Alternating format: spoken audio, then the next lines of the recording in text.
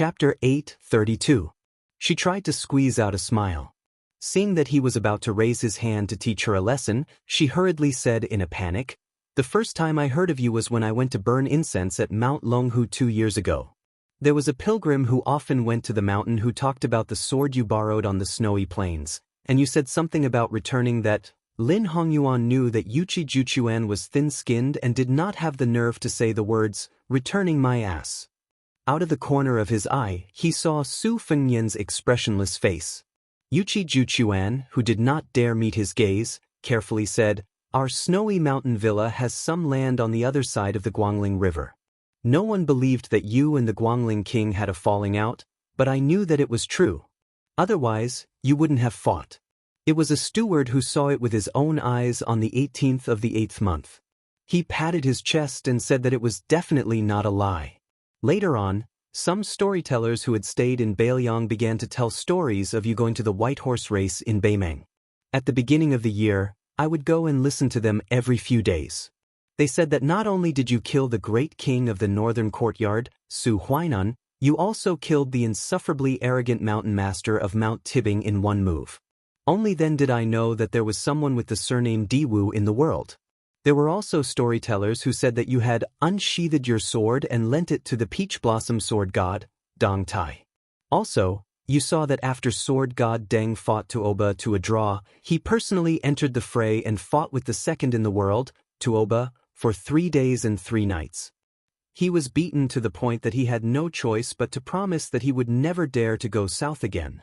Lin Hongyuan suppressed his laughter. Su Fengnian listened to this extravagant nonsense. His skin was so thick that he did not retort. He only smiled with narrowed eyes and nodded. The more Yuchi Juchuan spoke, the more spirited he became. His eyes were shining, and his hands were clasped in front of his chest as he stared in a daze at the hero with the surname, Heaven, in his heart. Later on, I heard that the vassal king entered the capital. In Great Peace City, you overturned the entire Central Imperial Road and killed several hundred Imperial College students who blocked your path. Also, on the day of the ceremony, if you hadn't stopped Chao Changqing alone, he would have killed His Majesty the Emperor and all the civil and military officials. Great General Gu, Assistant Minister of the Ministry of War, Lu Shengxiang, they wouldn't have been of any use. Even Su Fengnian, whose face was as thick as a city wall, couldn't take it anymore. Lin Hongyuan had already turned his head away. He really couldn't bear to look, pretending to fiddle with the pitiful winter suite. Su Fengnian had to interrupt the woman and asked curiously, "You believe it?" Yuchi Reader's eyes widened as he asked in return, "Could it not be?" Su Fengnian's face was heavy. He nodded slowly and reluctantly admitted, "It's true." Crouching to the side, Lin Hongyuan laughed out loud. As a result, Su Fengnian kicked him in the butt, causing him to fall flat on his face. Su Fengnian ignored Lin Hongyuan's angry glare. He smiled slightly at this girl who was most likely really stupid. "The matter of me being Su Fengnian, you can't even tell your father." Yuchi Reader nodded vigorously. "I know. You definitely have something important to do. Otherwise, you wouldn't wear this face." She suddenly fell silent. So this girl wasn't so stupid that she couldn't be saved. Su Fengnian explained with a smile, "I have no enmity with your quick snow manner. I won't do anything to your father." Yuchi Reader, who had finally had a flash of inspiration, reverted to her old ways and began to act stupid again. "Really?" Su Fengnian nodded. "Really?" This stupid girl had probably believed him again. There were only 3 people in the room. The 2 foreign men and women who had hooked up with each other were experienced in the ways of the world. Each one was more cunning than the other. Only this girl who had rowed the boat seemed to end up being played in the palm of his hand no matter how hard she tried. But for some reason Lin Hongyuan, who had struggled in a vat of dye since childhood, looked at this girl who had a pure smile on her face with some envy. Su Fengnian did not speak. Yuchi Reader felt particularly ill at ease. Her fingers fiercely pinched the corner of her sleeves under her old fur coat. This made her somewhat regret not changing into a new fur coat today. Su Fengnian finally asked, "Do you know exactly when to light the lanterns at night?" Yuchi Reader's mind had wandered thousands of miles. Upon hearing this, She jumped in fright and hurriedly sat up straight. Biting her lips, she said, "When the sky is clear, it's probably when the afterglow has dispersed. When it's snowing, I didn't pay attention in the past, so I can't say." Su Fengnian grunted and said with a smile, "Go to the courtyard and find a jug of wine." Relieved, she went to find the wine. Lin Hongyuan seemed to suddenly remember something and said in a low voice. Zhao Ningxin later entered the Quick Snow Mountain Villa. Yuqi Liangfu probably didn't expect that, so the courtyard arranged for her was a little far from Xielingzhen, Li Huoli, and the others. Su Fengnian said with a ruminating smile, "You finally remember? I thought you wouldn't remember until I was discharged from the hospital. After I came back, no young palace master of the Dragon Palace came to the Quick Snow Mountain Villa, and no Lin Hongyuan left the Quick Snow Mountain Villa."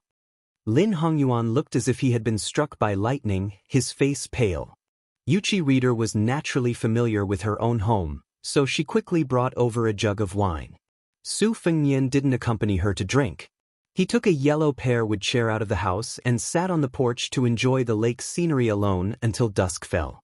It was unknown what Lin Hongyuan said in the house, but Yuqi Reader didn't have the courage to go to the porch.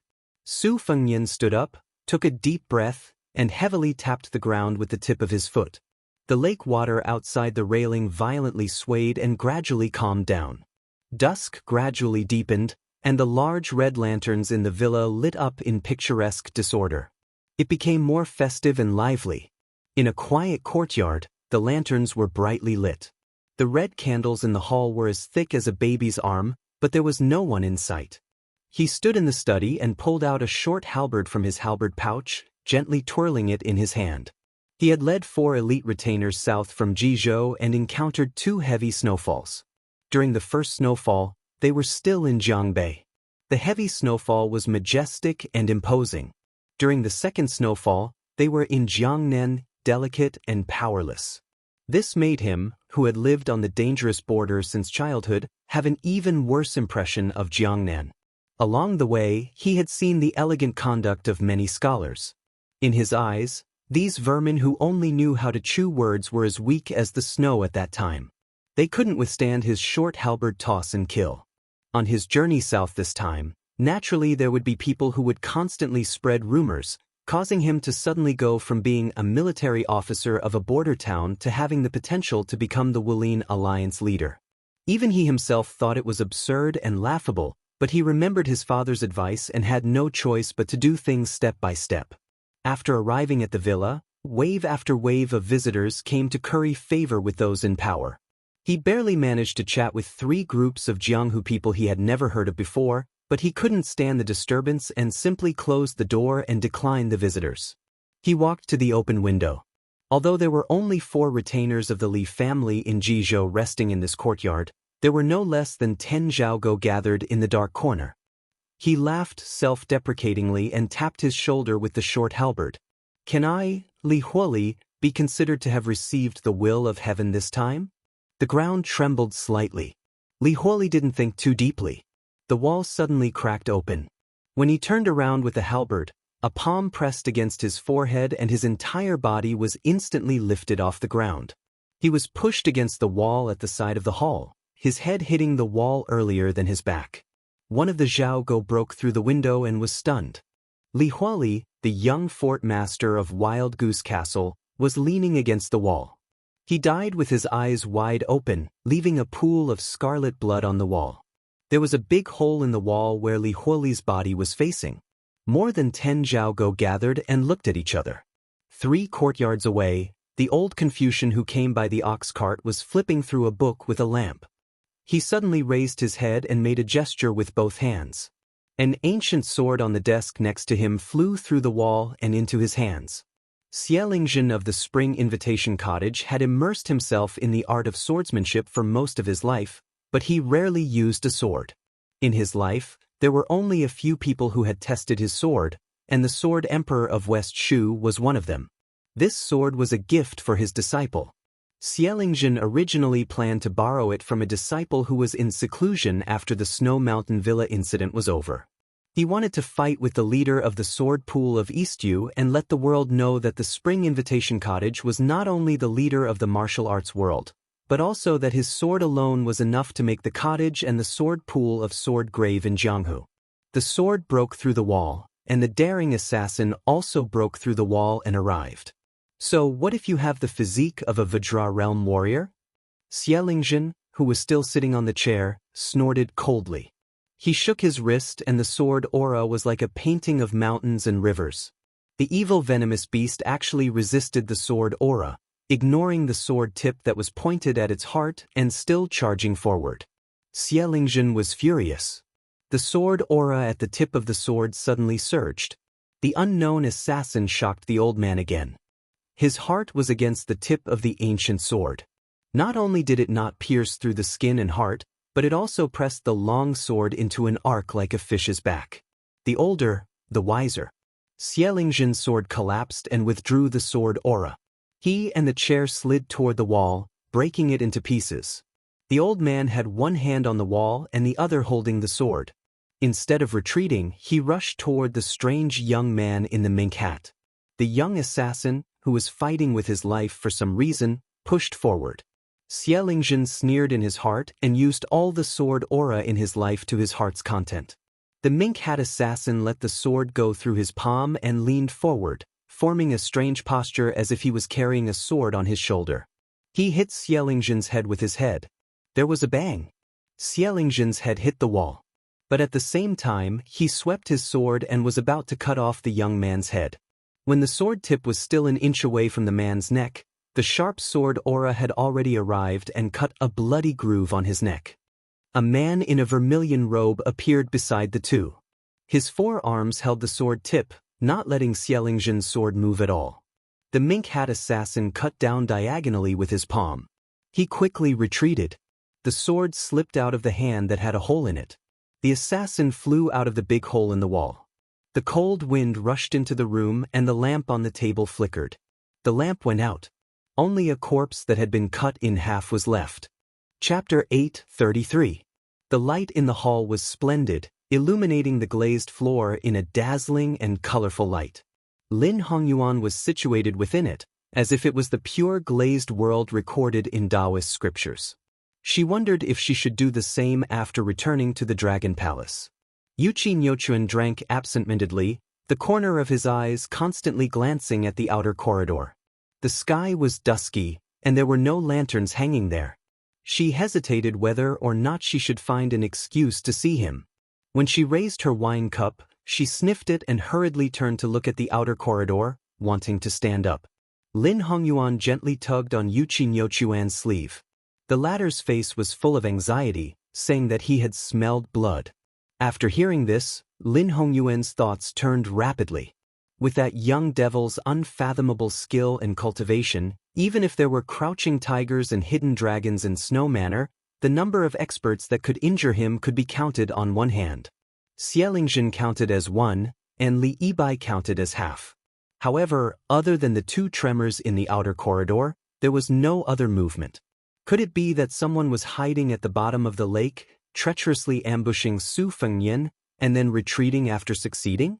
Otherwise, it was impossible for that guy to be idle and use his flying sword to kill the fish in the lake, bringing out the smell of blood. Lin Hongyuan's curiosity was also piqued.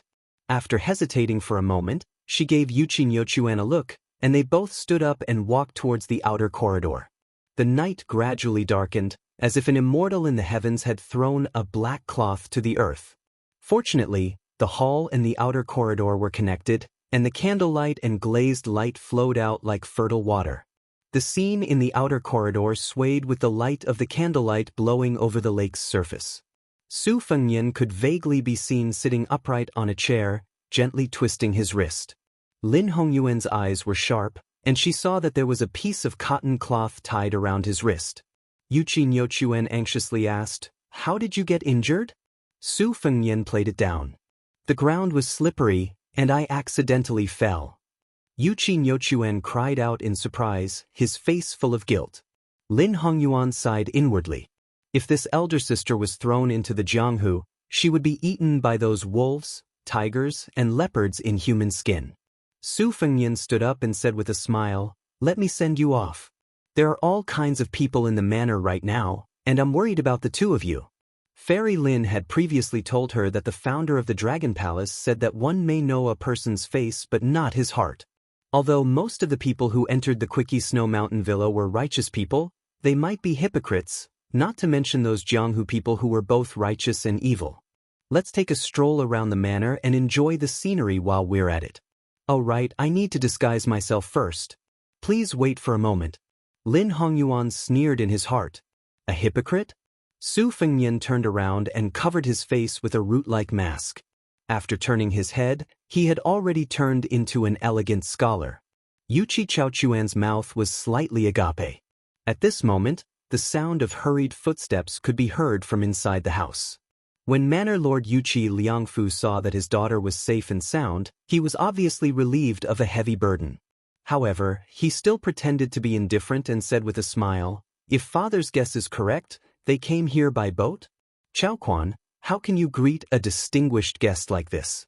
Only young Palace Lord Lin is experienced and knowledgeable and won't lower himself to your level." Yuchi Chaoquan smiled and ran to Yuchi Liangfu's side, affectionately calling him father. Yuchi Liangfu lowered his head and glared at her. Then he quickly raised his eyes and smiled at the young white-haired scholar. Even with a warm smile, the way he looked at his daughter was completely different. Su Fengnian put his hands in his sleeves and bowed respectfully. The Dragon Palace's Li harvesting official is honored to meet Manor Lord. Lin Hongyuan explained with a smile, Zhuijing is Mr. Nalin's favorite student. People outside of the Southern Tang sect may not be familiar with young Master Zhua. When he first entered the Dragon Palace, we intended to let him choose a position. However, young Master Zhua had a strange eye and chose a Li harvesting official who was not as good as the Imperial Censor official. He said that the saying of harvesting pearls was more pleasing to the scholars who aspired to win the Imperial examination. Sister Yuchi and I have been drinking for about an hour. Young Master Zhua was only focused on being our door god. Sister Yuchi still has more face. The iciness in Yuchi Liangfu's eyes melted and immediately turned a bit warmer. Indeed, the title of Mr. Nalin was too high and unreachable for the people of Liang. He was the #1 person in the Southern Tang Dao, not just in name but also in reality. It was not an exaggeration to say that he was Nalin Yusi rather than Zhao Bing, the Prince of Yanqi. Even under the eyes of Zhao Bing on the southern border, how many times had Mr. Nalin overstepped his authority? Otherwise, when the vassal kings entered the capital, Nalin Yusi would not have taken the carriage and the king of Yanqi would not have acted as the escort knight. If Zhuijing was really Mr. Nalin's disciple, then Yuchi Liangfu valued him even more than Lin Hongyuan, the young Palace Lord Lin who was in an awkward position. Yuchi Liangfu cupped his fists and said softly, "There was an accident in the manor, but since young Master Zhua is by my daughter's side, Liangfu can rest easy. After dealing with the matters at hand, Liangfu will apologize to young Master Zhua and have a good drink." Su Fengnian nodded and said, "I don't dare to disobey." Yuchi Liangfu left the courtyard and shook his head to the old steward who was waiting at the door and said, "Yuchuan is fine. We met a young man named Zhuijing." Lin Hongyuan said that he was Nalin Yusi's disciple. But even if the Dragon Palace made a move this time, it was only directed at Qiaodong Mountain. Moreover, the Dragon Palace absolutely did not have the strength to kill Li Huoli and Xielingzhen. How could the Dragon Palace, which is located in a corner of Nanjiang, shake the power behind these two people? If it was really Mr. Nalin's shocking plan, even if it was really the Dragon Palace's doing, it was not something that the Quick Snow Manor could intervene in.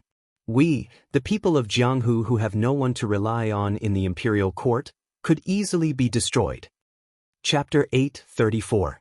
The old steward was deeply worried. I really can't think of anyone with such skill and courage. Although Xielingzhen did not appear in the martial arts competition, she is still a top-notch master. The Spring Invitation Cottage is also connected to the new Minister of War. Li Huoli's skills are probably average, but with the imperial court as a life-saving talisman, who would dare to make a move? I'm afraid that if the manor does not handle this properly, it will be hard to avoid the wrath of various powers. There will be many who will take advantage of the situation to fish in troubled waters and add insult to injury. Manor Lord must think of a way out. The king of Jing and has always wanted Quick Snow Mountain Villa to rely on the Wang family.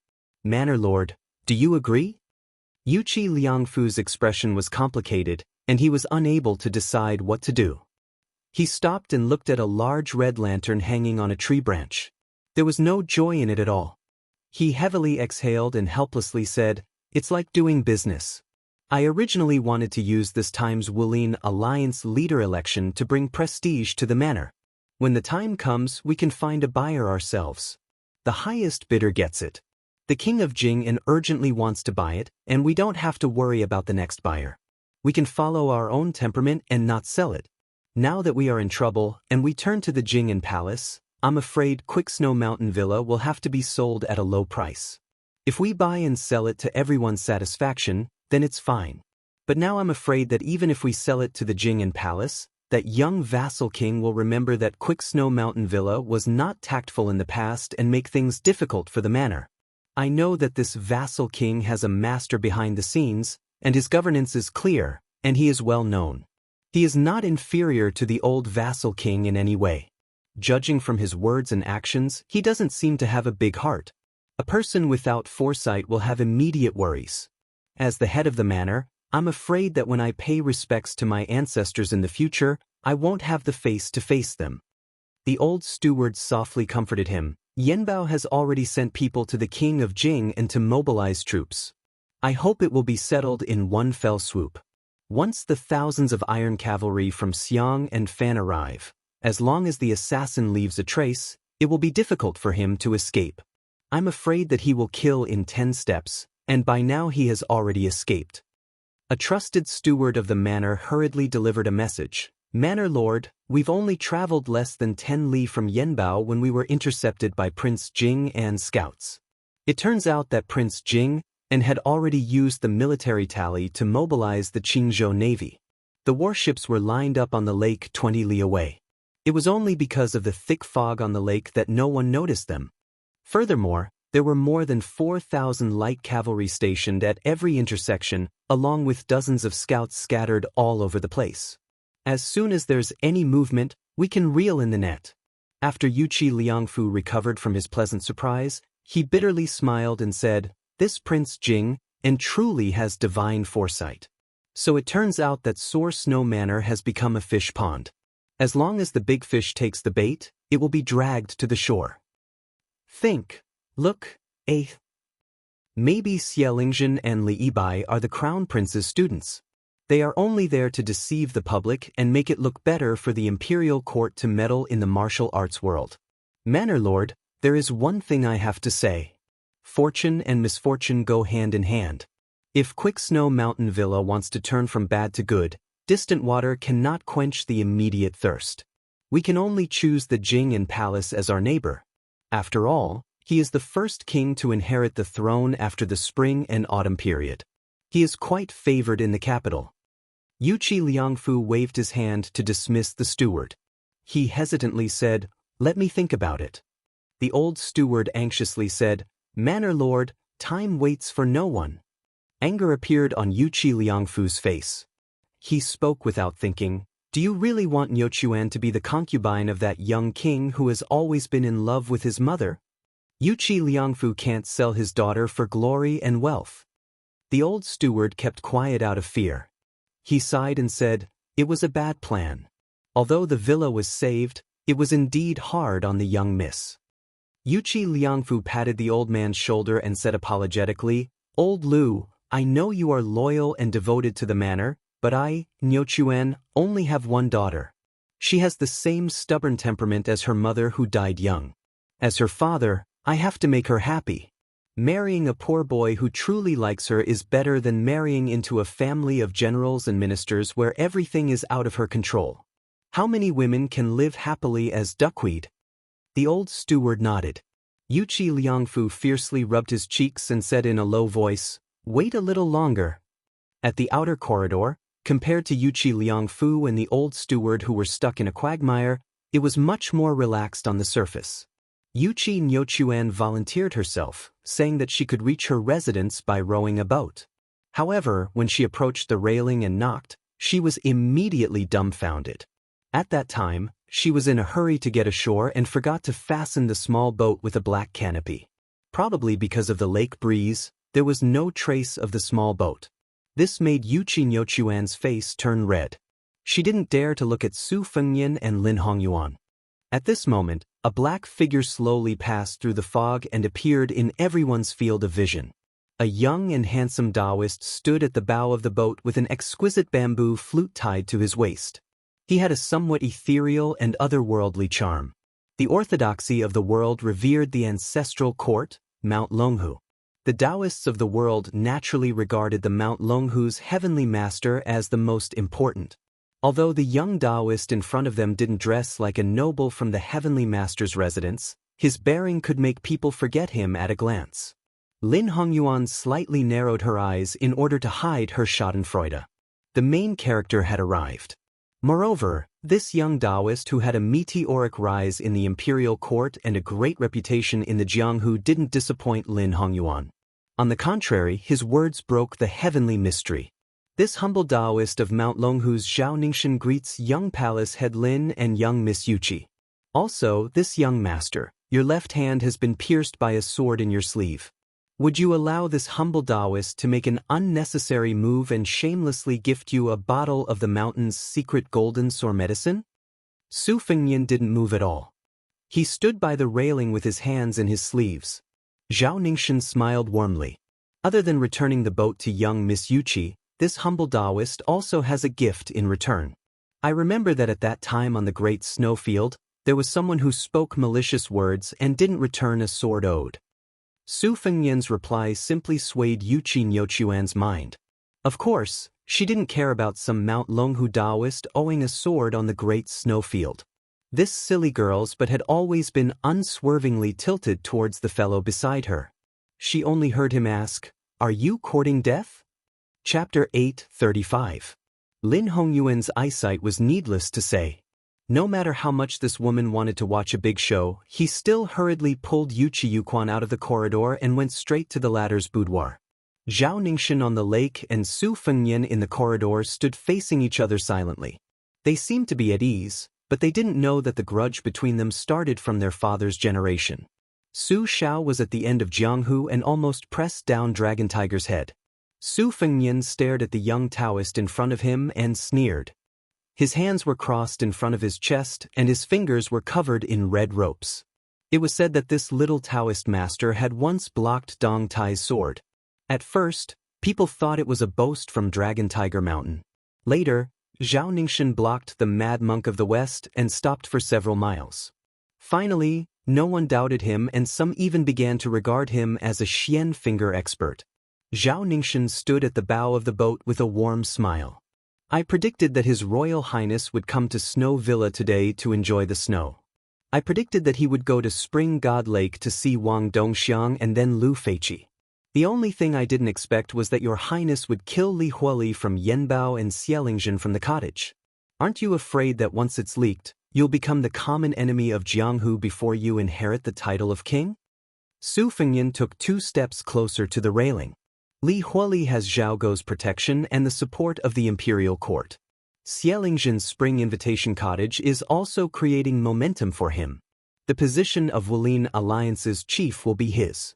Why does he need Dragon Tiger Mountain to add flowers to the brocade? Now that I think about it, your Mount Longhu only knows how to do shady business like writing poems to prolong the emperor's life. It's rumored that you're the reincarnation of the founder of Dragon Tiger Mountain. Have you been enlightened? You probably haven't. Otherwise, Long Qi would have released the Lotus of Fortune long ago. With your Taoist master residence's character, you can't wait to dig the dead out of their coffins to inform them of such a good thing.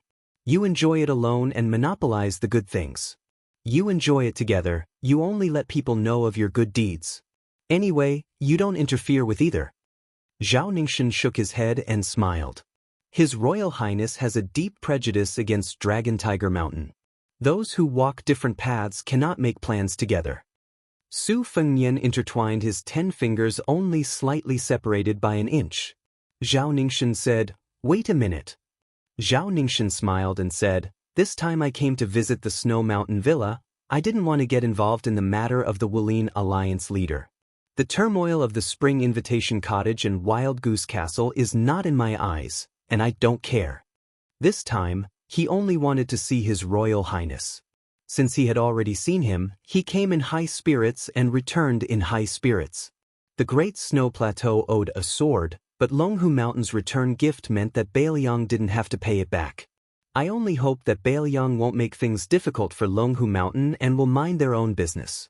Su Fengnian laughed and said, "What? You actually predicted that before I return to Bailiang, I'll kill every Taoist who dares to take a single step out of Mount Longhu? You predicted that I'll offer a reward of 100 taels of gold for each Taoist master mansion person in Jianghu, and Bailiang will promise to shelter him from the wind and rain so that your Taoist masters of Mount Longhu will be in danger? So you used the bloody case of Snow Mountain Villa to threaten everyone to take a step back and celebrate the new year peacefully?" Zhao Ningxin's eyes were clear and calm. He said, "Your Highness is willing to guard the northwest for the people of the Central Plains. I also sincerely admire you. If I was a free cloud and a wild crane, I would definitely raise a big white bough. Unfortunately, I have to do things in my position. Since I was born with the surname Zhao, I have to do things that go against my pure heart. I hope your Highness can understand. To kill 1,000 of the enemy but to lose 800 of your own men, it won't benefit Mount Longhu or Bailiang. Back then, Mount Longhu didn't allow the first commandery princess to climb the mountain to burn incense. It was the Taoist master mansion's fault. That's why when sect leader Hong destroyed a total of 9 Lotus of Fate, the Taoist master mansion didn't say anything. Ancestor Zhao Xuansu came out of seclusion and went down the mountain. He intentionally made things difficult for your Highness outside the martial emperor city of the Eastern Sea. In the end, it was the cycle of karma and his body died. He painstakingly cultivated for a total of 140 years, but in the end he still couldn't achieve immortality. An eye for an eye, Mount Longhu has nothing to say." Su Fengnian pointed his chin at the red snake with 10 fingers on his hands. "With your knowledge, you must have seen through the trick. It's a living tool left by the Catman Han Diaosi outside the Shenwu city. Originally, after the Catman died, it would quickly wither away. But Han Shengxian forgot about the abilities of my otherworldly item. His head is a rare treasure in the world, and it taught me a lot of tricks. Han Shengxian had a very interesting saying, 'If you respect me, I will respect you tenfold. If you bully me once, I can't wait to bully you forever.' The grudge between Bailiang and Mount Longhu should be blamed on Su Shao or the old emperor. You and I both know very well. How did Prime Minister Yui and Prime Minister Qingxi come about? Wasn't it because the old bastard Zhao Huangchao accidentally raised an evil dragon that brought disaster to Earth Lung Mountain? Wasn't it because he couldn't suppress it, so he changed his mind at the last minute and changed his mind to appease Mount Longhu, which still had some use for you? Zhao Huangchao went to the capital and asked the old emperor, who should call him Third Grandpa, for a decree. In the end, he rushed 800 miles and handed it to him. That's how the legend of an immortal entering Mount Longhu with an imperial decree came about. I borrowed a sword from the snowy plains and used a flying sword to suppress Mount Longhu. Do you dare to fart? What, when it comes to me, do you think that just because I'm the son of a vassal king who's fishing for fame, you can show the demeanor of an expert and discuss the Tao with me?" Chapter 8:36. Zhao Ningxin smiled. "I've heard Mr. White Lotus say that His Royal Highness is good at doing business. Now that I've seen it, I know it's true. Let me ask His Royal Highness, has the otherworldly item that's been floating at the bottom of the lake been properly prepared? Do we really have to fight to the death? His Royal Highness' life seems to be much more valuable than mine. What if, and I'm saying what if, both jade and stone are destroyed? Would your Highness, who's good at scheming, lose the jade or the stone in this business deal?" Su Fengnian's expression was calm as he replied, "We don't have to fight to the death. Even if we really wanted to kill you, we might not be able to. After all, Xielingzhen's realm was like a pavilion in the sky. A Confucian scholar can only talk on paper and learn from each other. In the end, he's too weak compared to a martial artist who stood up from a pile of corpses. His realm is empty, but once he fights, he'll be exposed. Moreover, Xielingzhen mistakenly thought that I was only relying on my Vajra physique to pester him endlessly. He died a wrong death. Longhu Mountain has been on guard against me for a long time. I reckon we'll have to meet force with force and experience the Taoists one step into the mysterious finger. In the end, we'll beat you until you can't laugh. No matter what, we'll have to make you half dead." Zhao Ningxin smiled and asked, "His Royal Highness is determined to make things difficult for me?" Su Fengnian exposed him and sneered. "Are you going to wait until Longhu Mountain finishes everything in one fell swoop to enlighten you?" Zhao Ningxin closed his eyes and held his breath, trying to hide the faint trace of anger in his eyes. Su Fengnian mocked, "Even a clay statue is angry?" Zhao Ningxin opened his eyes and didn't say anything. He just spread out his hand. "Since you say I'm courting death, then come and kill me." This confidence did not come from the reincarnation of the ancestor of the Zhao family, but from the fact that this young Taoist who often got lost in his thoughts had actually blocked Deng Tea's sword when he was still inexperienced. Not long ago, he had even blocked Lu Songtao, who was both a Buddha and a demon. Su Fengnian supported himself with one hand on the railing and jumped up, looking like he was going to kill the flute-playing Taoist who bore Longhu Mountain's great expectations. However, with Su Fengnian's realm of otherworldly item cultivation, he should have smoothly rushed to Zhao Ningxin. But the latter clearly felt that when Su Fengnian supported himself with the railing, his body stagnated for a moment. This made Zhao Ningxin, who didn't have the ability to predict the future, also stagnated. The boat originally needed to slide back one zhang to have the confidence to block Su Fengnian's attack. But now, the boat was cut in half and stopped half a zhang away. Su Fengnian suddenly moved without any warning. He rushed forward and let go of the railing. The railing behind him shattered into pieces. Zhao Ningxin frowned and didn't move. The boat slid back 1.5 zhang without any wind. When Su Fengnian stretched out his arm to push, Zhao Ningxin put one hand behind his back and the other in front of his chest. The bell didn't make a sound and only struck thunder when it rang. It seemed like a gentle stroke, but it actually created clouds and thunder around his knees. Purple qi lingered around his knees, making Zhao Ningxin look more like an immortal. Su Fengnian didn't rely on his Vajra body like he did when he killed Li Huoli and Xielingxin. He rushed forward recklessly, his hands dazzlingly tearing apart Zhao Ningxin's purple clouds and thunder. Zhao Ningxin gently lifted his foot and kicked Su Fengnian's abdomen. Su Fengnian also pressed his palm on Zhao Ningxin's forehead. Almost at the same time, he suddenly exerted force. The boat retreated into the fog like an arrow. Su Fengnian quickly floated back to the outer corridor, bent his knees and stepped on the outer wall. He rushed forward like thunder again and the wall collapsed. Zhao Ningxin, who was in the fog, picked up the dark green bamboo flute and twirled his 2 fingers. The bamboo flute was like a bamboo dragonfly stirring up the fog on the lake. It was like splashing water at Su Fengnian. Su Fengnian's 5 fingers formed a hook and tried to crush the dark green bamboo flute. He still underestimated the flute's majestic qi. He let go as soon as he touched it. His body was bounced to the side of the lake. His feet splashed a lot of water before he could land on the lake. Zhao Ningxin lightly shouted, "Rise." The boat rose several feet from the water and barely dodged a sneak attack under the water from a vermilion robe. The latter flashed and disappeared. When the boat fell, Su Fengnian tiptoed and chopped at Zhao Ningxin. The dark green bamboo flute behind him was like a trapped beast. It was strangled by the flying sword Thunder Pool sword array. Zhao Ningxin, who also fought barehanded, stepped on the bow of the boat and fell into the lake. The whole boat turned over on the water and smashed back to Su Fengnian. Su Fengnian's hand chopped like an immortal touching the top of the head. He smashed the boat into pieces on the spot. His palm pressed down on the top of the head without slowing down. Half of his body was still in the lake. Zhao Ningxin didn't dodge and let Su Fengnian's palm hit on the top of his head. The lake water shook violently, setting off huge waves and hitting the corridor. Thousands of pounds of lake water poured into the courtyard behind the 2 people. Su Fengnian slowly floats down on a wooden plank on the lake surface after the small boat is broken. That palm actually doesn't touch Zhao Ningxin's head at all. This young Taoist qi is at its peak, which is unexpected. Zhao Ningxin floated to the surface and finally saw the real face of the otherworldly item behind Su Fengnian. It was in a red robe with 5 arms and a sad face. Zhao Ningxin said in a deep voice, Since ancient times, evil things have been chaotic. I can tolerate your domineering highness, but I can't tolerate the otherworldly item. Today, even if I have to sacrifice my cultivation, I will enforce justice for heaven.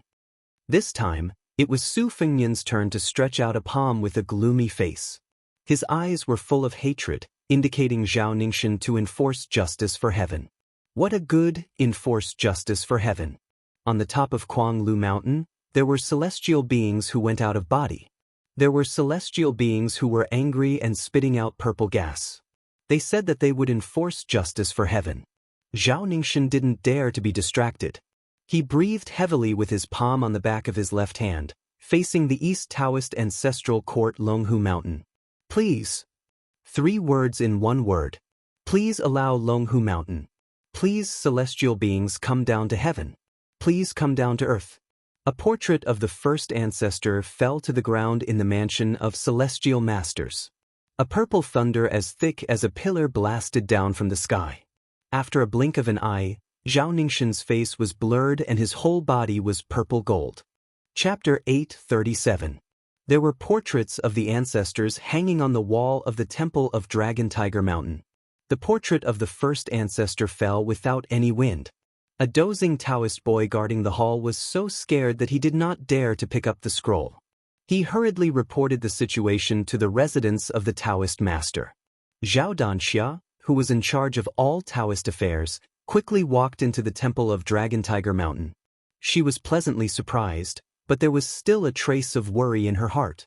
She knelt down in front of the temple of Dragon Tiger Mountain and carefully picked up the scroll. Bai Yu, an outsider of the residence of the Taoist master, slowly stepped over the threshold. Mr. White Lotus, who thought he was a bookworm, had hurt his eyes from reading, so he walked slower than others. He squatted beside Zhao Danxia and was lost in thought. Zhao Danxia, the head of the Liang Taoist, asked softly, "It's inevitable that fortune and misfortune depend on each other. But in Mr. White Lotus's opinion, how much fortune and misfortune are there?" Bai Yu shook his head and said, "The divinations are a mess. But since Attentive Mind was able to invite the first ancestor of Dragon Tiger Mountain, compared to inviting the 3 modern ancestors 100 years ago to kill Lu Songtao of the devil cult with the 10,000-mile sky thunder nail, Attentive Mind can rest assured. Since he is enforcing justice on behalf of heaven, he will most likely use great fortune to eliminate misfortune. But you really can't think of anyone in the world who can suppress the first ancestor. Wang Xianji is only a few people who can fight, but on the Spring God Lake, Attentive Mind will undoubtedly win. After this battle, it will be a great thing for Dragon Tiger Mountain."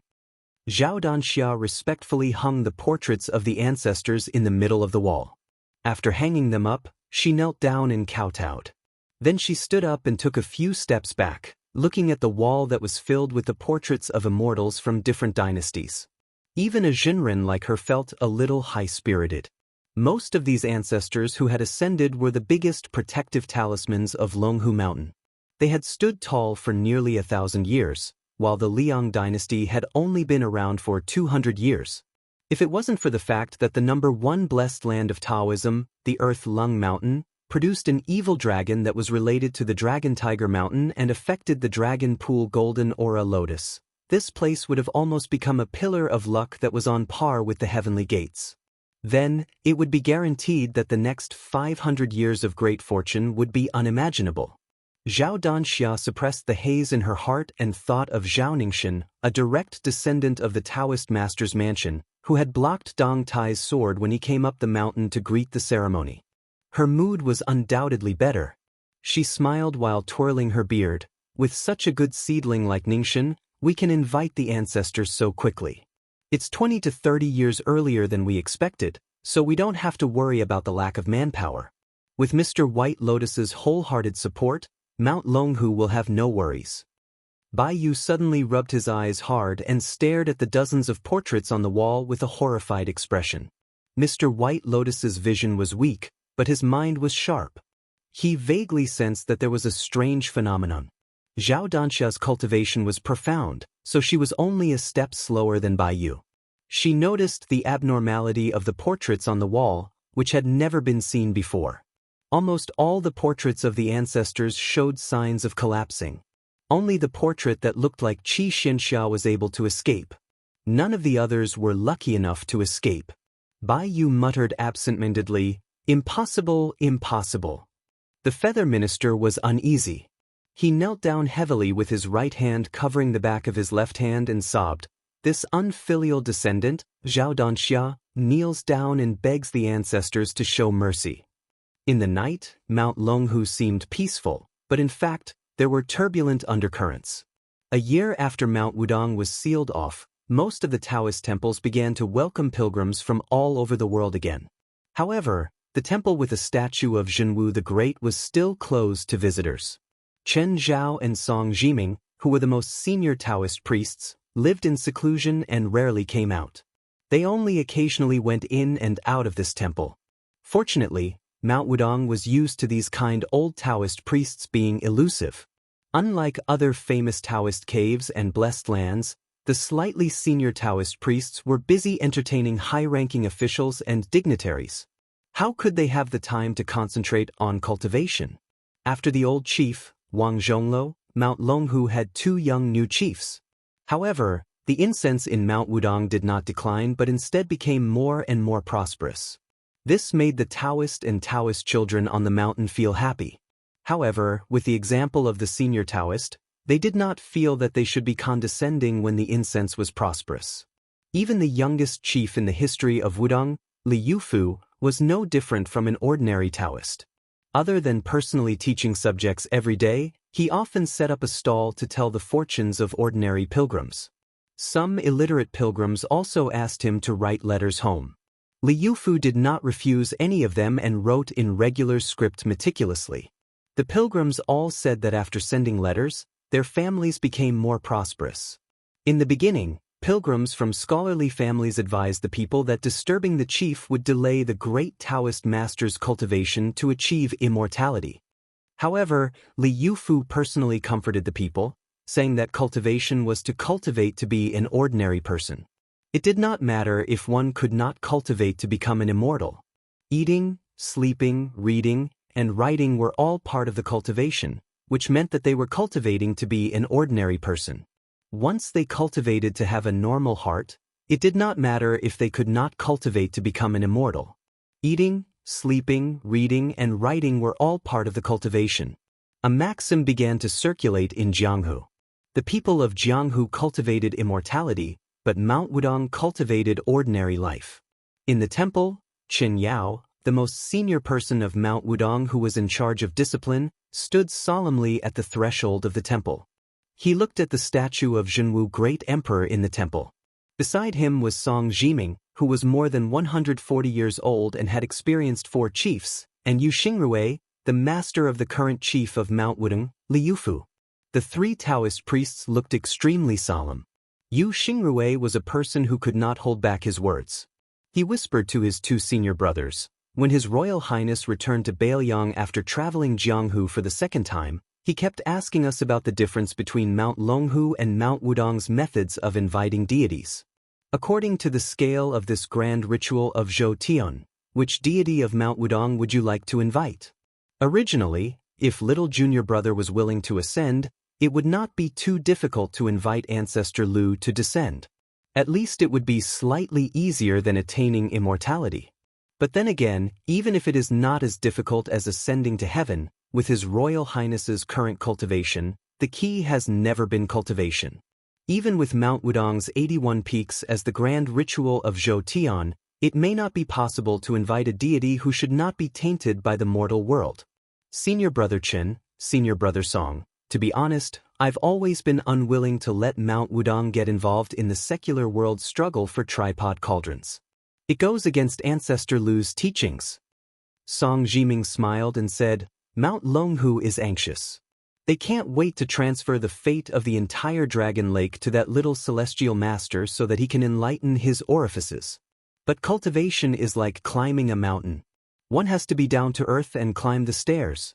There is no such thing as letting the mountain come and help me.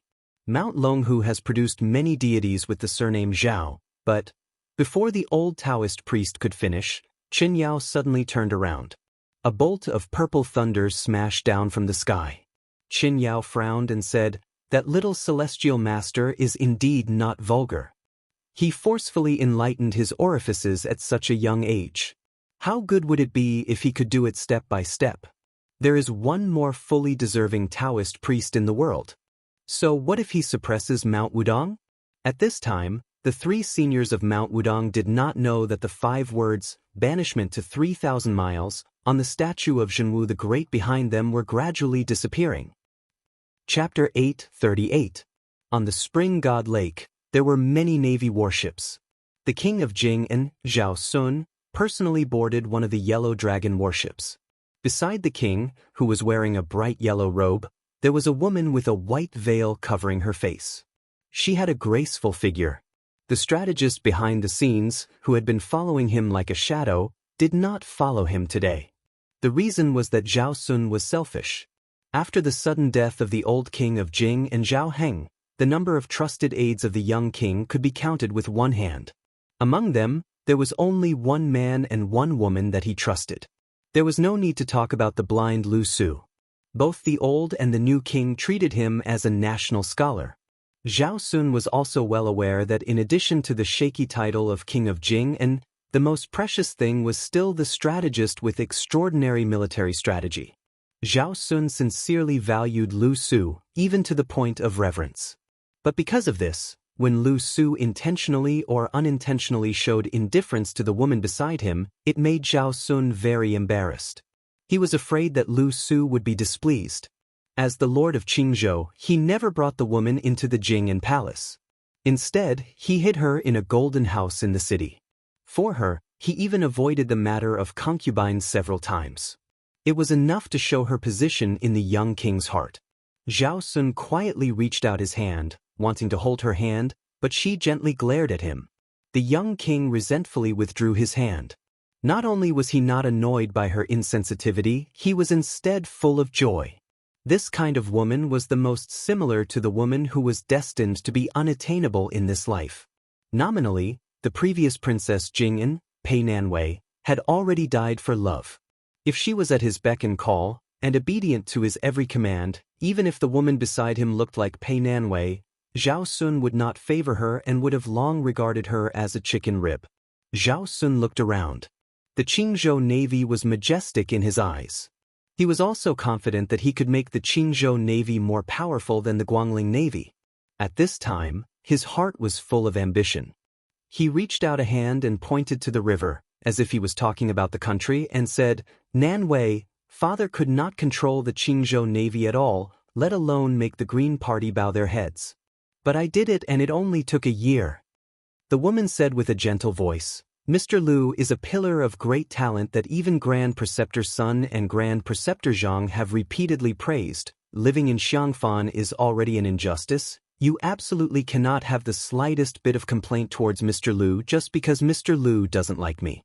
If Mr. Lu only listens to your preferences, then people will look down on you." Zhao Sun was even more delighted when he heard this. He nodded, "Don't worry about this. As long as I, Zhao Sun, am rich, I will not let Mr. Lu be poor. What Yanqi King Xiaobing can give Nailan Yusi, I can only give Mr. Lu more." The woman coldly reprimanded, "What's the point of saying these flowery words? You know that Mr. Lu does not care about those empty titles. Your temper is too frivolous." Zhao Sun laughed loudly, "That's right. You should calm down." There was a moment of silence. Zhao Sun looked at the 800-li spring immortal lake and said in a low voice, "One day, I will give you the spring immortal lake." Zhao Sun swears that these words are not false. The corner of the woman's mouth rose. Outside the city of Xiangfan, a group of travelers arrived. 2 carriages passed through the city but did not enter. There were rich men, powerful men, a fat pig, and several retainers who caused people to be intimidated at first glance. Approaching the fork in the reed pond, the 2 carriages stopped at the same time. The old man got off the carriage. He walked with a slight limp and his hands on his hips, which could not hide his hunchback. He muttered to himself, "This is the place where he killed the 11th in the world, Wang Mingyin? And he killed that old woman, Zhao Heng's trusted cavalry, with a single spear?" The fat pig eagerly approached and said with a smile, "Father, His Highness said that he would draw his sword before he killed, and that he would return it to its scabbard after he killed." Ning Amei and the 100 Phoenix battalions were completely convinced at that time. The old man with yellow spots on his hands and face smiled. He squatted down and grabbed a handful of soil.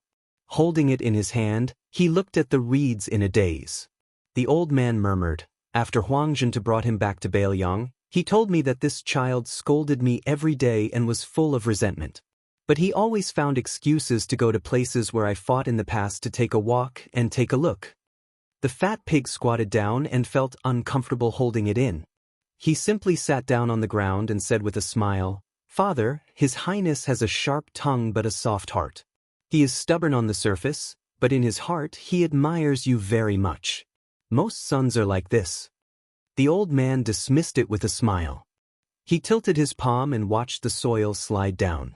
He said softly, "Such a child who has a sword god and a death warrior protecting him, and who is so timid that he doesn't even dare to take off his soft armor when he sleeps. Why did he go to Beimang and risk his life for the 5th raccoon? The night before he went to Beimang, he drank with me. Before he died, he cried and told me that he had a dream that was not a dream. On the top of Kuanglu Mountain, there was a celestial being called Zhao Huangchao who had an out-of-body state and killed his mother's soul. He said that sooner or later he would kill that fellow. When this child first started to practice the saber, I actually did not think highly of him. But I know that revenge is one thing, wanting to take revenge is a matter of course. Whether he can do it or not is another matter. But if he wants to take revenge, whether he will do it or not, whether he will suffer hardships and then give up is another matter. In terms of status, if you add up all the places in Liang and Beimang, or even up to the spring and autumn period and the Central Plains, the number of people who are better than him can't be counted with 2 hands. However, to be able to dare to kill Su Huainan, kill the 5th raccoon, kill Luo Yang, kill the celestial being, and persist in doing what he wants to do step by step, it really can't be considered many. The old man wiped his sleeve with the hand that was grabbing the mud, and then took out a jade bracelet that had a few strands of green left in it from his other sleeve. The jade was dropping too quickly, not to mention that it was of a tender type and had a poor water source, so it wasn't worth much.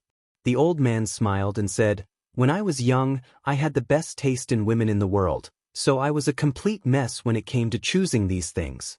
I wholeheartedly wanted to earn money to buy something presentable for my future wife, but I couldn't save any money, so I shamelessly borrowed 50 taels of silver from Sun Ping. In the end, I bought this damn bracelet, but it began to drop a few days after I gave it to her. Only then did I know that I had been cheated badly. However, the child's mother didn't mind and kept wearing it." The old man placed the bracelet on his skinny cheeks. "It was cool," he said softly. "That night, bald Donkey Yang asked me to drink. She said she was going out to buy more wine. She took off the bracelet and put it in her room. At that time, I didn't think much of it." The old man continued speaking. He put the bracelet back and slowly stood up. He calmly said, "Whoever dares to obstruct the scholars from moving north into Bailiang, kill them." Bailiang's tiger paw attack was unknown. At the lakeside of the Spring God Lake in the Quick Snow Mountain Villa, it was unknown whether it was Zhao Ningxian from the Celestial Master Mansion or the first Grandmaster of the Dragon Tiger Mountain. The Taoist priest was covered in purple gold. His face was blurry, but he had a majestic celestial aura. When an ordinary man was angry, blood would splatter 3 feet. When the emperor was angry, millions of corpses would fall. So what if the celestial was angry? The Taoist priest, whose aura was even more imposing than Kuanglu Mountain's Chunglong Zhao Huangchao, shouted, "How dare you, Su Fengyan, use the Yin object to bring chaos to the human world? You don't know that the net of heaven has a long arm. Under the majestic heaven's way, why don't you surrender?" The Spring God Lake was turbulent. The lake's waves rose more than 10 feet high. They were almost as high as the mountain villa's eaves. The Taoist priest floated. Not a single drop of the lake water flowed into the Quick Snow Mountain Villa. Su Fengyan laughed savagely. His laughter spread throughout the mountain villa. The celestial was furious. This evil ant in front of him dared to be so impudent. Su Fengyan restrained his laughter. his expression was solemn. "You and that Zhao Huangchao, open your dog eyes and see who is the real mortal." Above the spring god lake, the world suddenly lit up. It was as bright as day. Su Fengnian closed his eyes. His hands were placed in front of his abdomen, as if he was leaning on a sword. There was a turtle in the spring god lake. There was a wordless heavenly steel on the turtle's back. The turtle's back, which was as big as a hill, slowly appeared. Su Fengnian stood alone. Behind him, a celestial's golden foot suddenly stepped on the turtle's back. A giant python rolled out of the lake and coiled around the turtle. After the golden foot, a glorious golden body appeared in the world. It was 100 feet tall and looked down on the world. The Jinwu Great Emperor guarded the north and ruled the Black Tortoise. The sound of Sanskrit and heavenly music was endless. A celestial maiden scattered flowers in the sky. They appeared in a flash and then disappeared in a flash. Su Fengnian said slowly with an expressionless face. His voice was as loud as a bell. "How can a celestial be in front of Jinwu?" The face of Zhao Ningxin, who was more majestic than the emperor of the mortal world, suddenly blurred and became clear. The purple and gold aura around his body could not be maintained. With a slight hesitation, Jinwu Great Emperor, who was hundreds of feet tall, raised his hand and chopped down with a huge sword that did not have a solid shape. It directly shattered the so-called celestial body of the first dragon tiger sex ancestral master. 1,000 miles away, the dragon lake in the heavenly master mansion was boiling. None of the lotus of providence was left. They all withered and withered, leaving only a small bud floating helplessly. A middle-aged Taoist living on Mount Longhu was flustered and exasperated. His body seemed to be bound by the supreme heavenly Tao. His knees were forced to the ground, creating 2 pits. That was not all. His head was pressed down as well. The Taoist faced Jinwu and knelt down. The Taoist who didn't cultivate the heavenly Tao and only lived in seclusion said with difficulty, "Dragon Tiger Mountain has harmed the Zhao family." Chapter 839. Zhao Ningxin, who had been beaten back to his original form, stood on the spring god lake in a daze. He was truly out of his wits. His red robe fluttered around him like a glutton eating a plate of delicious food. Su Fengnian ignored the young Taoist who had mobilized so many people to invite the first Taoist master. He stepped on the Kuei turtle and carried the wordless stone tablet on his back as he paddled towards the spring god lake. Jinwu Great Emperor's golden body turned around and faced the Qingzhou navy. In an instant, they were only a few miles apart. Su Fengnian lifted his foot and Jinwu Great Emperor followed like a shadow. He lifted his golden foot and was about to stomp down. The navy warships surrounded the shore of the spring god lake in an arc. The yellow dragon warship that the king of Jing and Zhao Sun was on was the first ship to bear the brunt of the attack. It was about to be stomped down by the golden body. Most of the sailors had already prostrated themselves on the ground and awaited their deaths. The retinue of the king's mansion was much more decisive. They ignored the fear in their hearts and leaped up in an attempt to block the foot of the immortal for the young king. In an instant, more than 20 people took out their weapons and rushed towards Jinwu Great Emperor. However, they were all crushed back to the ship by the power of the stomp. Zhao Sun's face was pale. He held the cold hand of the woman beside him and looked at the sky.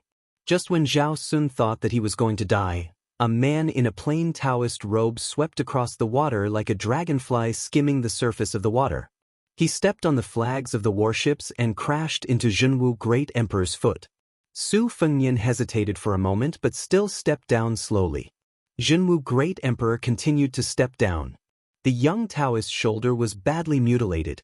He gritted his teeth and said, "Your Highness, you can't rely on the power of heaven to kill people. Even if you use the black tortoise Dharmakaya for a moment, the celestial court and your real body will." Su Fengnian was expressionless as he continued to step down. The young Taoist was already forced to land on the yellow dragon warship.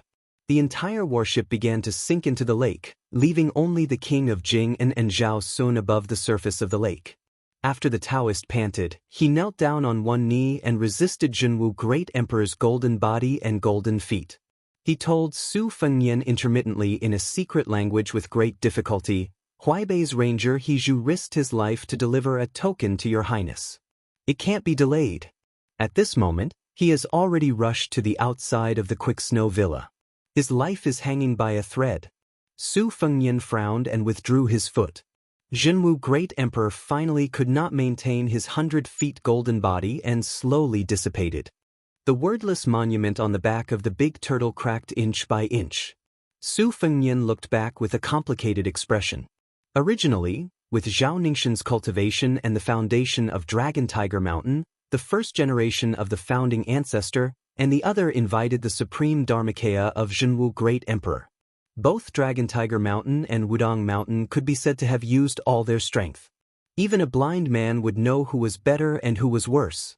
Originally, with Zhao Ningxin's cultivation and the foundation of Dragon Tiger Mountain, the founding ancestor could be free and unfettered in the human world for the time it takes to burn 3 incense sticks of incense, while the Jinwu Great Emperor that Su Fengnian invited could only last for half an incense stick's time. However, Su Fengnian did not have much regret about it.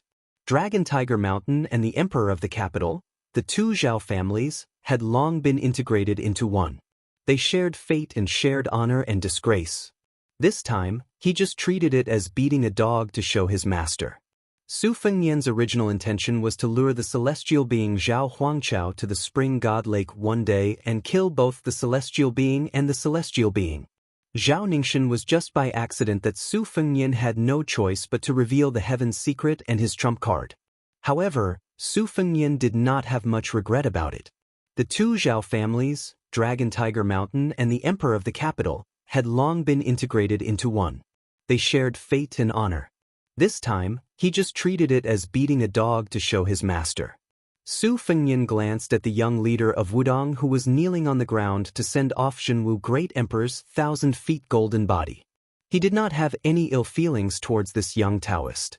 In the long run, he had good intentions for stopping him from stepping on the spring god lake. Taking a deep breath, Su Fengnian covered his forehead with one hand. After the sharp pain, he was in a trance for a moment. His mind was as blank as a sheet of paper, as if he had forgotten something extremely important. However, he just could not remember it. Su Fengnian shook his head. Li Yufu staggered to his feet. His lips moved slightly as he sent a secret message, that He Zhu is seriously injured. The sword qi in his body has already formed a shadow. He is only relying on the help of this little Taoist to keep him alive. He will not live for long. Your Highness, please go out of the villa and meet him. Su Fengnian rushed back to the villa and stood on the roof of the courtyard to look down. He saw that a rider took advantage of the turmoil in the villa and rushed straight to the gate. The young ranger seemed to be trying his best to say something. However, at this time, the people in the villa were so shocked by the 1,000 feet golden body that came and went that they had no time to care about such a rude nobody. The galloping ranger was like a headless fly. His chest was covered with blood, his face was pale, and he was about to fall off the horse. In his blurred vision, the ranger saw a figure rushing over from the wall and helping him down from the horse. He sat on the ground against the wall and blood kept oozing out from the fingers covering his mouth. The white-haired young master in front of him knocked on several aperture acupoints to stop the vicious sword qi that was wantonly running around in his body. The young master asked in a deep voice, I am Su Fengnian. What do you want to give me? The ugly ranger took out a hairpin from his arms and handed it to Su Fengnian with trembling hands. He said in a hoarse voice, I am He Zhu. I met a young devil who killed people on the street and was seriously injured. I was saved by a Miss Jia. She asked me to send this hairpin to Bailiang. She said that she and young master Su did not owe each other anything. Due to the final radiance of the setting sun before his death, He Zhu, who had regained some of his vigor, squeezed out an ugly smile and said slowly, I was injured by the sword qi and rushed to Bailiang. I heard that there were scholars from Shangyin Academy who were rushing to Bailiang, so I wanted to go with them. I could only blame myself for being incompetent and fainted halfway. Fortunately, I was saved by Zhenren Li, the leader of Wudong sect. Then I knew that young Master Su was in the villa. If I had known that young Master Su was His Royal Highness in Bailiang, I would not have agreed to this at that time. After all, the He family in Huaibei was exterminated by General Su. But since I have promised Miss Jia, I have to keep my promise. I have to. Su Fengnian held the blood-stained hairpin tightly and asked softly, "How is Miss Jia?" The ugly ranger said worriedly, "I only know that Miss Jia has been fighting with 3 powerful devils for a long time. One of them has an amazing sword chi and killed people along the way. He calls himself Cut Willow. The other 2 also have an accent of Beimang. Zhenren Li of Wudong's sect has revealed the secret of heaven. They are most likely level 1 masters in Beimang. When Miss Jia gave me the hairpin, she was in Qinghu City, which is more than 200 miles away from here. She was seriously injured in an alley called Plum Alley in the south of the city. I hope young Master Su can hurry to rescue her." Su Fengnian nodded and held his hand. He slowly injected genuine qi into his hand to prolong his life. "I see." Hiju shook his head and said, "Young Master Su, you don't have to worry about my life or death." Li Yufu floated over. Su Fengnian stood up and bowed deeply to Hiju. Li Yufu said softly, "Your Highness, don't worry. You can go north. Yufu will send Brother He on his last journey." Su Fengnian's hands pressed down lightly, and the ground shook. His body rose from the ground like a rainbow, crossing the sky and crossing the quick snow mountain villa. Li Yufu squatted in front of Hiju and held his pale face with both hands. The horse, which had been dependent on its master for many years, came to Hiju's side. It lowered its head and touched Hiju. Then it knelt on the ground and leaned against the corner of the wall to shelter its master from the cold. Hiju asked with a smile, "Zhenren Li, do you have any wine to drink?" Li Yufu, whose shoulder was stained with blood, was in a dilemma. Hiju shook his head and said with a smile, "Forget it. I don't have any money for wine." It was said that people were so poor that they could only make a ringing sound. However, Hiju's pockets didn't make any ringing sounds at all. Hiju had only been a wine tax collector in a small town. He was not good at reading people's faces. After a few years of muddle-headedness, the money he earned was only enough to take the horse that the military camp did not want. He wanted to walk around Jianghu and see. If only he could use poetry to buy wine. Young man is chivalrous and makes friends with 5 heroes. Liver and gallbladder holes, hair stands up. In the negotiation, life and death are the same.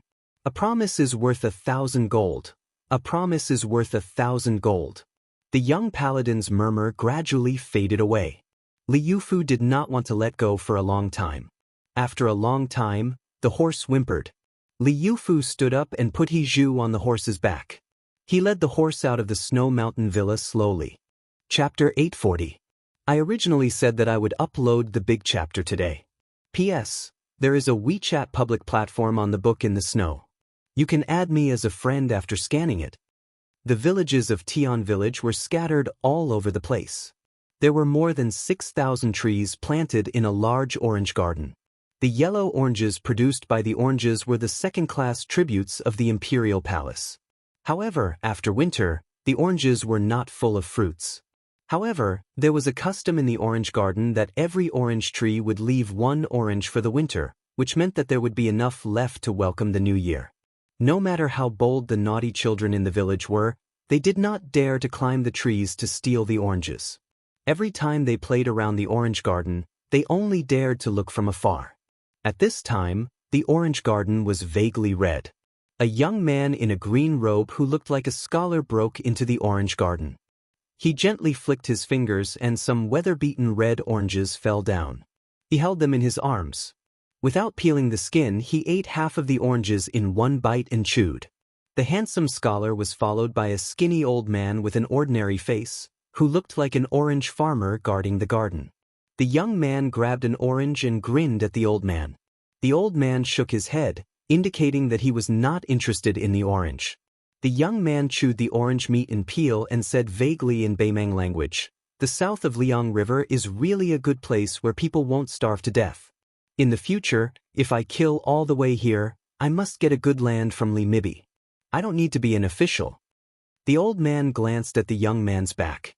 There were 3 cocoon-like holes, which forcibly blocked the injuries. 2 swords and 1 knife had penetrated his body. Fortunately, he was still alive. The young man who was seriously injured did not care. He took 2 bites of an orange and quickly finished a whole bag of oranges. He reached out and patted the dust on his clothes, which affected his wounds. He could not help but grit his teeth and gently brushed a cocoon wound on his chest with a finger. The other 2 sword holes on his body were still manageable, but the knife wound under his finger was insidious. It was caused by a hand knife, which was not inferior to his specialty, Lu Qingyin. Thinking of the girl who carried a withered sunflower, the young man felt a headache. If he had known earlier, he would have continued to fight with the black-clothed youth outside the city instead of exchanging opponents with the sword Qi. At that time, he only thought that the unknown girl was fierce, but she was not as powerful as Su Longxiang, who was born with a Vajra body. In Shenwu City, he used a skillful sword to exchange for Su Longxiang's 2 swords with only brute force. He did not feel that he was at a disadvantage. In fact, he had a slight advantage. However, he really could not withstand the expressionless gaze of the youth who pulled out the willow shadow sword from his body. It was a pity that the short sword that he always carried with him was twisted into a piece of scrap iron by the youth. A section of Willow dressed in a scholar's attire turned his head and laughed. "Old moth, I heard that Huang Qing fought with that kid until the sky darkened and the earth darkened. Just the sword alone was twisted into a piece of scrap iron by the youth?" The old man with the strange name nodded his head. Seeing that the cocoon on a willow was bleeding, he quickened his pace and stuck to his back. White threads seeped out of his fingertips and slowly weaved a cocoon on the wound of the willow. Out of the corner of the old man's eyes, there was a tall and burly figure standing on a small slope, as if he was looking into the distance. He flicked an orange from the willow and threw it to his companion, who was a head taller than him. That person did not even turn his head. After catching the orange, he rubbed it in his palms and fell into a daze. It was a woman. Her figure was fat and the clothes she wore were too loose for a 7-foot man, but it still looked tight on her. She wore a Beimang woman's 5 weapons pendant on her head, and her face was smeared with yellow tassels. Unfortunately, her appearance was below average. Not only did it not add to her beauty, but it also made her look nondescript. A jade belt was tied around her waist. Hanging from it were small knives, small pouches, small flints, and many other small and practical objects. It was a dazzling array. She looked like a woman who knew how to live her life. She glanced at her, squatted on the ground, and rubbed his cheeks hard. He sighed heavily. He and 2 other genuine level 1 masters were still being chased by the little girl. Where was the justice? He and Old Moth were not only level 1 masters, but also the top figures in the spiderweb who were extremely proficient in assassination. If the news spread out, not only would he lose face, but the spiderweb would also lose face. Even Old Moth, one of the 2 cocoons of the spiderweb, said that the little girl was born to be in this bowl of rice. However, the little girl's days were bleak. She suffered from Old Moth's cocoon bind and Murong Yang's palm, and one of her arms was crippled by him. She was not far from death, but she was still unwilling to give up. Until today, Old Moth thought that the next time she showed up, it would be the day she completely left Jianghu. Old Moth looked around and said to himself, "The little girl is proficient in Qimen Duanjia. She is an expert in both earth escape and water escape. Last time, we suffered a loss by the river. Princess Murong specially chose this village with soft soil and many ditches. She probably wants to generously give the little girl a chance to end this long-distance raid, so that we don't have to worry about her." Old Moth sneered and said, "The little girl is very clever. She won't take the bait." Chapter 841. Beimang's cobweb elder, who was nicknamed Old Moth, shook his head and laughed. The young lady's methods are ingenious, but unfortunately, her body can't keep up. She's continuously injured and won't be able to hold on for long. If the princess is more ruthless, she won't even give us this opportunity. With the 3 of them relying on each other, the young lady might have died silently on the way. It's a pity. The princess is different from us, who licks blood on the edge of our blades. She's more broad-minded. One section Willow glanced at the sturdy back of the woman and smiled knowingly. Not only is she broad-minded, but her breasts are also slightly bigger. Old Moth wasn't a sly official, but he didn't continue. After all, the young lady was a junior of the same clan who was favored by the empress. Beimang had 2 royal surnames, Murong Baoding, who had been famous for a long time. Among the younger generation, there were also martial arts newcomers like Yelu Dongchuang and Murong Longshui. Their cultivation realms were even higher than Tooba Chunsun, who had just entered the Vajra realm. Although Princess Murong's looks were indeed a little out of the ordinary, she had a good reputation in Beimeng. She was familiar with the local customs of Liang like a scholar from the Central Plains.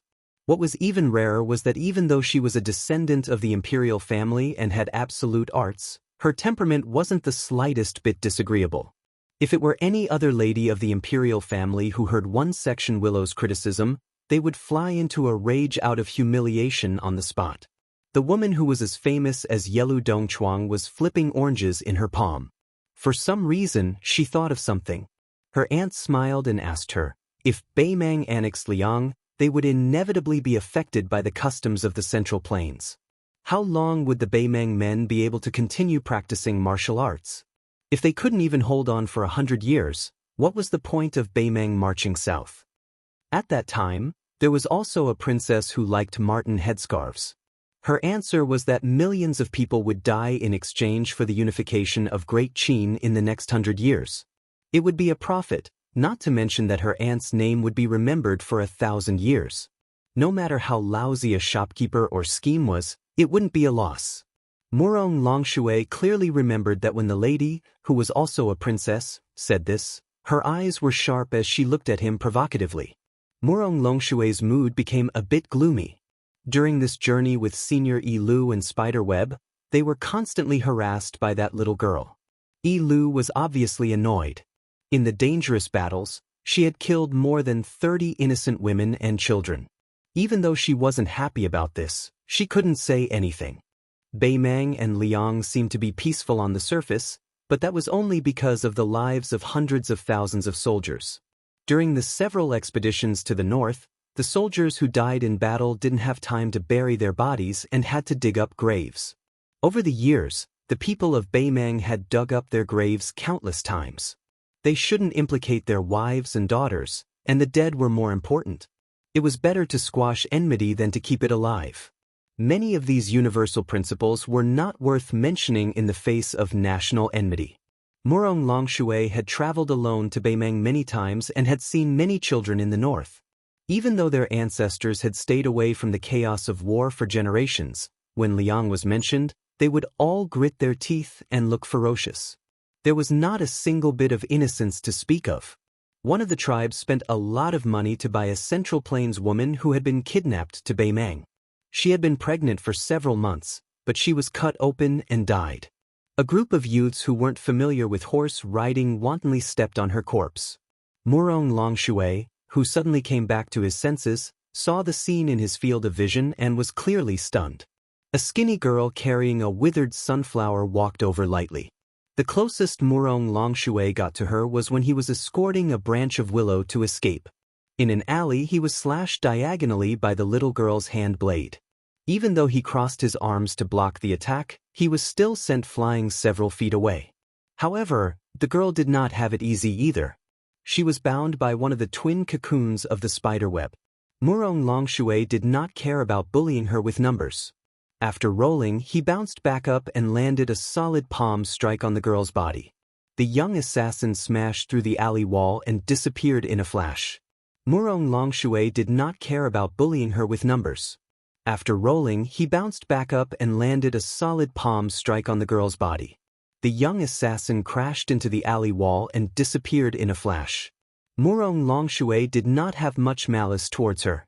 However, this girl's disruption had delayed too much of the Taiping commandery's plan. She had to die. A branch of willow stared at the young assassin and said in bewilderment, "With her current pitiful state, there is still a slight chance of success if we ambush her. She walked out so openly. Does she think we are scared?" Old Moth hesitated. She most likely has a method of mutual destruction. A branch of willow shook his head. With the chaotic aura she exudes, she doesn't have that ability. Old Moth said in a low voice, "I remember Master said that there is fate above aura." A branch of willow immediately laughed. "Princess Murong, this girl is already an arrow at the end of its flight. I'll leave her to you." Although he said so, the 3 first-rank masters began to spread out quickly. Murong Longshui, who was walking down the slope, was in the middle. A branch of willow and old moth were on the left and right respectively. They were prepared to surround the girl who had crashed into a place of certain death. The girl who was carrying a branch moved her lips slightly. She seemed to be calculating the distance between them. The four of them looked up almost at the same time. Between the girl and the three of them, an uninvited guest crashed down from the sky with a loud bang. Amidst the commotion, the white-haired young man had his hands in his sleeves. His back was facing the assassin while he faced Murong Longshui and the other two. Chapter 842. The tall and sturdy Murong Longshui stared fixedly at this guy who had appeared out of nowhere. In Liyang, the imperial court clamped down on the discussion, and only a few rumors managed to slip through the net. Therefore, the discussions about the Crown Prince of Bailiang were mostly superficial. They talked about how domineering he was in Great Peace City and how he made enemies with the students of the Imperial College. However, Baimang was completely different. It was precisely because of this guy's trip to Baimang that the world was turned upside down. Murong Longshui and the old enemy with the surname of Yelu were both interested in Liang because of him, so they personally went down south. No matter what kind of dishonorable and crooked method this person used to kill Raccoon Diwu, Murong Longshui still admired him. If she put herself in his shoes, she believed that if she went up against Tooba Chunsun, who was protected by two great demons, the rainbow python and the lightning spear, then she would have a slim chance of survival. Murong Longshui hesitated for a moment and stared at this man of the same age who was tired from traveling and whose lips were chapped. Before a fierce battle that was destined to be a life-and-death battle, she smiled and threw the tangerine in her hand out. She thought that if this man generously accepted the tangerine and ate it before fighting, it would be a wonderful thing that could accompany drinking in the future. He naturally had a heroic demeanor of not caring about life and death. However, the tangerine had just been thrown into the air when it exploded, splashing juice all over Murong Longshui. Murong Longshui furrowed her thick brows. This Crown Prince of Bailiang was too petty. A man's jianghu was mostly black, white, and gray. A woman's jianghu was filled with many different thoughts. Murong Longshui was no exception. Yulu saw Murong Longshui suffer and was secretly delighted. His mind was filled with the comical scene of a handsome guy being pressed down by a 200 kilograms female warrior and beaten into a pig head. Old Moth was not as carefree as Old Moth. His footsteps were steady and he was not in a hurry. The current situation was no different from a heaven-sent opportunity for the three of them. That crown prince was being dragged down by the heavily injured young lady. It would be easier for him to fight the three of them alone. A willow leapt onto the branch of an orange tree beside him and looked into the distance, ensuring that there were no large groups of cavalry participating in the encirclement. It was better to be safe than sorry in other people's territory. After Su Fengyan landed on the ground, she took a deep breath and ran towards Murong Longshui, who was the closest to her. Along the way, she bypassed several orange trees that were bleak and desolate. Unlike Su Fengyan, she was so agile that she crashed into Su Fengyan. The two of them instantly collided. Su Fengyan pushed Murong Longshui's knee down with one hand and her 5 fingers were like hooks, slashing at Murong Longshui's thigh fiercely. The moment before the flying swords pierced into Murong Longshui's body, a willow that had been leisurely gathering branches from a distant orange tree finally made its move. It threw branches at Murong Longshui and Murong Longshui, who were in the middle of a fierce battle, accurately blocking the attacks of the flying swords. Murong Longshui crossed her arms to protect her cheeks. The orange tree was shattered inch by inch, and the sky was filled with broken branches. Murong Longshui ignored the bone-piercing pain and rushed over to Murong Longshui's chest. In the blink of an eye, Su Fengyan made a decision that would cause both of them to lose. Not only did she not pull back her fists, she planted her feet into the ground, and her fists moved smoothly. Just as all the flying swords were about to pierce into Murong Longshui's body, a willow that had been leisurely gathering branches from a distant orange tree finally made its move. It continuously threw branches at Murong Longshui and Murong Longshui, who were in the middle of a fierce battle, accurately blocking the attacks of the flying swords. Murong Longshui crossed her arms to protect her cheeks. The orange tree was shattered inch by inch, and branches and leaves filled the air. Murong Longshui ignored the bone-piercing pain and rushed over to Murong Longshui's chest. In the blink of an eye, Su Fengnian made a decision that would cause both of them to lose. Not only did she not pull back her fists, she planted her feet into the ground, and her fists moved smoothly. Just as all the flying swords were about to pierce into Murong Longshui's body, a willow that had been leisurely gathering branches from a distant orange tree finally made its move. It continuously threw branches at Murong Longshui and Murong Longshui, who were in the middle of a fierce battle, accurately blocking the attacks of the flying swords. Murong Longshui crossed her arms to protect her cheeks. The orange tree was shattered inch by inch, and the sky was filled with broken branches. Murong Longshui ignored the bone-piercing pain and rushed over to Murong Longshui's chest. Su Fengnian's fists collided with Murong Longshui's chest. She instantly made a decision that would cause both of them to suffer. Not only did she not withdraw her fists, but she also realized that the flying swords within 10 feet were like locusts. Su Fengnian pointed his forehead downwards and knocked on Su Fengnian's head. Murong Longshui's majestic body swung backwards, but his arms were held back by Su Fengnian, not giving him a chance to escape. Murong Longshui roared angrily and shook his arms, causing ripples to spread out and shake off the restraints. Su Fengnian's 10 fingers drew 10 bloody grooves on her arms so deep that her bones could be seen. Murong Longshui lowered her head, and her thigh-thick arms quickly wrapped around Su Fengnian's shoulders. If anyone saw this, they would mistake it for a lover's warm embrace, and it would be difficult to tell that there was killing intent hidden in all directions. Murong Longshui's body fell backwards, pulling Su Fengnian's entire body into the air. He tried to send Su Fengnian's head into the mud.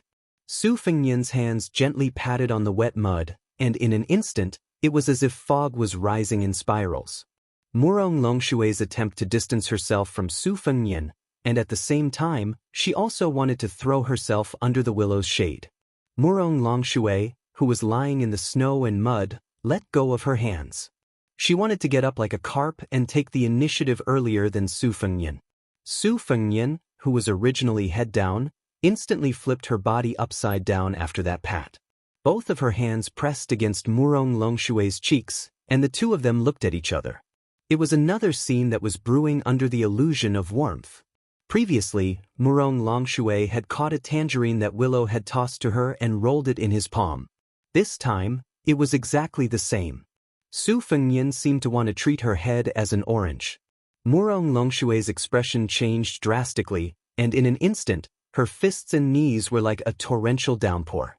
Ever since she debuted, the extraordinary woman from Beimang, who was known for her close combat skills, actually only wanted to distance herself from Su Fengnian. However, no matter how fierce her attacks were, Su Fengnian only supported her head and closed the gap between her palms inch by inch. His body remained unmoving, and he received all of Murong Longshui's thunderous attacks. Willow, who was squatting on a branch in the distance, had an uncertain expression. He still had a handful of tangerine branches in his hand, and seemed to be weighing the pros and cons. He did not immediately help the woman who was in danger. Previously, Old Moth had taken advantage of the gap to stretch his arms and wander around the tangerine forest, and no one knew what he was writing. Old Spiderweb was obviously more careful than Willow, who was watching the fire from the other side of the river. He kicked down an orange tree and stabbed it towards Su Fengnian's back.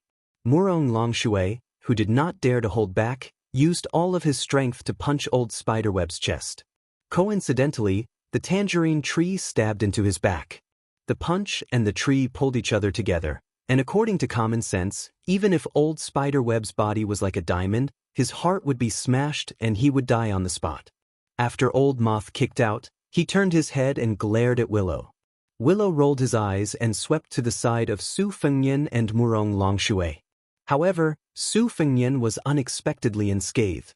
He finally took a step back and was willing to let go of Murong Longshui's big head. His hands slid down and held her cheeks up. Murong Longshui, whose body was full of qi, was lifted off the ground. Su Fengnian, slowly, walked to her side and swept a leg across the Beimang commandery princess's abdomen. Her tall and sturdy body bent in a deformed arc in the air and then shot towards Willow, who had rushed over to rescue her. Willow ignored the commandery princess's precious body and fell rapidly. At the same time, Old Moth put his thumb and index finger together and drew an inexplicable straight line in front of him. No less than 100 tangerine trees were uprooted and thrown at the lone Su Fengnian, and then exploded in the air. Willow's mouth curled up and his 10 fingers played the strings. He was full of sword chi. The chaotic sword chi overflowed between heaven and earth like the Milky Way flowing in reverse, forming a cage with nowhere to hide. Su Fengnian stepped out and bent his knees slightly. It was as if he was carrying a cauldron on his shoulders. His hands lifted up into the air. With him as the center, the ground of hundreds of feet was lifted up. A rising curtain of mud faced the torrential sword chi that poured down in torrents. It was like an umbrella blocking the rain. Willow held a branch with both hands and coincidentally stabbed down at the center of the umbrella above Su Fengnian's head. Making use of the opportunity, Willow's shade. Su Fengnian looked up indifferently and stared straight at the famous killer of Beimeng. Willow guessed that the situation was strange and immediately stopped his attack. He would rather give up the rare opportunity than risk his life. However, just as Willow withdrew his sword, he clearly saw a scheming smile appear at the corner of that guy's mouth. In an instant, Willow stabbed down again based on intuition. When the branch in his hand touched the space between Su Fengnian's eyebrows, Willow's heart calmed down. The branch had already pierced half a fingernail into the space between his eyebrows. Willow's eyes were sinister and wild with joy. The two of them were only a few feet apart, but the branch suddenly could not move forward at all. Willow did not lose his composure and wanted to withdraw his branch. However, a person in a red robe stepped on his back fiercely. Su Fengnian's fingers touched each other and pierced Willow's chest. Then he gently tore outwards. Willow's corpse was torn apart in the air. A large pool of blood splattered on Su Fengnian's face. Su Fengnian was still expressionless and did not say anything. He only shook his wrists and silently shook off the blood on his hands. He looked at the two remaining Beimeng masters in the orange garden. Chapter 843. Seeing a section willow being torn apart, Old Moth was flabbergasted. The great leader of the spider web, Li Mibi, had personally given the order for the three of them to work together. There was a reason behind this. Junju Murong Longshui possessed the physique of Vajra and was an expert in close combat. Together with a section willow, who was proficient in assassination, they were almost flawless. With the help of Old Moth, who was one of the two cocoons, he was an experienced man. He could add some icing on the cake or do some shady business to fill in the gaps.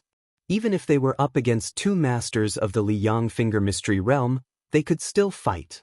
Even if a section willow was hit by two swords and a saber, which severely damaged his combat power, Old Moth did not believe that he could break the stalemate within the time it took for a stick of incense to burn. A battle to the death between experts was not only a battle of strength but also a battle of wits. In fact, Old Moth could see some clues. At that time, a section willow partnered with him and created a torrential rain of sword chi that poured down from the sky. Su Fengnian lifted up the ground to act as an umbrella and purposely revealed a fatal flaw at the handle of the umbrella. A section willow also suspected that it was a trap and made a gesture of withdrawing his sword midway. However, for some unknown reason, a section willow, who was famous for being good at capturing murderous intents, changed his mind and decisively stabbed his sword between his eyebrows. In fact, he almost succeeded.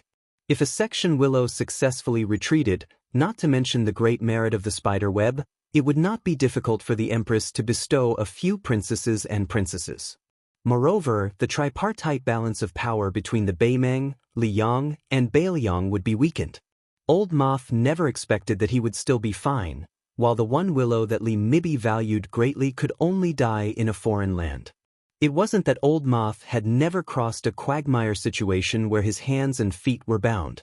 A few years ago, he had even surrounded a finger-profound realm cultivator who wasn't willing to be recruited by Northern Mang with another cocoon. That was also a life-and-death battle. A newborn calf was not afraid of a tiger, but a middle-aged man would be afraid of death, let alone an old man like Old Moth who had licked blood from the edge of a blade for most of his life. He began to miss the canary he kept in the private courtyard of Northern Mang more and more. Old Moth always liked to pinch her body until there were strings of bruises on her body. If he had known that he would encounter the crown prince of the Baelyong who relied on an otherworldly item to reach the false state of celestial phenomenon, he would have brought along the cocoon who was proficient in many kinds of finger mysterious arts. Otherwise, he would have invited Sword Aura whose real name was Sun Xiaopu. Murong Longshui sat cross-legged on the ground. The severity of his injuries could not be seen. He smiled at Su Fengnian and said, I heard that you met Tuoba Chun's son on the grassland. You were besieged by him, the thunder spear Duanbua Erwi, and the colorful python brocade sleeve man. At that time, I reckon that you had just entered the Vajra realm. Unexpectedly, you killed one of them. I believe you, but I have always been curious about how you did it. Now I somewhat understand that my trip to Liyang was not in vain. Su Fengnian leisurely walked toward Old Moth and said to Murong Longshui, that time, I was chased around like a dog. Duanbua Erwi's thunder spear even pierced a hole in my body. It was a bit miserable. But to be honest, after killing the devil Xie Ling at the Duckhead Green Inn, I am not too afraid of the so-called first-grade masters. After all, I have fought with Luo Yang and the Fifth Raccoon. So, it doesn't matter whether I am a fox borrowing the tiger's might or not. I don't expect to kill all of you in one breath. But if we have to talk about who will pay a bigger price, it will definitely be you who are unfamiliar with this place after a long time. Murong Longshui stood up and said playfully, regarding the matter of cultivation backfeeding, there seems to be a saying that the well water does not interfere with the river water. Regarding the death of the Fifth Raccoon, I once asked the Qilin spiritual master about it. The imperial preceptor said that the well water in your body has dried up and there is not a drop left. Naturally, the water from the Princess Tomb's otherworldly item will flow backward. If it were someone else, their meridians would have exploded. However, I don't know if I misunderstood or if His Royal Highness is scheming against us again. He deliberately used a trick to make it seem like your well is not dry anymore. If you continue to let the Zhu Robe otherworldly item instill cultivation into your well, I am afraid that it will leave irreversible sequelae.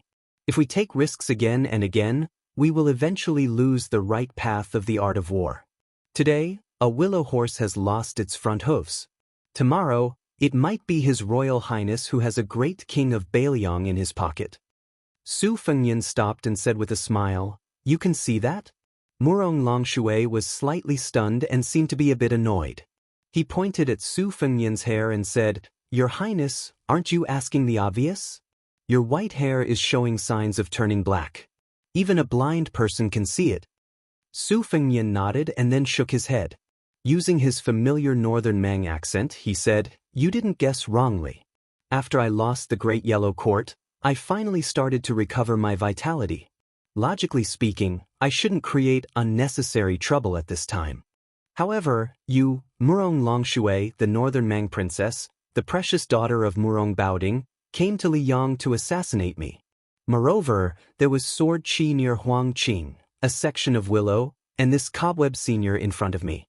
I don't know why you guys didn't make a move in Great Peace City and Divine Martial City, but you probably don't want to return empty-handed. Most likely, you guys will continue to oppose me shamelessly. Since I finally gained the upper hand today, even if I kill 1,000 enemies and lose 800 of my own men, I will still gain 200. After I return to Northern Liyang, it doesn't matter whether I am a second-grade martial artist or a first-grade martial artist. Murong Longshui's eyes were sincere as he smiled and said, To be honest, Spiderweb sent out 2 cocoons and several poles to the south this time. Their original intention was to assassinate your highness, but they were stopped in Great Peace City, so they didn't dare to act rashly. However, I didn't plan on getting involved in this mess from the start. I went south to investigate the demon Luo Yang's whereabouts and confirm whether Broken Spear Deng Mao and Yelu Dongchuang followed Luo Yang out of Beimeng.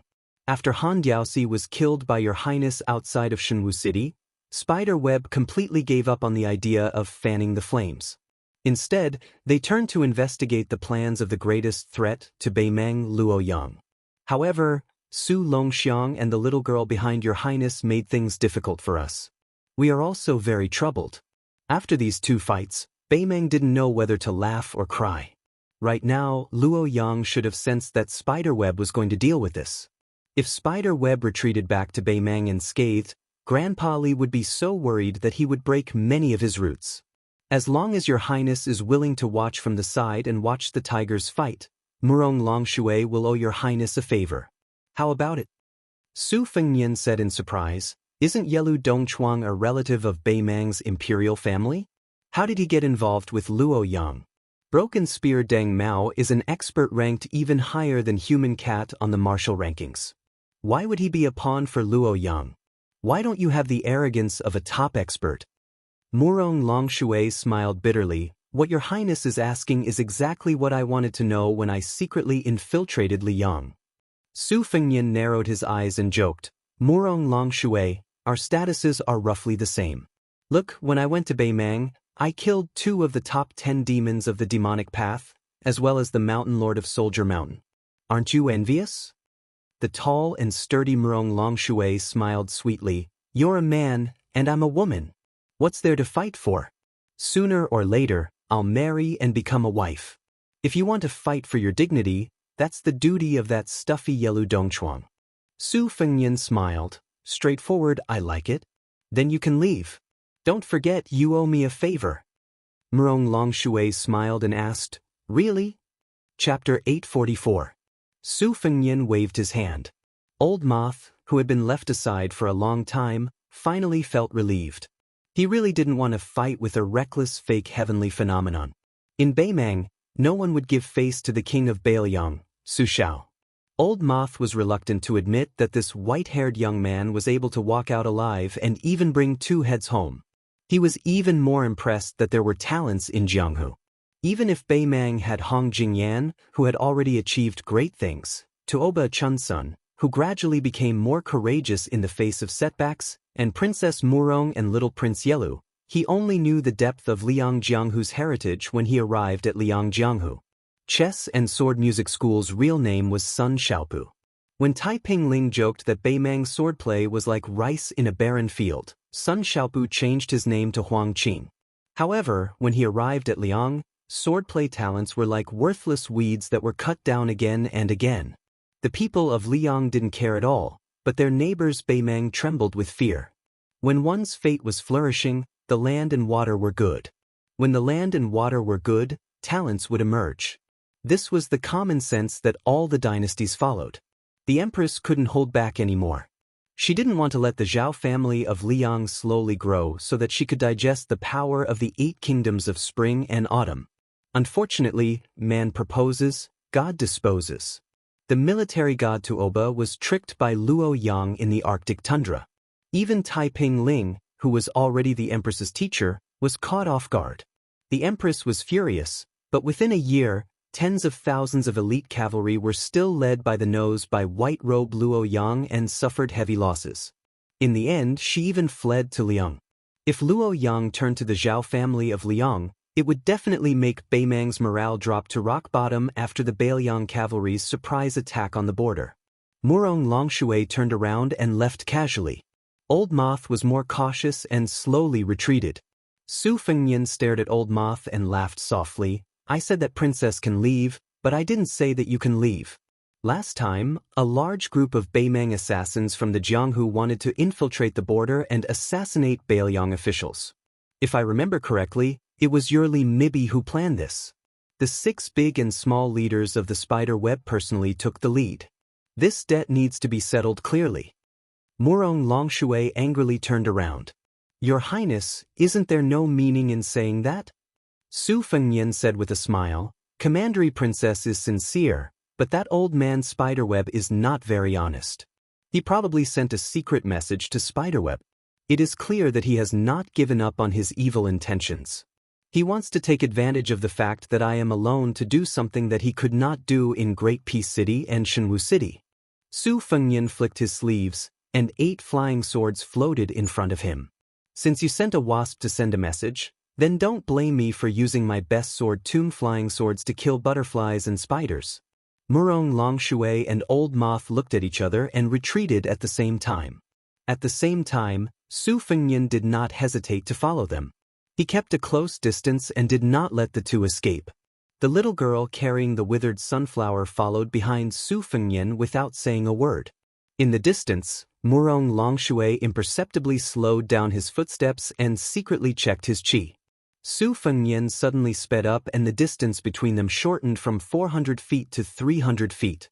Murong Longshui, who originally wanted to use this to test whether Su Fengnian was strong on the outside but weak on the inside, sighed and began to retreat for real.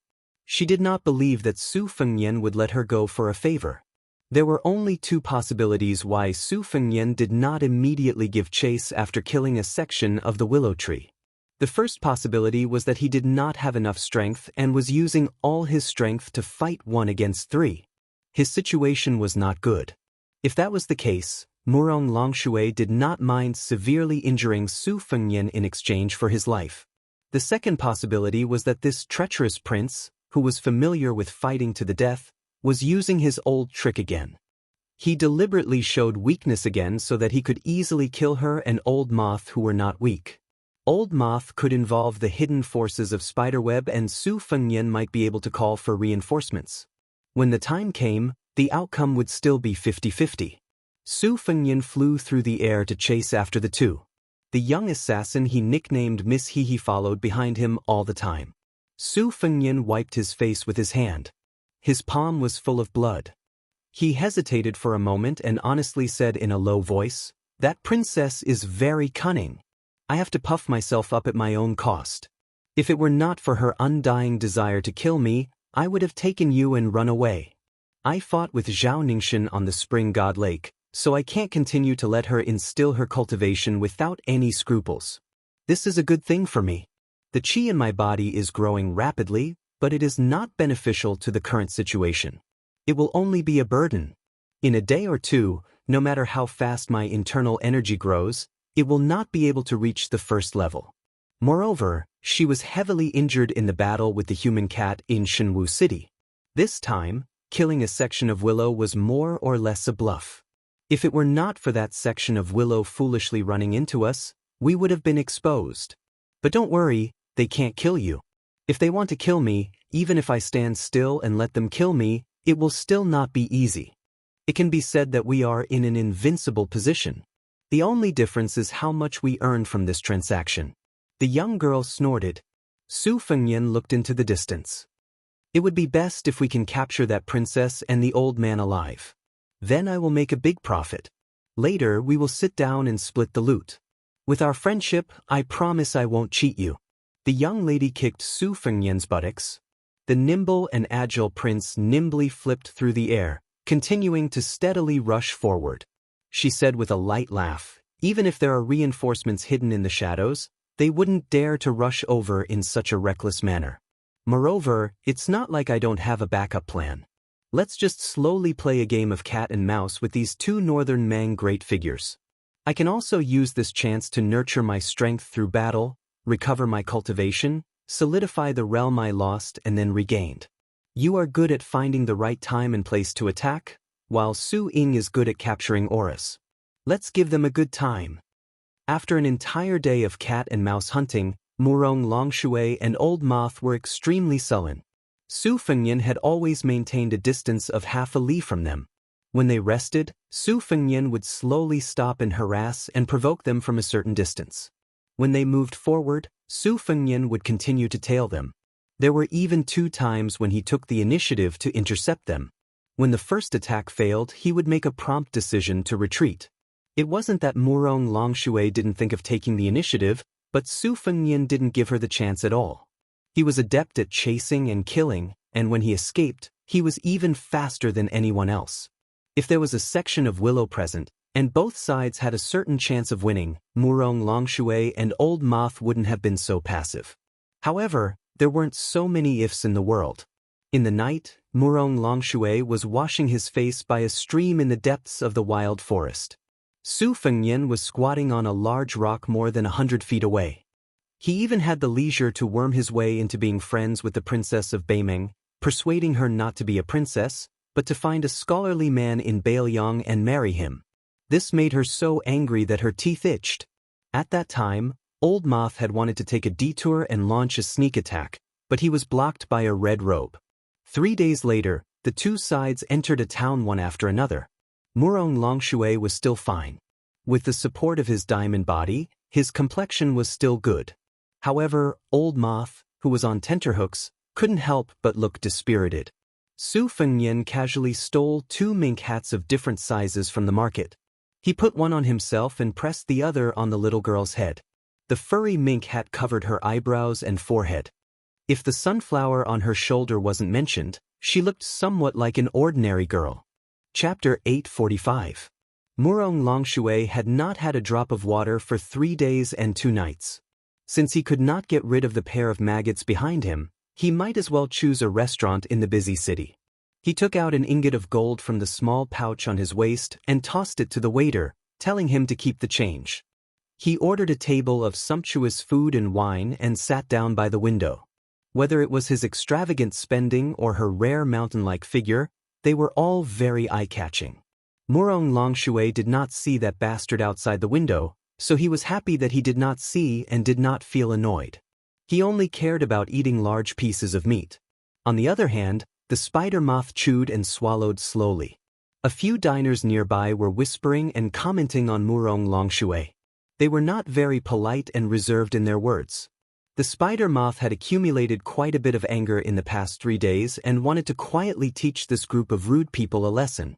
Murong Longshui gently shook his head and drank a large mouthful of soju wine that he had never tasted before. He held it in his mouth and was not in a hurry to swallow it, slowly savoring the taste.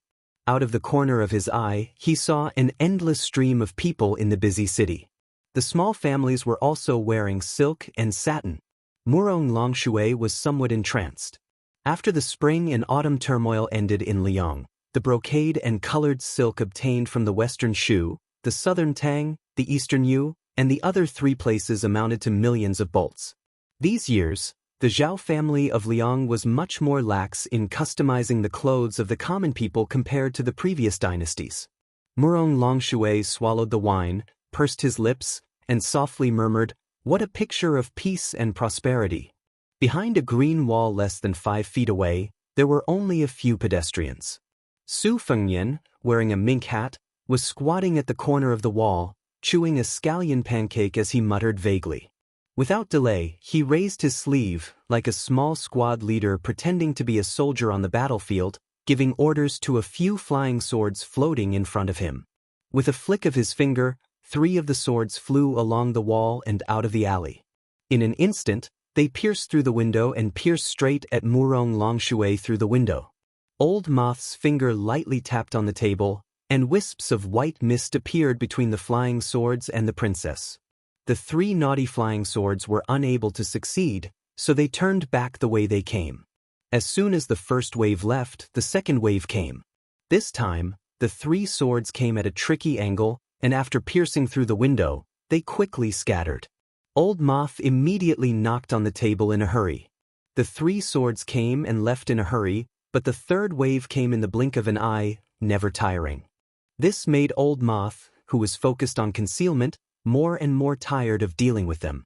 A few sharp-eyed drinkers saw the white mist by the window and vaguely bright fireflies. Murong Longshui put down his wine bowl heavily. He had just advised Old Moth not to make a big fuss when she suddenly stood up, smashed through the window, and ran away in big strides. Everybody in the restaurant was dumbstruck. Could it be that this woman was a Jianghu heroine who had hidden her strength? Su Fengnian, who was standing at the foot of the green wall, quickly put a small half of the scallion pancake in his mouth and ran away. Murong Longshui stood in the middle of the alley, his 5 fingers hooked into the wall, crushing the bricks in his palms. His face turned ashen. Old Moth was also annoyed by Su Fengnian's endless tricks, but he did not know how to comfort that young Junju. The reason why they didn't give chase was because this kid's flying sword technique was too accurate. Within 10 zhang, the flying swords hovered just right in front of them, quietly waiting for their prey. 8 flying swords, that was the starting point of 8 traps. Old Moth could not help muttering, "It's really chasing a dog that randomly shits. Wherever you go, you have to worry about your shoes being stained with dog poop. If you don't chase, he'll just bark a few times behind your butt. He's really hard to deal with." Murong Longshui was amused by this vulgar metaphor, and the haze in his heart dissipated. At the end of the alley, That guy seemed to have noticed that the two did not have the intention to pursue and fight. He appeared with a mischievous smile and leaned against the wall.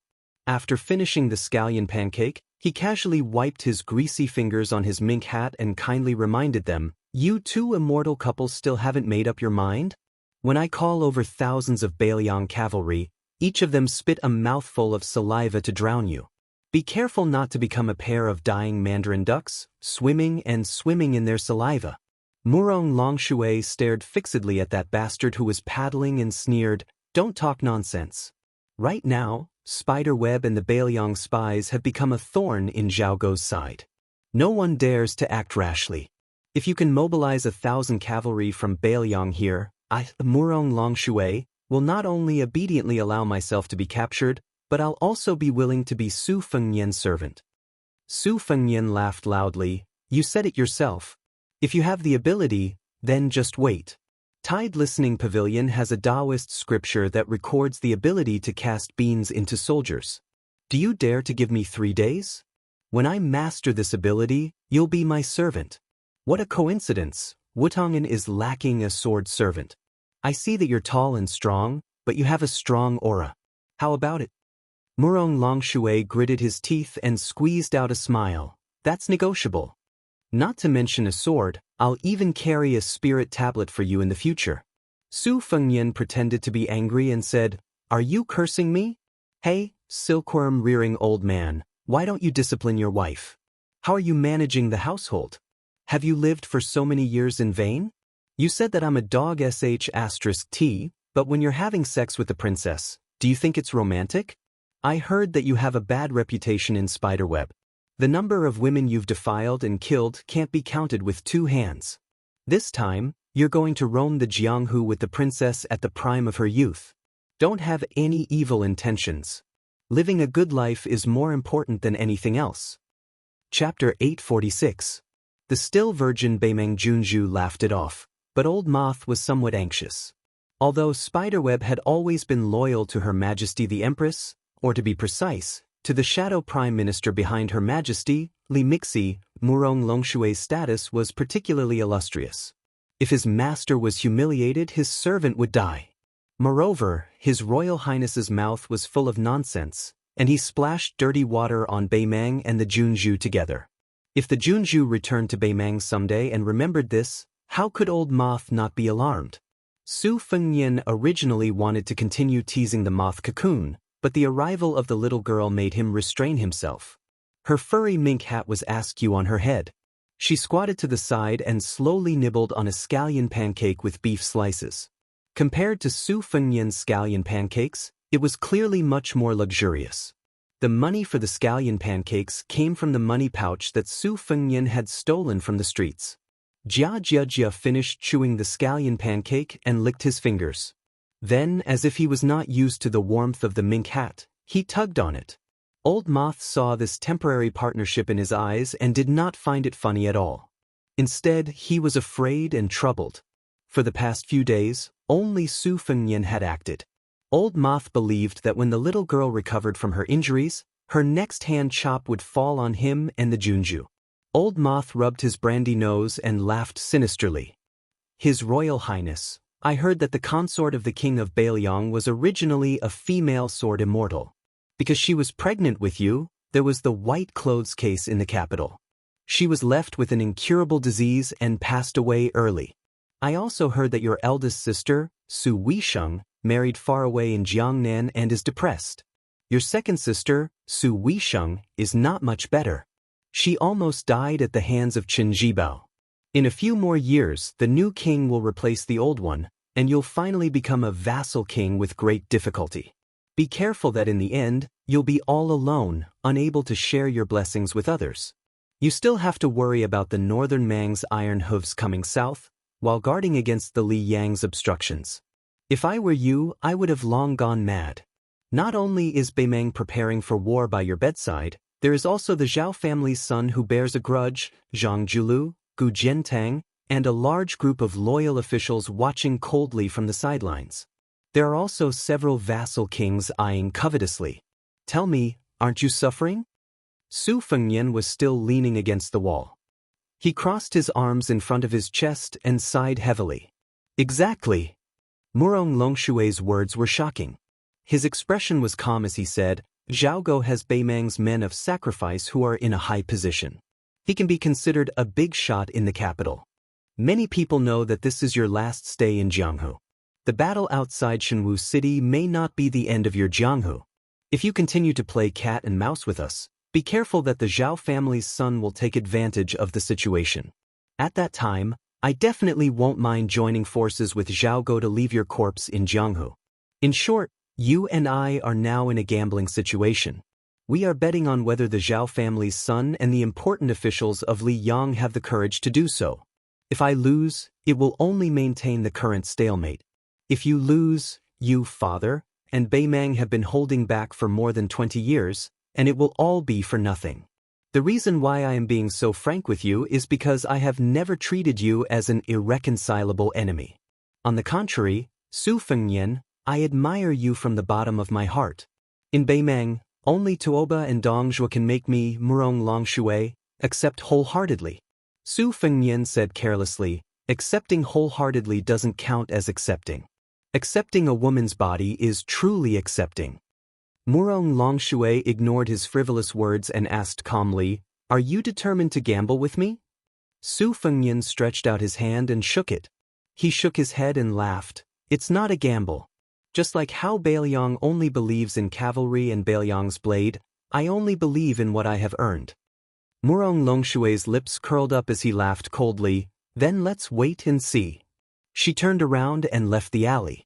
Old Moth was about to turn around when Su Fengnian laughed and said, 240 words, I've remembered them all.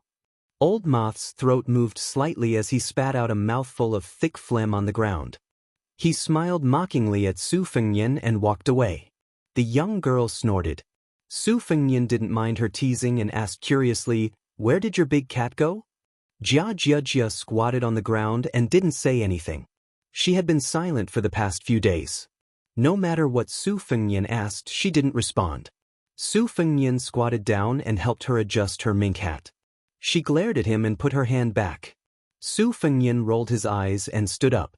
The two of them continued to follow Flower-like Jade and Spirited Jade. These were the nicknames that Su Fengnian had given to Su Fengnian and Old Silkworm Cocoon the day before yesterday. In Su Fengnian's words, this was called repaying evil with good.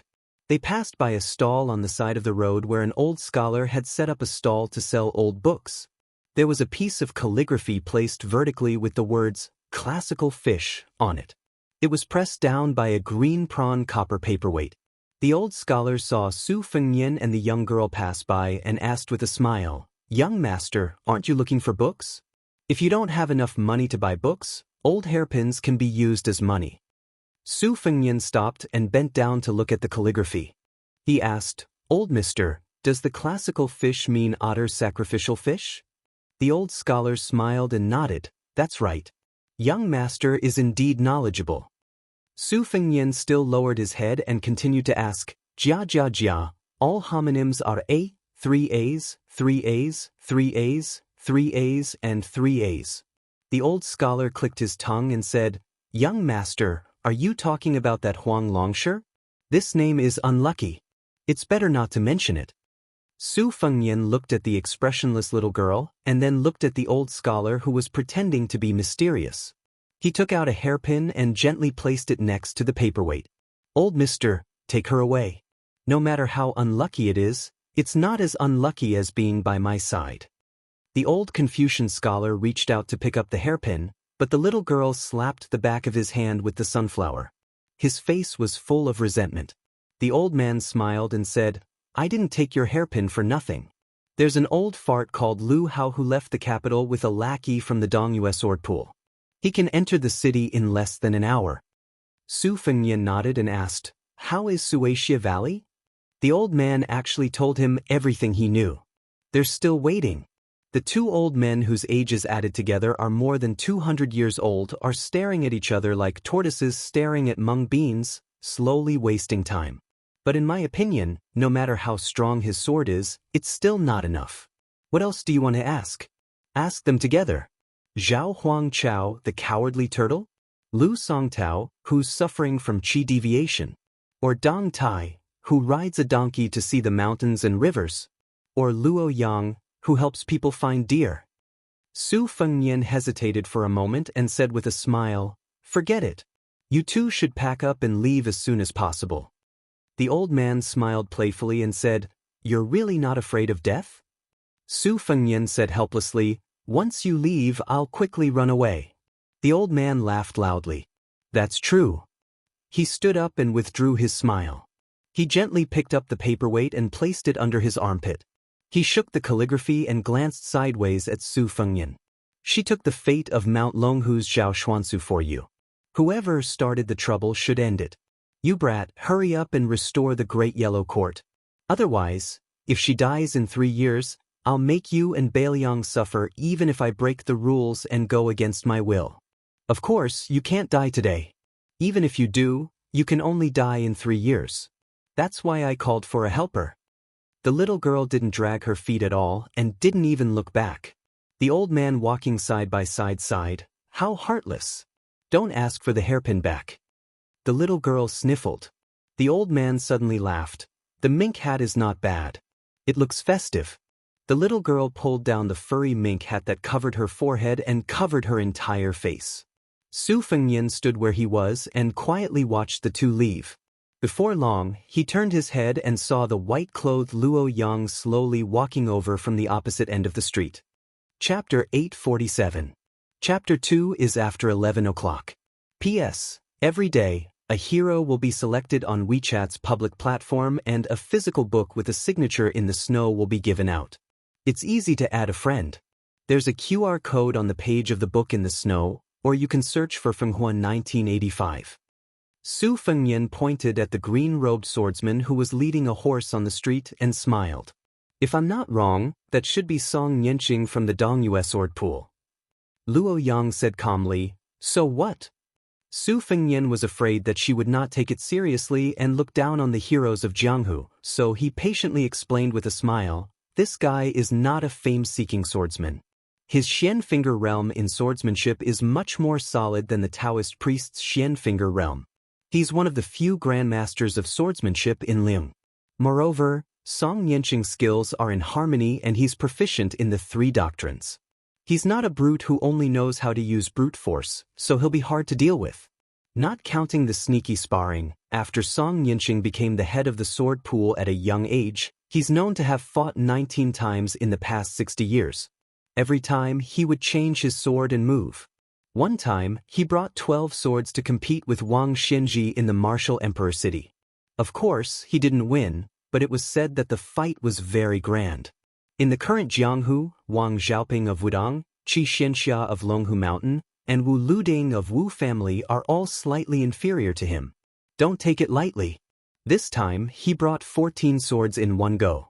It's obvious that he's going to risk his life. After losing to Wang Xianji, he's been in seclusion for years.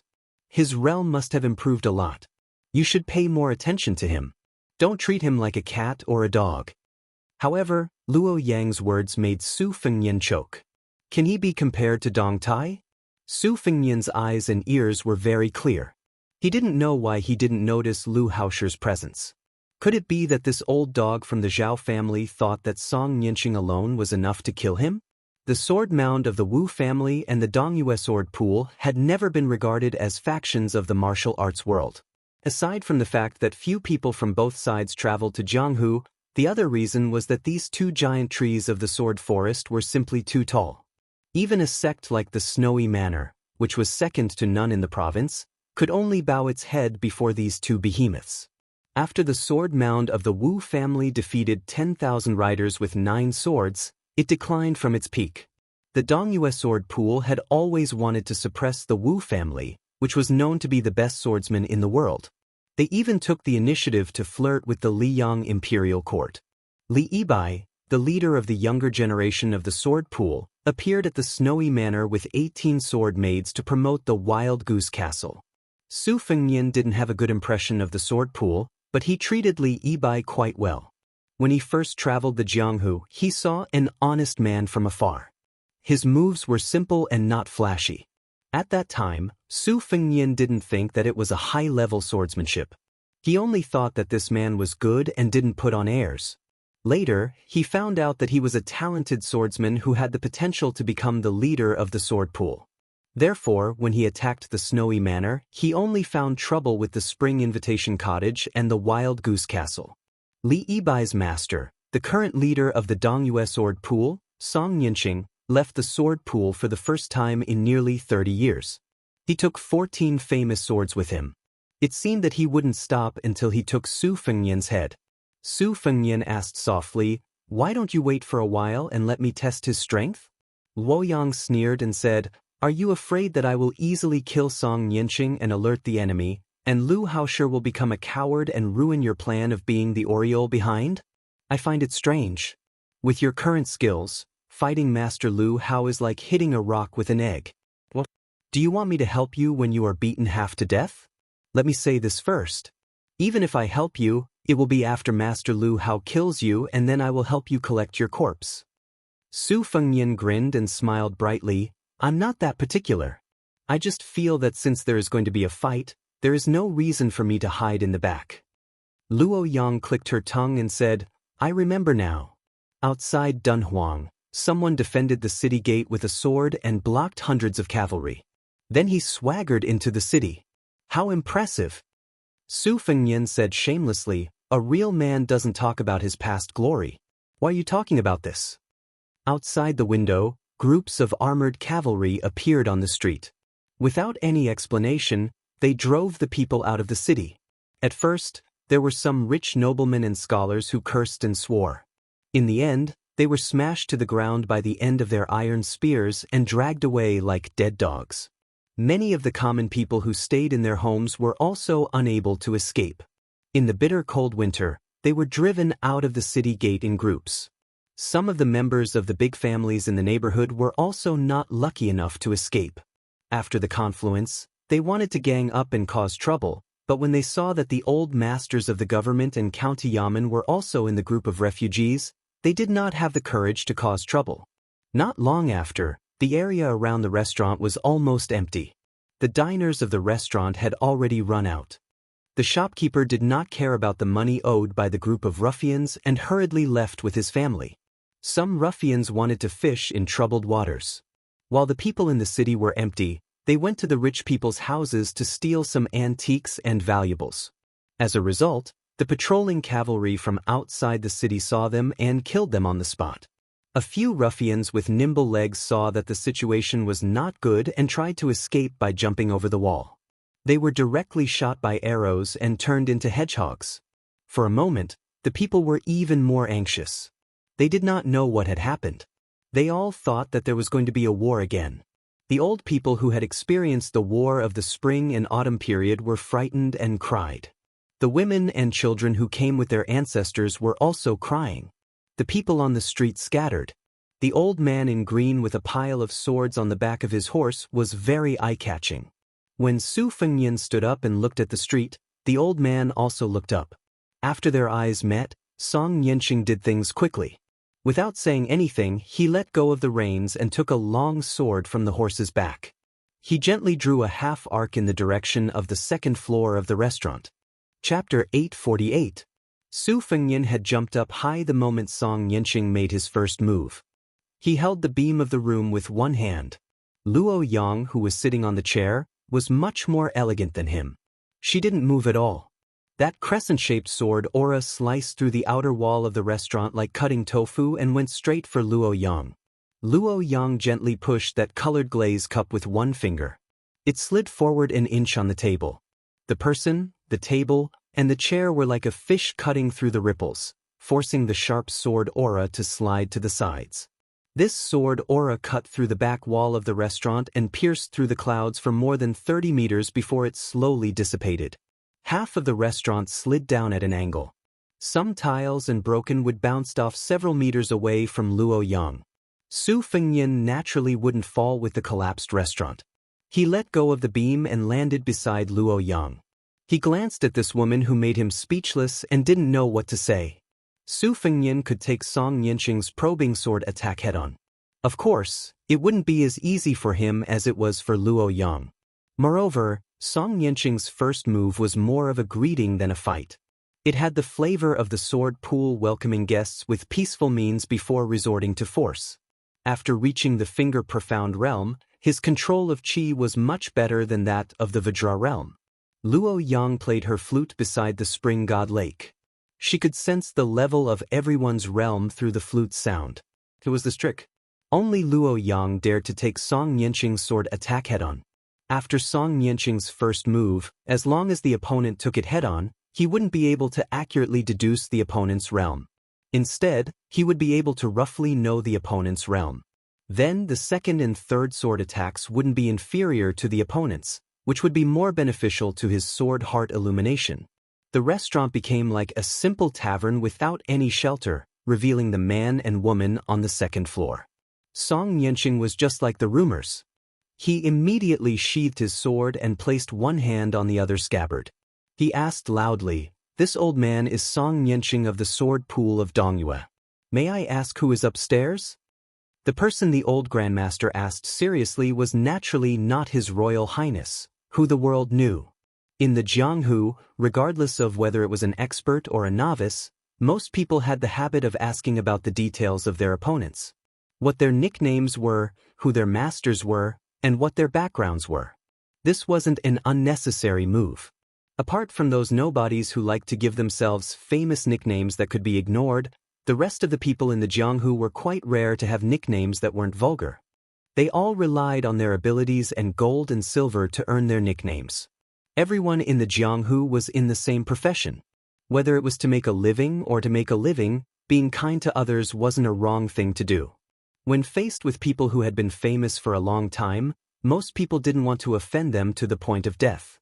Therefore, many people in the Jianghu who didn't know when to back down would often be able to turn hostility into friendship after a word of disagreement. In fact, they didn't even fight, but they still glorified it as no discord, no concord. Those who were popular in the Jianghu were definitely old foxes who were good at making friends from both sides. Even if the hotheads had good cultivation, they didn't understand the principle of not looking at the monk's face and would often suffer many unnecessary losses. Many Jianghu people who had a bright future were stubborn. They didn't know when to advance or retreat after provoking rich and powerful enemies, and in the end, they didn't even know how they died. Song Yanqing, who was one of the top swordsmen in the world's sword forest, was no exception. That young woman in white really shocked him. Since when did Li Yang have such a woman who hid her strength so well? Su Fengyan coldly snorted and said, "She's my friend. What's wrong?" Luo Yang glanced at Su Fengyan from the corner of her eyes. How could she not know this guy's little scheme? If she bluntly revealed her identity, she was afraid that no matter how conceited Song Yanqing was, he would have to think twice. Then this guy's wishful thinking might not be successful. Su Fengyan was still singing a one-man show. Surnamed Song, if you have the ability, then try to climb the tower. Don't try to worm your way into being friends with us. In the past, you carried 12 swords to Wu Wu City, but didn't you come back empty-handed? So what if you have 2 more swords today? If you have the ability, then use all 14 swords. I'll say it right here, we'll take all of them. Luo Yang calmly asked, "Aren't you bored? Aren't you ashamed?" Su Fengyan turned his head and laughed in a low voice. It's not easy to get the thigh of the number 1 person of the evil path. Let me show it off. Su Fengyan's frivolous words didn't anger Song Yanqing. His state of mind was as calm as an ancient well, and he didn't respond to Su Fengyan. He just lightly patted the scabbard. This time, he didn't hold the sword in his hand, but instead rode it 20 feet away from his hand. The sword's aura was much stronger than the first sword. The tip of the sword was slightly raised, and it swept towards Su Fengyan on the second floor. Luo Yang stood up. She obviously wasn't in the mood to wait for the dozen or so swords. She jumped down from the restaurant and brushed past the flying sword. Then, she held the hilt with one hand. The long sword vibrated incessantly, and the sound could be heard all over the city. Song Yanqing grasped the third sword hanging on the horse's back. He didn't panic because Luo Yang had caught his unsheathed sword. Instead, he smiled knowingly. This sword was called Hoary Head. People of the world couldn't escape the fate of separation when they turned white. When the sword and the sword's aura were unsheathed, they were separated. Breaking one of them wouldn't affect the overall situation. Song Nianqing's second sword was originally pointed at Su Fengnian, but the sword's aura was drawn towards the beautiful and valiant woman in white. Moreover, the white sword didn't differentiate between the two. As long as Su Fengnian hastily attacked, any impact and qi he exerted on the long sword could be transferred to the sword's aura. This was the essence of the hoary head sword. If one was the first to sense the sword's aura and block it, the same principle would apply. Luo Yang suddenly clenched her 5 fingers, and the long sword in her hand suddenly stopped wailing. The perfect sword embryo was broken, but her means were swift and fierce. It was tantamount to adding fuel to the fire for the sword's aura lurking in the dark. Su Fengnian didn't realize the mystery until the sword's aura suddenly approached. He cursed. It wasn't clear whether he was cursing Song Nianqing for being treacherous or blaming Luo Yang for deliberately tricking him. 8 flying swords came out of her sleeve like a thunder pool. The woman who tricked Su Fengnian secretly raised the corner of her mouth. She held the long sword that had completely lost its spirit upside down, landed lightly on the ground, and ran towards Song Nianqing. The sword's aura in her hand soared to more than 10 feet. It was as thick as the mouth of a bowl and like the tail of a comet. It was domineering. Song Nianqing was shocked. He was only holding the sword in his right hand, but he immediately added a sword to his hand. Luo Yang, who was holding the long sword upside down, released the hilt and threw the long sword and the sword's aura at Song Nianqing. In fact, it was more like a smash. Chapter 849. The sword and sword qi were like a painter splashing ink onto the ground. The sword qi was so strong that before Song Nianqing's second sword could get close, it had already been crushed into powder. Song Nianqing did not retreat but advanced instead. His feet were only a few inches off the ground, and he advanced more than 10 feet. When he stopped, he twisted his toes, and the new pair of plain green cloth shoes slid on the ground, kicking up a cloud of dirt. His left hand held the sword behind his back, and his right hand held the sword in front of his chest. He then pointed downwards, and the tip of the sword went from downwards to upwards, pressing against the bottom of the sword qi. The sword in Song Nianqing's hand gradually bent, and bit by bit, he changed into the collapsing sword style. The tip of the sword was not higher than his head, and with a light shout he actually flicked the condensed sword force over his head, landing on the street and creating a bottomless pit. The sword pool sect master's sword did not straighten, and maintained a slightly bent collapsing sword style. He let go of the sword, and before the sword fell, the tip of his left hand collided with the middle of the sword that was hovering in the air. There was a clang, like the sudden sound of a temple's morning bell, melodious and loud. Luo Yang moved forward at a moderate pace, and with a casual wave of her arm, she blocked the sword qi that came from the collision of the swords. Song Nianqing quickly changed from a straight collision to a horizontal one, and the second sound was like the evening drum, extremely dull. Striking the morning bell, striking the night drum, the sound of the drum kills, the bell absorbs the soul. Song Nianqing had secretly entered the Jianghu 20 years ago, and when he was traveling he stayed in a nameless ancient temple and learned it after hearing the morning bell and evening drum. Song Nianqing repeated the boring collision without stopping, and in an instant he had struck it 108 times. Luo Yang continued to move forward, and in the end, she was even stingy with raising her hand. There were continuous explosions in front of her, and everywhere she passed, the sound of the bell, drum, and sword would destroy everything. The original meaning was to sound the drum and listen to the sound, and to return quickly, and not violate the rules. But since Luo Yang could kill her way through Beimeng alone twice, what was a small noise of the bell, drum, and sword qi? Song Nianqing's 2 swords finally couldn't withstand the force of the collision. The 2 swords broke and fell to the ground. Song Nianqing didn't turn back to retrieve the swords from the horse's back. Instead, he formed a sword seal that resembled both Buddha and Tao. Riding the swords out of their sheaths, the 3 swords left their sheaths one after the other, leaped up from the horseback, like a long rainbow falling on top of Luo Yang's head. Song Nianqing's hair and beard stood on end. His green robe fluttered violently, and his feet sank a foot into the ground. Luo Yang was simply arrogant to the point of being unreasonable. With her hands behind her back, she stomped on the ground, shattering the bluestone slabs and sending the gravel flying. It was exactly the same as the first battle with Dong Tai in Dunhuang City. However, at that time, she stomped on the ground, shaking up thousands of raindrops to form 1,000 white swords. Every time a sword pierced towards her, it would be deflected by a stone a few feet away. In the 30 steps that Luo Yang had taken, the 3 swords had already returned without any results more than 60 times. The tips of the swords had long been broken, and the distance between her and Song Nianqing had shortened to less than 10 feet. Song Nianqing pressed his hands down, and the 3 swords that were half of their original length pierced towards Luo Yang at the same time, making a final struggle.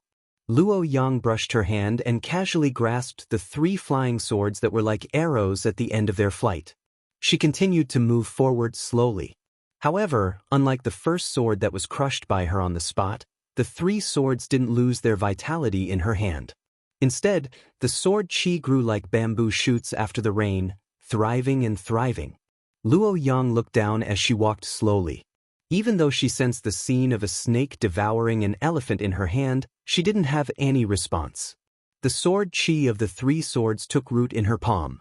Song Nianqing squinted his eyes and snapped his fingers. That old horse was familiar with its owner's habits.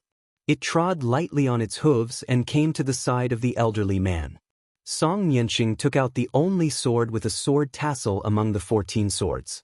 The sword's body was as clear as a mirror, which was why it was named Zhao Dan. Back when he ascended Marshal the Arch City with the 12 swords, Song Nianqing was just a rookie of the sword forest that had just entered the pugilistic world. Wang Xianji was already recognized as the world's #1. However, when did Song Nianqing take a step back? The Zhao Dan in his hand was the first sword that Song Nianqing had personally forged after going into seclusion. Every swordsman was a swordsmith. They had to forge their own swords in the sword furnace. Although the sword pool had millions of swords, they were only used to remember the ancestors. Ever since Song Nianqing, the sword pool didn't allow any of the sect's juniors to revere the past and belittle the present. This was why many visitors to the sword Dao all sighed that the sword pool no longer has any ancient swords. With the Zhao Dan in his hand, Song Nianqing's heroic spirit was overflowing. His sword heart was even clearer. The white-clothed woman walked forward step by step. It seemed like she didn't take the initiative to make a move. She was forced by the situation. However, Song Nianqing wasn't relaxed. She didn't stop at each step. The more leisurely she walked, the greater the disturbance it caused to Song Nianqing's mental state. Song Nianqing didn't take any other swords and only took the Zhao Dan. Wasn't this a sign that he valued that woman? Chapter 850. While Song Nianqing was accumulating his power, he looked at the woman of unknown origin. The previous 3 swords were named Time, Place, and People. They were specially designed to deal with Xian Qi and even celestial state masters. They could forcibly absorb Qi and become stronger when faced with a strong opponent. Every time Song Nianqing comprehended a move, he would forge a new sword. He had been diligent in forging and nurturing swords all these years. He had poured a lot of effort into each of the 14 swords, complemented by original sword moves. They were all worthy of being called new swords. They were truly unprecedented. If an opponent of the same state underestimated him, he would definitely suffer a great loss. Song Nianqing had originally hoped to nurture 20 swords in his life and leave the final battle to Dong Tai or Wang Xianji. However, he could not disobey the emperor's order. He had to break out of seclusion and wander the Jianghu in a green robe with swords. However, he did not think that the crown prince of Bailiang could bear the 14 swords. Song Nianqing suddenly widened his eyes. Time, place, and people. What's the harm in giving them all to you? The woman in white sneered. Her qi poured into the 3 swords like a flood. The purple, yellow, and white sword qi, as thick as an arm, circled wildly in her palms. The 3 swords suddenly cried out. It was a happy thing for a hungry man to eat his fill. However, if he died from eating too much, it would be a tragedy. The 3 shockingly chaotic sword qis instantly vanished into thin air. Song Nianqing exclaimed, "What a celestial state! Good, good, good." The two were only 70 or 80 feet apart. Instead of being angry, the sword pool sect master smiled. He closed his eyes and gently touched the sword of courage in front of his chest with 2 fingers. He muttered to himself, "Old brother, the 7 swords who walked in front of you didn't die in vain." Luo Yang clapped her hands and laughed. "Dongyue sword pool has hundreds of years of history and this is all you've got?" Song Nianxing did not open his eyes. He smiled and said, "Watch me carry the lamp to see the world." The old man in a green robe handed out his sword. The next scene was not shocking. In the eyes of outsiders, it would only be funny. It was like a child who had just started to practice swordsmanship. He could barely lift the heavy sword in his hand and staggered around. His steps were messy and the momentum of his sword was distorted. Although his figure and sword moves were chaotic, his speed was extremely fast. In the blink of an eye, the distance of 70 to 80 feet had been reduced to a distance of 2 sword moves. When people practice swordsmanship, their seniors and great teachers would always advise them not to be controlled by the sword. That kind of swordsmanship would never amount to anything. Song Nianxing, who could be counted as one of the few great grandmasters in the way of the sword, did the opposite. He moved with his sword. There was no majestic sword aura that surged like a bull, nor was there a vast and righteous sword will. Just like that, he arrived in front of Luo Yang. Luo Yang frowned and shot out a palm. Under the influence of the sword of Zhao Dan, Song Nianxing actually dodged Luo Yang's palm. The tip of his sword was aimed at her shoulder. For the first time, Luo Yang left the central axis of the street. She took a step sideways and pinched the tip of the sword of Zhao Dan with 2 fingers. Before Luo Yang could exert her strength, the tip of the sword twisted. Song Nianxing's body spun and a splendid sword flower blossomed. Luo Yang flicked her finger. Song Nianxing withdrew his sword and turned half a circle to attack Luo Yang's back. This time, Luo Yang did not attack. Her feet did not move and her body fell backward. The sword had clearly missed, but the sword chi exploded like a firecracker where Luo Yang fell. Luo Yang's feet were still on the ground, but she turned her body to the left and barely dodged the sword chi. However, Song Nianxing did not show mercy. His long sword continued to entangle endlessly. For a moment, the sword chi around the two of them was like a cloud. It was too much for the eyes to take in. Luo Yang finally took a step forward. The sword chi of Zhao Dan in Song Nianxing's hand also began to show its magnificence. The ground of the street and the buildings on both sides of the street were smashed into pieces. Dust rose everywhere. Luo Yang walked and stopped, allowing the majestic sword chi to wreak havoc. She smiled and said, "It seems to be traceless, but in fact, it follows the winding of the world's dragon veins. It can be said that I have touched the threshold of the celestial state." The two of them resumed Luo Yang's position in the south of the northern Song dynasty. The demoness in white who disturbed the Jianghu of Beimang and Liang held the sword to her neck tightly. Song Nianxing suddenly opened his eyes and shouted angrily. He took a step forward and pushed the tip of the sword 3 feet forward. Luo Yang calmly took a small step back. The tip of the sword was less than 2 feet away from her neck. The abundant upstanding chi that came out of the sword messed up 2 strands of hair on her temples. Her sleeves fluttered as she held the sword. Luo Yang, who was not flustered at all, ignored the blood flowing from her palm. She looked straight at Song Nianxing and said with a smile, "Where did you get so many celestial state fingers? Get out." Luo Yang held the sword edge tightly and pushed it back. Song Nianxing, who refused to give up the sword, was hit in the heart by the sword hilt. Luo Yang seemed to be angry at his indiscretion and kicked the old man in green in the chest. The cloth shoes were worn thin by the ground. Song Nianxing, whose feet were off the ground, was almost at the same level with the sword. He pushed the tip of the sword 2 feet away from the woman in white's neck. "I gave you an inch and you wanted a mile." Luo Yang actually moved the tip of the sword 1 foot closer to her neck. She sneered and then slapped down with her palm. She directly broke the long sword with her palm. Since the sword was broken, Song Nianxing had to retreat. Luo Yang did not bother to beat a drowning dog. She casually threw away the broken sword and let Song Nianxing rush back to the old horse with the sword. Song Nianxing was hit in the heart by the sword hilt and kicked. Blood oozed from the corner of his mouth. He tried to calm down. The old man's face was full of disbelief. If he was fighting against Wang Xianji, the number one in the world, he would be in such a sorry state. But how could an unknown young woman in Jianghu be so domineering? Or was it because he was too ignorant?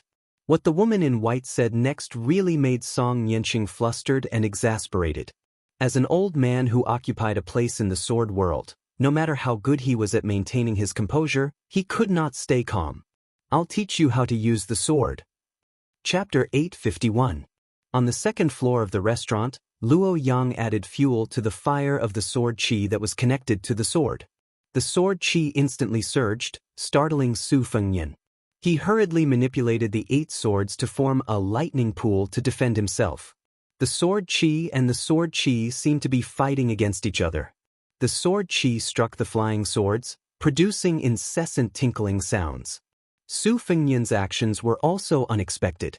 He was not in a hurry to destroy the sword qi. Instead, he fought and retreated. He moved around on the second floor, chipping away at the sword qi bit by bit until the sword qi was completely eliminated. After that, Luo Yang went downstairs and pressed on. Song Yanqing could not care less about the person upstairs. The 2 swords of morning bell and evening drum, followed by the 3 swords of favorable timing, favorable location, and favorable person, followed by the sword illuminating courage, totaling 8 swords. They were all worthy of being called new swords. Especially the 3 swords that stole the celestial phenomenon realm and the sword illuminating courage that followed. They were all eye-opening to Su Fengyan. Putting aside the unconventional flying swordsmanship, Su Fengyan's swordsmanship could barely be considered to have reached a higher level. However, he had a good eye. Song Yanqing of the sword pool handed over sword after sword according to the prescribed order.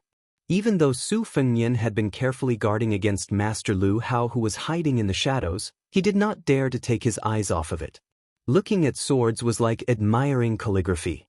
A layman might only think that the calligraphy was written with dragon and snake strokes, but if it was him holding the brush, he would not be able to grasp the essence of calligraphy. This was why most people in Jianghu wanted to be guided by a master. Su Fengyan was like a spectator who often watched calligraphy. Some of the calligraphy that entered his eyes were graceful and charming, some were clear and vigorous, some had a solemn atmosphere. However, they all happened to be pleasing to him. Su Fengyan had an arrogant thought that no one knew about. He hoped that one day he could forge a furnace and form a sword altar and a large peak. There were not many trees on the peak, but they must all reach the sky. Su Fengyan glanced at old Ma, who was carrying a sword on his back on the street. He wondered if Song Yanqing's remaining 6 moves could cross Xianji and reach celestial phenomenon. If he stayed at Xianji, it would be impossible for him to hurt Luo Yang. Luo Yang was not a member of the 3 sections. She was a real martial artist. Like Wang Xianji, she was extremely domineering. She had fought Tuoba Bodhisattva, Deng Tea, and Hong Jingyan, who were the top 5 experts in the new martial arts ranking. She had even pulled Hong Jingyan down from the 4th position and replaced him. Against such a flawless demoness, even Celestial Phenomenon Sword would not have a 50% chance of winning, let alone Xianji. After a short moment of anger, Song Yanqing sighed and said, "This old man has poor eyesight and has been in seclusion all year round. I didn't expect to become a frog at the bottom of the well. Only now did I remember that there was a woman in white blocking useless monk by the green crossing river. I finally guessed your identity. I don't know if it's too late."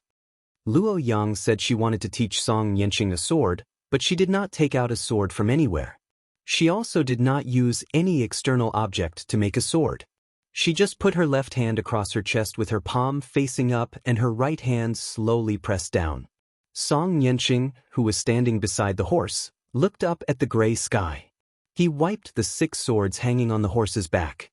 The swords were not out of their sheaths. 3 swords pointed to the ground while the other 3 hung in the air. They fell randomly in all directions, looking messy. Song Yanqing muttered to himself, "This old man has been holding a sword all his life. He only saw it as a troublesome matter to pass on the incense.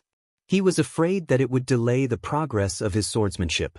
40 years ago, He had a hint of enlightenment and almost achieved the sword of celestial sword. 20 years ago, by chance, I was watching the sea of clouds rise and fall in a blessed place. A red sun rose from the east, as if it had suddenly jumped into the world. I was touched again, but I still gave up on that sword. Since then, he went into seclusion. He only wanted to progress step by step. He wanted to enter celestial phenomenon before becoming a celestial immortal. Gradually, he learned that this old man was born in the sword pool. The first sword he chose was a peerless sword. The first sword manual he received was a top-notch secret manual. The first time he cultivated his inner strength was also a peerless heart mantra. The master who taught me swordsmanship was a grand master of swordsmanship. Everything went smoothly for him, but his swordsmanship cultivation was left far behind by some people who came from the countryside. Only then did he know that everything would cry out when there was injustice. This old man did not have any injustice in his heart, so how could he resonate with heaven and earth? Luo Yang did not care about Song Yanqing's enlightenment, nor did she care about the 6 swords standing between heaven and earth. Her palms seemed to be pressed together, but there was still a gap. A vision of heaven and earth. Su Fengyan sucked in a breath of cold air. The highest point in the city was the bell tower of a Taoist temple. The sharp eaves of the tower seemed to be pressed down by an invisible celestial being and snapped. Immediately after, the bell tower collapsed in an unusually smooth manner. The 1,000-year-old tower in the city, second only to the bell tower of the Taoist temple, also began to collapse. All the taller buildings in the city began to collapse together, showing a scene of being cut down by a knife. The huge city was like a piece of tofu on a chopping board, easily cut by a knife. The more it was cut, the thinner it became. In the blink of an eye, Su Fengyan did not dare to stay on the second floor. He floated to the ground, only to hear the ear-piercing noise of thousands of kilograms of gravity crushing wood and stone. Su Fengyan gently stamped his foot and then laughed bitterly. Not only was the heavens moving down, but the ground was also restless. It was like a great Buddha overlooking heaven and earth with its palms pressed together. There was nowhere to hide. Heaven and earth were in harmony, leaving only a line. This line was Luo Yang's sword. Song Yanqing's expression was grave. The 3 swords in the air pierced upwards, while the 3 swords on the ground penetrated downwards. Clearly, he was doing his best to assume a mighty posture of indomitable spirit. This line between heaven and earth was still 3 zhang high. Needless to say, the high walls of the city had long been completely destroyed. The elite cavalry that had been transferred from outside the city to clear out the city had really hit the mark by a stroke of luck. If not for their foresight, under the might of Luo Yang's mighty sword, the nearly 10,000 corpses would have been nailed to the ground. The more the situation was settled, the more Su Fengyan did not forget that Lu Haosher, Murong Longshui, and Spiderweb Moth were still hidden in the city. Murong Longshui and the old man were indeed in the city, and they were not far from here. They were 3 streets away. Murong Longshui was sitting on the wall of a low alley. He had gotten a pot of wine from somewhere and was sitting cross-legged on it. He used his robe to wrap it up and eat. Old Moth stood in the middle of the alley and did the same action as Su Fengyan. He stomped hard and the entire alley's bluestone slabs cracked.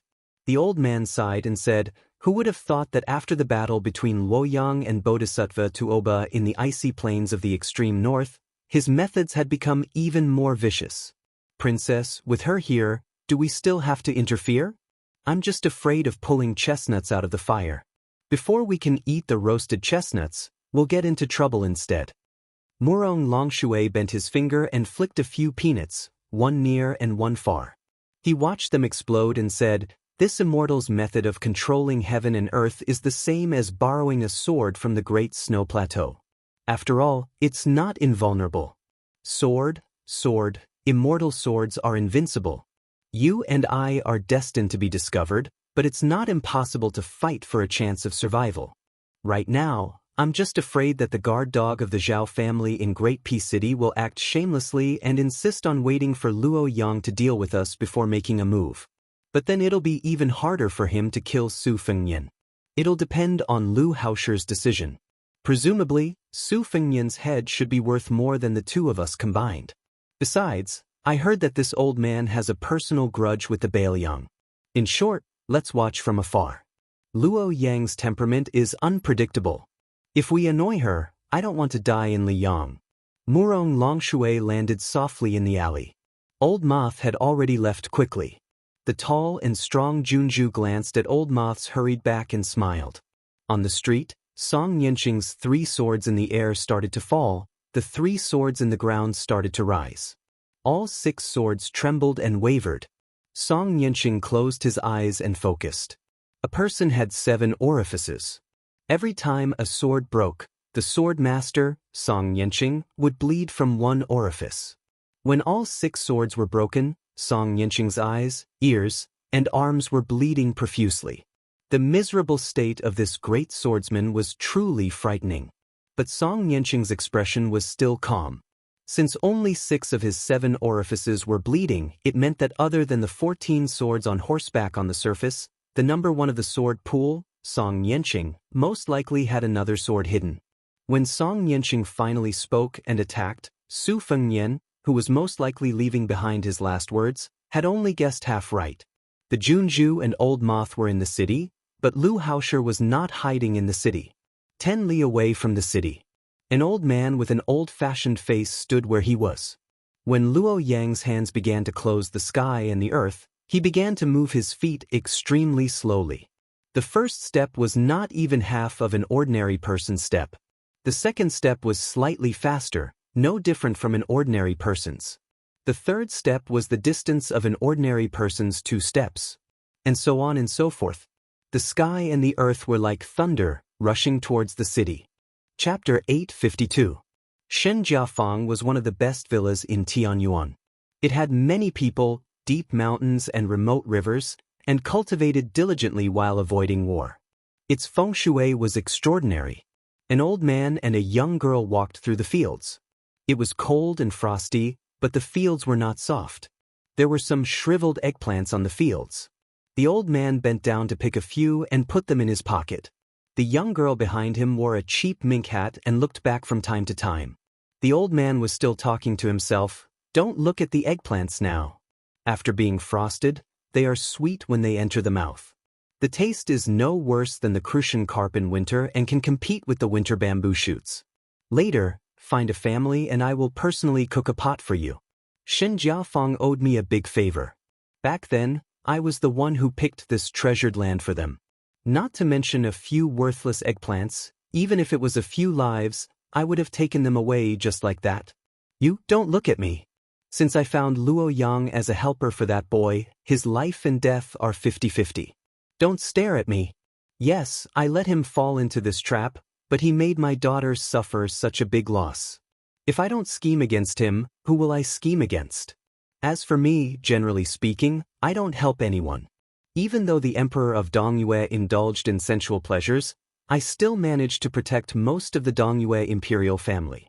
The last emperor of southern Tang worked hard to govern the country and had great talent and vision. He could be considered a wise ruler. But now, everyone in southern Tang has the surname Hong. According to the logic that people of the present age like to talk about, the shady business that I did was completely unreasonable. When I asked you to assassinate that boy, I told you that he was unlucky and would die sooner or later. Rather than dying on a woman's belly or in the hands of others, it would be better to die in your hands. At least his body would be intact and there would be a place to be buried. Compared to the thousands of lonely souls and wild ghosts, how could it be worse? It would have been better if the old man didn't say anything. Once he said these principles that were drier than eggplants, the young girl simply stopped walking. She carried the sunflower and looked at the city dozens of miles away. The old man was embarrassed and reached out to grab a handful of sunflower seeds. The young girl twisted her body in a fit of pique and spun around with the withered sunflower, not letting him have his way. The old man was surprised and squinted his eyes. He saw that the city in the distance was swaying in the wind and rain. His sea of chi rumbled and fell, as if heaven and earth were squeezing a line. He sighed and rubbed his daughter's mink hat and whispered, "It is the heartless people are the most infatuated." The old man didn't get any response. Fortunately, he was already used to it. He weighed the eggplants in his pocket and found that it wasn't enough for lunch, so he picked a few more. Only then did he talk to himself. If the 20 to 30,000 people in the city can't be dispersed in time, Luo Yang's move will incur the wrath of heaven and the wrath of men. The people of the three religions and Longhu Mountain can't even fend for themselves. But according to Li Xiaoxin's temperament of the two Zen temples, he will definitely make a move. Before entering first pin, especially below second pin, there is a simple way to break through the armor. One punch will break through the armor, and one sword will pierce through the armor. It is clear at a glance. But after entering second pin, especially after first pin, there is no such thing as this method is too inflexible. People are alive. Dong Tai's sword can be said to be the pinnacle of swordsmanship. It can easily break through thousands of armors. However, if the person wearing the armor knows martial arts, the power will be greatly reduced. If Wang Xianji wears the armor, even Dong Tai can't easily break through the armor. Could Dong Tai be a beginner in swordsmanship? The sages of the three religions are blessed by heaven. Li Xiaoxin cut the river to send a gift to Dao De sect. If the river water was thrown down, it wouldn't be difficult to drown thousands of Beimang people. But how could it drown a few second-pin martial artists? This is the reason why the sages of the three religions don't enter the martial arts evaluation. If they want to borrow the power of heaven and earth, they have to act according to God's will. Wang Xianji and Tuoba don't need to do that. In the past 200 to 300 years, there are only 3 cases where the sages of the three religions killed more than one person. The first one was when the Wu family broke through 10,000 cavalry with 9 swords. The second one was when Li Chungang broke through 2,600 armors with 1 sword. The last one was when Luo Yang went south not long ago. Not only were the opponents fully equipped with armors, but they were also skilled in martial arts. Especially the latter two, after reaching the celestial state, even if it wasn't as obvious as the sages of the three religions, they would more or less be influenced by fate. Sometimes, killing a nameless pawn would cause more trouble than killing a general. Zhao Go took the lead to send the elite cavalry to drive away the people in the city. This is mostly the idea of Master Lu Hao. An old man who doesn't die is a thief, and a thief is a coward. Master Lu Hao is afraid that Luo Yang will be unscrupulous when she attacks. When the purple thunder strikes, even if Luo Yang bears 70 to 80% of the damage, he will be affected by it. However, he has stayed in the celestial state for too long and is suspected of being a follower of the emperor, so he will still be punished. You should know that the saying that those who don't know are not guilty is most suitable for those in the celestial state. The people of the three religions, because they know too many secrets of heaven that they can't reveal, have their hands tied. Luo Yang's time in the celestial state is relatively short, and she is not a member of the three religions, so she can do whatever she wants. The girl squatted on the ground and silently kneaded the mud. Huang Longshi, who occupied the top 3 ranks of spring and autumn, exhaled a mouthful of fog and said softly, "Those who don't know me ask what I want. Who knows who I am? Sun Ping knows the half-tongue of Great Peace City, but we have different ideals and paths. Li Shan, the poison warrior of Baoyang, knows, but 2 tigers cannot live on one mountain. There is no place for him in Liyang. Nalen Yusi also knows, but he is born the opposite of me. The scholar rules the country, the scholar rules the world, and the scholar brings disaster to the country. These 3 people each have their own desires, and I'm afraid this is the last bright time for the strategists. In the future, we won't be able to see such a scene of our generation of scholars turning the world upside down. In the future, the scholars are all actors in the imperial family." The old man with a full bag of eggplants smiled and said, "The backbones of the scholars of spring and autumn are crooked. I want to straighten them out. The martial artists of spring and autumn use their power to restrict. I want to destroy thousands of secret manuals, put reins on them, and turn wild dogs into domestic dogs. I want to teach the world in the next few hundred years, there won't be any Jianghu green-robed men wielding swords, there won't be any Earth Immortal dynasty traveling to the North Sea and sunset at Kengwu, and there won't be any Taoist ascending to the heavenly gate on a crane." The girl Jia. Huang Longshi suddenly laughed self-mockingly. "In the past, Li Xiaoxin scolded me for thinking that I was righteous even when I farted. He scolded me well. The girl's stomach rumbled with hunger. The old man laughed and took her to the village. The Shen family did not know Huang Longshi's true identity and only thought that he was a mysterious celestial alchemist. In the past, Huang Longshi had pointed out the right path, allowing the Shen family of southern Tang to escape a disaster and leave behind this bloodline. Even the genealogy of the family's lifeblood was written by Huang Longshi himself. When the elders of the imperial family in the village heard that their benefactor had come to visit, they insisted on setting up a feast. However, Huang Longshi did not agree and only borrowed a kitchen and a jar of wine to be alone with his daughter, Jia Jia Jia. The old man personally cooked and fried a carp and a plate of eggplants. The old man did not eat much and only drank a few cups of wine before he became drunk. The room was dim and the candlelight swayed. The old man rested his head on the table with drowsy eyes. When he closed his eyes, his tears were faintly discernible. He murmured softly, "1,000 years of affairs with banana deer, I dream of butterfly dreaming of me?" Chapter 853. The little girl took off her warm mink hat and gently put it on the old man's head. She rested her chin on the table and looked at the sleeping old man, lost in thought. In the city, both sides were in high spirits. The world only left a line to form a sword. Luo Yang, the world's #1 devil, performed an unprecedented sword move in the celestial state. Song Yanqing's ears, eyes, nose, and nose were bleeding, but he kept his mouth shut. In the city, the broken swords were still intact. Under the support of the round sword embryo, 6-sword chi as thick as an adult man's thigh stood between heaven and earth. There was a faint sound of bells and drums, melodious and surging. The line between heaven and earth was like grinding a millstone, and the gap was only the height of a person. Sand and pebbles were flying in the dark, but it still couldn't destroy the 6-sword embryos on the spot. This time, the master of sword pool, who didn't put on airs, only changed into a new pair of plain green cloth shoes. At this time, the soles of the shoes made of many layers of white cloth were mostly worn out, which made Song Yanqing feel a little regretful. In this life, he focused on the sword Dao and never had any romantic feelings. He didn't know why he and the woman who married into sword pool had stopped at treating each other with respect. But for some reason, in the face of a great enemy and on the line of life and death, he remembered the night when he lifted her veil and her shy face under the candlelight.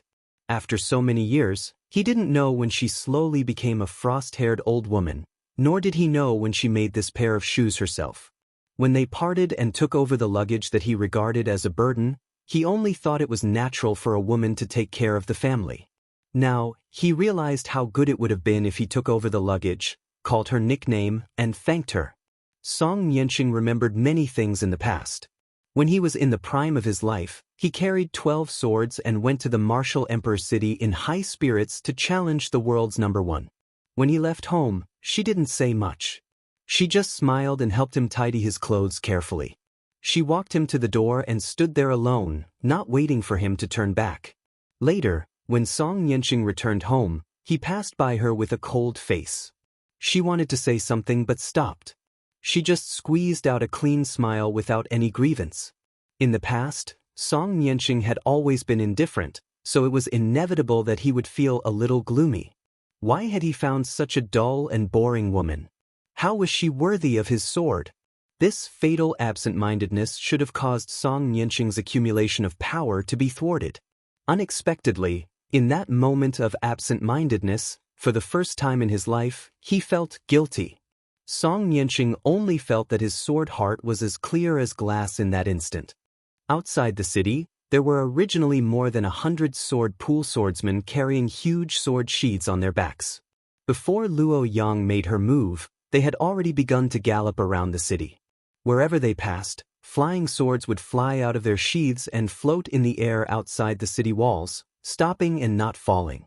Outside the city, there were already nearly 1,000 swords hanging in the air. The sword formation was majestic, the sword momentum vast and mighty. But the swordsmen of Sword Pool who had reined in their horses looked at each other in dismay. Because the swords hanging outside the wall had all fallen to the ground at the same time. Without the guidance of the Qi, the sect master seemed to have given up on the idea of using the sword formation. But this sword formation should be the sect master Song Yanqing's hidden 14th sword. With the sect master's temperament, it was impossible for him to choose to wait for death in the face of a strong enemy. Since the sect master had always regarded Wang Xianji, the martial emperor, as the last opponent in his life, even if he encountered a rare strong opponent in the city, he would not end up like this. For a moment, the swordsmen who had stopped were at a loss and felt a strong sense of crisis. But when the swordsmen of Sword Pool successively perceived the increasing strong sword intent in the city according to their realm, they were pleasantly surprised. Song Yanqing lowered his head and took a deep look at his shoes. He smiled slightly, allowing the 6 wisps of sword chi to vanish in the millstone and the flying wood and rolling stones to hit his face. He gently stepped on the only intact street under his feet and heavily spat out a mouthful of turbid air. Finally, he could not suppress the blood surging in his throat and spat it out in front of him. Soon, it was covered by dust and disappeared. Song Yanqing said softly, "It's time to go to Jianghu for you." Song Yanqing stepped on the ground and began to run wildly. The last sword was also the last time he went to Jianghu. Song Yanqing himself was the sword. Song Yanqing's sword collided with Luo Yang's sword. Song Yanqing's clothes and skin seemed to have been cut into pieces and began to turn into a bloody mess. But this sword Dao Grandmaster did not feel it at all. He laughed heartily and flashed across a green rainbow. He gave up the mighty sword formation of 1,000 swords in exchange for a sword immortal's sword that seemed inexplicable to others. This sword could be said to be invincible in the world. It tore apart Luo Yang's heaven and earth. The world was dark and cloudy. Song Yanqing's sword chi was like a painting of an immortal riding a dragon. Song Yanqing himself could not be seen. Only the sword chi, lightning, clouds, and rain could be seen. Luo Yang, who did not expect Song Yanqing to have such a sword, held her breath and concentrated. Her chi circulated 800 miles in an instant. The 3 mystical powers of the Vajra finger and the mysterious celestial phenomenon fused together. It was obvious that she wanted to prove that Song Yanqing's fatal sword could not seriously injure her. In fact, when the two were still several feet apart, Song Yanqing was already on the verge of death. But the sword chi was still growing and majestic even when he was on the verge of death. Luo Yang pushed out with both hands. Her sleeves were torn and her hair fluttered in the wind. As if she was wrestling with a dragon, her feet kept slipping back. At this critical moment, outside the city, a bolt of lightning exploded into the city. It was so fast that when the lightning entered the city, 2 riders of the sword pool were lifted off the ground and flew into the city. The lightning broke through the wall, but the 2 swordsmen and their horses crashed into the wall that was as tall as a person. With 2 bangs, they turned into 2 pools of blood. They did not have the strength to fight back and died on the spot. Luo Yang turned her head to look to the east with difficulty. There was a trace of unwillingness and anger in her eyes. The lightning, which was well versed in the resonance of heaven and earth and was thus well hidden, arrived in the blink of an eye. Luo Yang did not expect that Song Yanqing would risk his life to use the sword immortal sword. She also did not expect that Lu Haosher would point his spear at her from the beginning, instead of the guy who wanted to kill her in the Liang imperial court. Luo Yang gritted her teeth. The 2 blue and red fish tried their best to reveal a small part of their ethereal body, trying to block Lu Haosher's timely sneak attack. A white shadow rushed to Luo Yang's side almost at the same time as Lu Haosher, forcibly withstanding the full force of the Celestial State's attack. Even if this reckless guy only won a blink of an eye, Lu Haosher had already brushed past Luo Yang and the sword chi. Lu Haosher was furious. After weighing the pros and cons in his heart, he did not chase after the white-clothed devil who had lost the best opportunity to severely injure him. Instead, he rushed toward the little bastard who ruined his good plan. From the center of the city to the west of the city, the back of the figure crashed through many walls. In front of the last wall, Lu Haosher's 5 fingers formed a hook, as if grabbing something from the body of the person, while his other hand punched out, smashing the guy from inside the city to outside the city. With a cold face, Lu Haosher crushed the chi in his hand, which was faintly visible like a lotus swaying in the wind. He sneered, "You overestimate yourself." You dared to ruin this old man's plan of killing two birds with one stone. This old man not only wants you dead, but also wants you to lose everything before you die." The ear-piercing scream of a woman came from inside the city. It was so sad that it made Lu Haosher's heart palpitate for no reason. Chapter 854. There are 2 more chapters for today. A person suddenly broke through the wall and left the city. The swordsmen who had just picked up their swords from the sword pool outside the wall were startled. After recognizing the young man's unfamiliar face, they felt relieved. At first, they thought it was the top 3 swordsmen in the world who had been beaten out of the city. This time, they had left the sword pool in full force. A small group had followed Li Yibai to the Swift Snow Mountain Villa, while a large group of elites had followed the sect master on a secret mission. When they got close to the city, they took turns to pass a portrait. The sect master's order was simple and comprehensive. If they saw the person in the portrait, they would be killed without mercy. The nearby swordsmen on horseback also quickly gathered around. As the sword sect's unique sword-flicking mystic skill sounded, more and more swordsmen rushed over. The person in the portrait seemed to be seriously injured. After struggling for a while, he still could not stand up and sat on the ground. His face was haggard and his complexion was obscure. It was obvious that he had fallen into a miserable state where his soul, essence, chi and spirit were violently fluctuating. He did not pay attention to the swordsman of Sword Pool who had shrunk the encirclement. He clenched his fists and stared at the old man in embroidered clothes on the other side of the hole in the city wall. He had lived a comfortable life in the most virtuous city in the world all year round and held a high position. The old man's aura was strong. The difference between the aura inside and outside the city was obvious. In the dim light, Master Lu Hao, who was not inferior to the young man in the north, slowly walked out, making the people of Sword Pool feel suffocated. Only a few people with the best cultivation of swordsmanship managed to stop their mounts from retreating. Most of the swordsmen involuntarily followed their horses and retreated. Master Lu Hao sneered in his heart. This kid had been shrewd and sneaky for more than 20 years. He even managed to leave the Great Peace City alive. He did not expect that he would get carried away, and in the end, he could only seek his own death.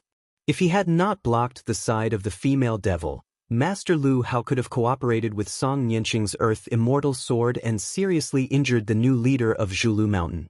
If this kid had been smarter, he would have fled the city earlier and allowed Luo Yang to hold him and Song Nianqing back.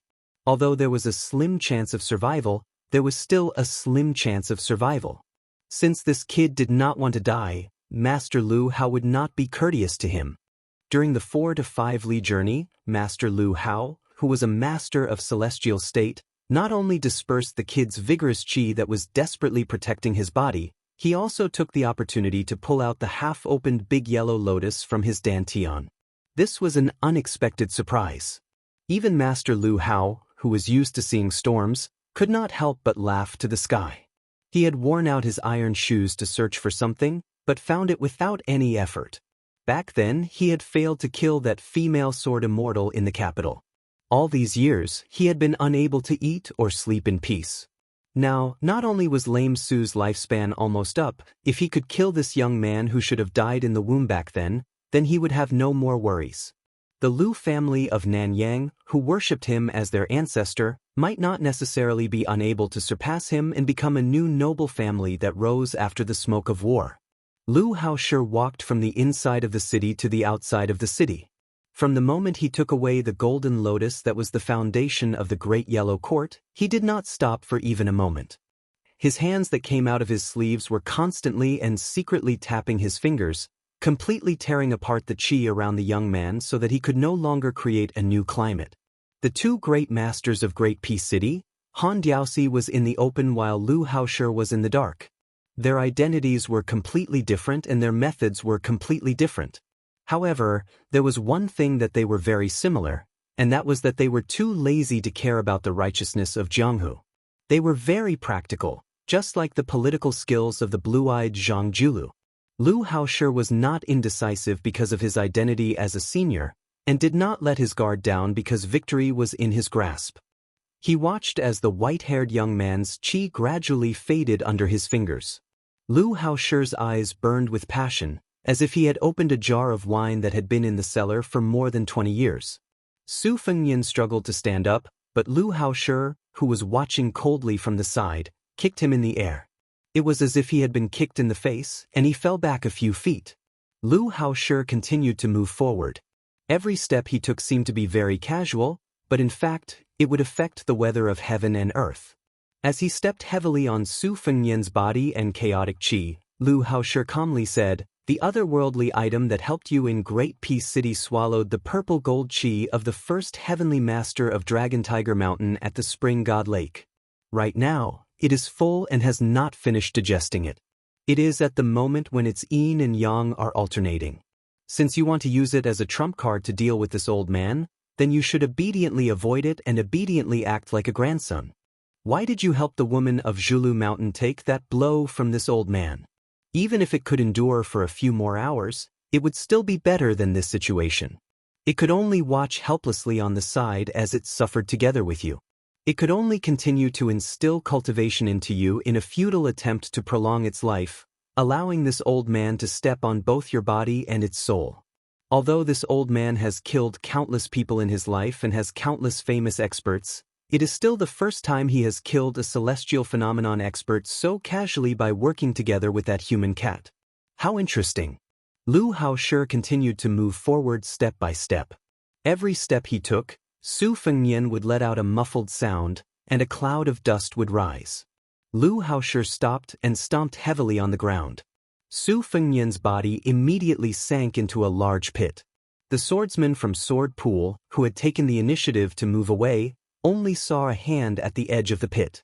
It was covered in blood, and it was unwillingly reaching out inch by inch. Lu Haoshi, who was cautious by nature, sent a secret message to Shermu. He smiled and said, "I heard that you, the Crown Prince of Beiliang, rushed to Beimang alone. Along the way, you killed many people, including Xie Ling and Diwu Raccoon. When you returned to Liang, during the assassination at Iron Gate, which affected the situation in the capital, even Yang Taisui was killed by you. You must be very smart, but how could you, with such a smart brain, take the initiative to be kicked by a donkey? For a she-devil of Beimang, who has no relatives or friends, you even gave up the hereditary position of the king of Beiliang? You don't even want the 300,000 iron cavalry of Beiliang?" Lu Haoshi twisted the tip of his foot, and blood splashed out of the hand that reached out of the pit. The old celestial phenomenon expert sneered and asked the third question in a sinister tone. "You don't even want to avenge your mother?" Chapter 855.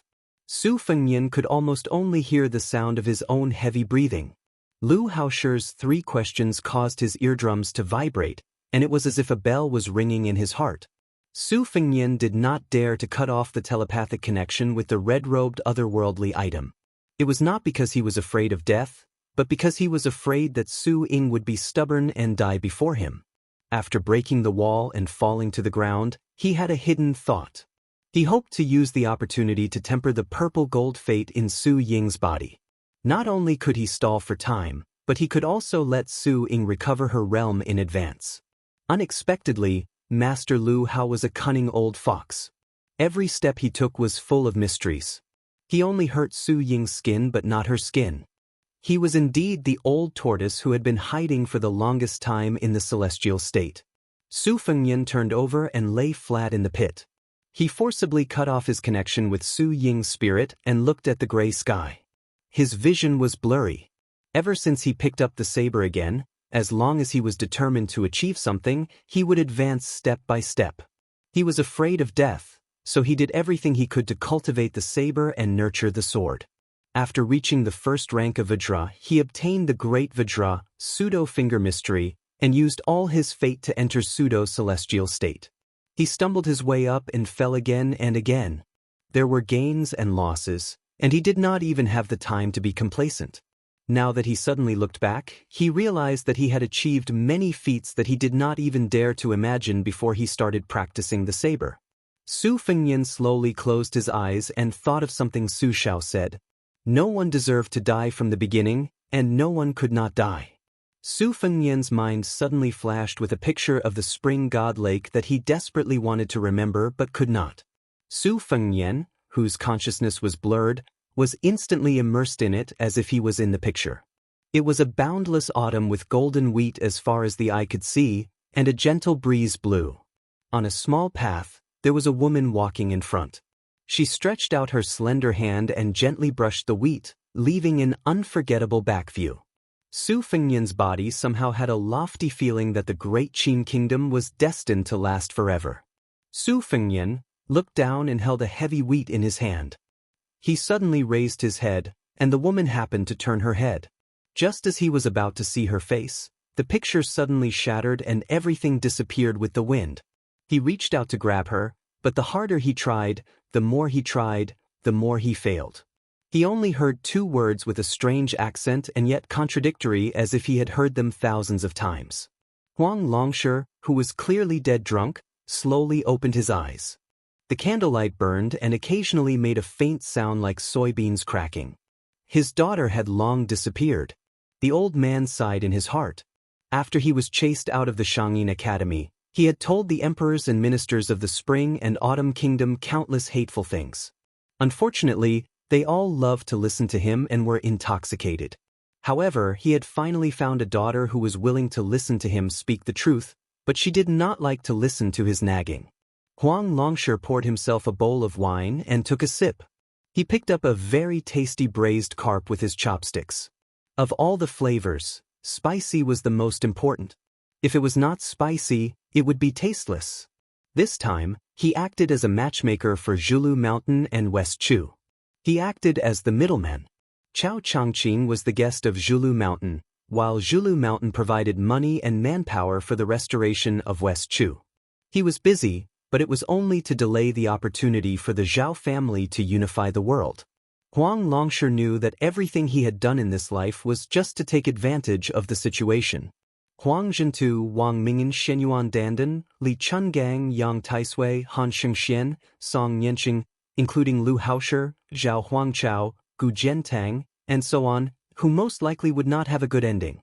Counting with one's fingers, the older generation of Liang Jianghu seemed to have all died in one night. After the peace of the Central Plains, Huang Longshi transferred the fate of the world to Jianghu. The boiling water seemed lively, but it was nothing more than pulling up seedlings to help them grow and draining the pond to catch fish. The imperial examinations flourished. The imperial court, which revered only Confucianism, became more and more disciplined. The Jianghu, which was struggling at death's door, became more and more silent. The common people were at peace. Huang Longshi grabbed the mink hat from his head and glanced at the sunflower on the table. He smiled bitterly and said, "Daughter, why are you joining in the fun? I was still thinking that there was someone left who could clean my grave for me in the future." A young girl ran out of Xinjiafeng, her raven hair slanted.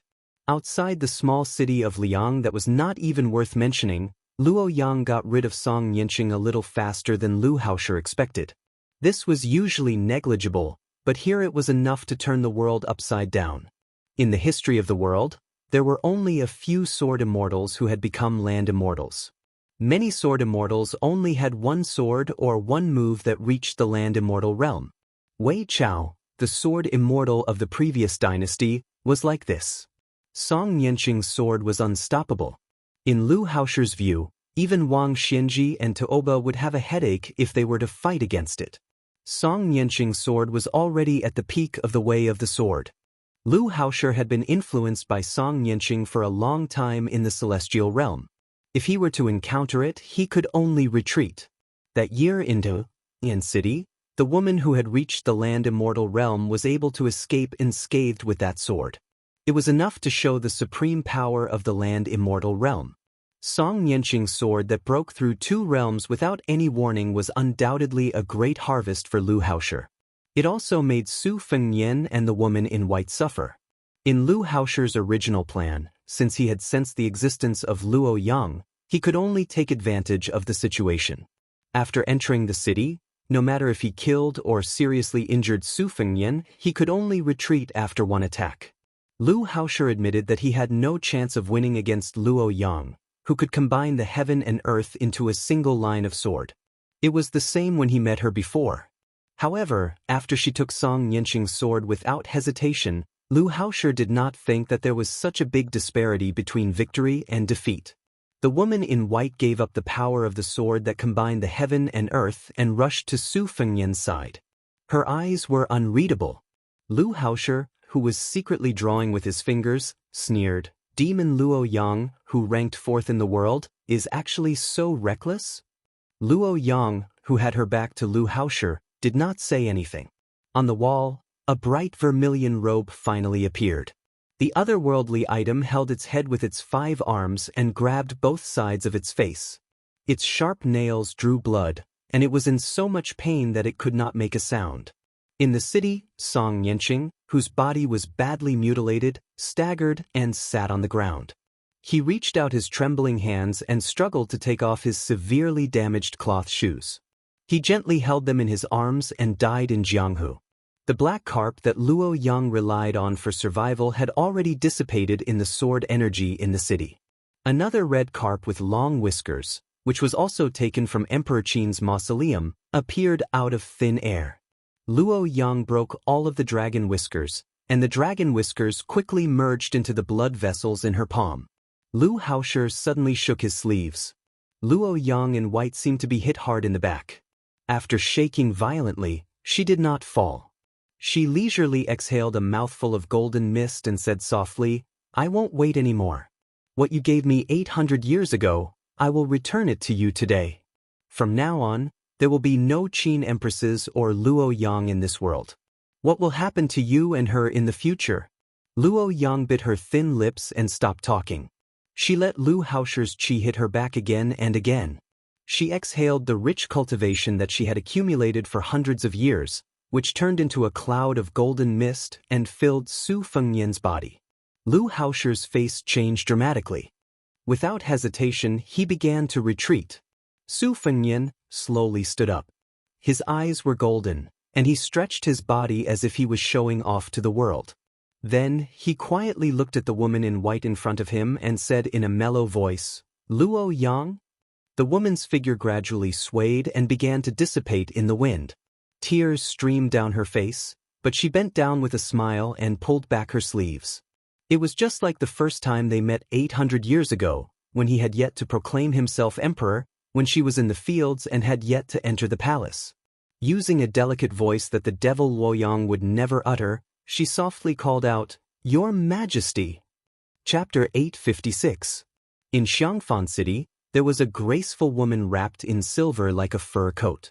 It was hard to imagine that 20 years ago it was a ghost city filled with a gloomy aura. She looked like a widow from a poor family who married into a rich family and suddenly changed her appearance. There was no trace of poverty, only the splendor of jewelry. A carriage slowly moved through a quiet and deep narrow alley. The horse's hooves clattered against the limestone floor, creating a series of crisp sounds. The coachman was a beautiful woman. She was called Apricot Flower in the Prince of Jing'an's estate. Everyone knew that she was young Master Lu's personal maidservant. As that blind young Master Lu's position in Xiangfan became more and more stable, her status also rose along with it. Even the head steward of the Prince of Jing'an's estate had to squeeze out a smile when he saw her. He was afraid that she might blow a pillow wind at young Master Lu's side. As for whether she really had intimate relations with young Master Lu, only the heavens knew. Who in the Prince of Jing'an's estate didn't know that young Master Lu was the #1 favorite of the young vassal king? Xinghua, a man of sacrifice whose real name was Lu Lingbao, carefully pulled up the curtain. Lu Su walked out of the carriage and pushed the door to the private courtyard. Xinghua could only wait outside the courtyard and did not dare to look at the courtyard door. There were 2 small courtyards. Originally, there were 2 begonia plants in the courtyard. However, begonia plants could not withstand the sunlight. The courtyard was dark and did not absorb the sunlight. One of them had already died. Lu Su went straight to the main room. Before he went up the stairs, he stopped. A woman who was guarding the door was frowning. When she saw Lu Su, she was first surprised and then happy. She quickly walked down the stairs and kept a good distance from him. She said respectfully and softly, "Greetings, young Master Su." Lu Xuan smiled lightly and bowed his head slightly. He did not lack etiquette. Although he disliked this woman of unknown origin and never hid it in front of the young lord, he would not make an enemy out of her if he had to deal with her. There was a sound of porcelain smashing on the ground. Lu Su looked up at the main room and frowned. Since Jinwu the Great stepped on the boat at the Spring Lake, the king of Jing returned to Xiangfan City in a daze. He had not shown up for many days.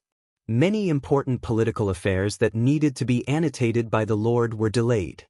Although he was worthy of the title of the most intelligent person in the Jing palace, it had always been taboo for counselors to overstep their boundaries. The woman sighed and said, "Young Master Lu, please come in and persuade him. His Highness has only been drinking ever since he came back. He has eaten nothing." Lu Xuan nodded and walked up the stairs. The woman followed him closely.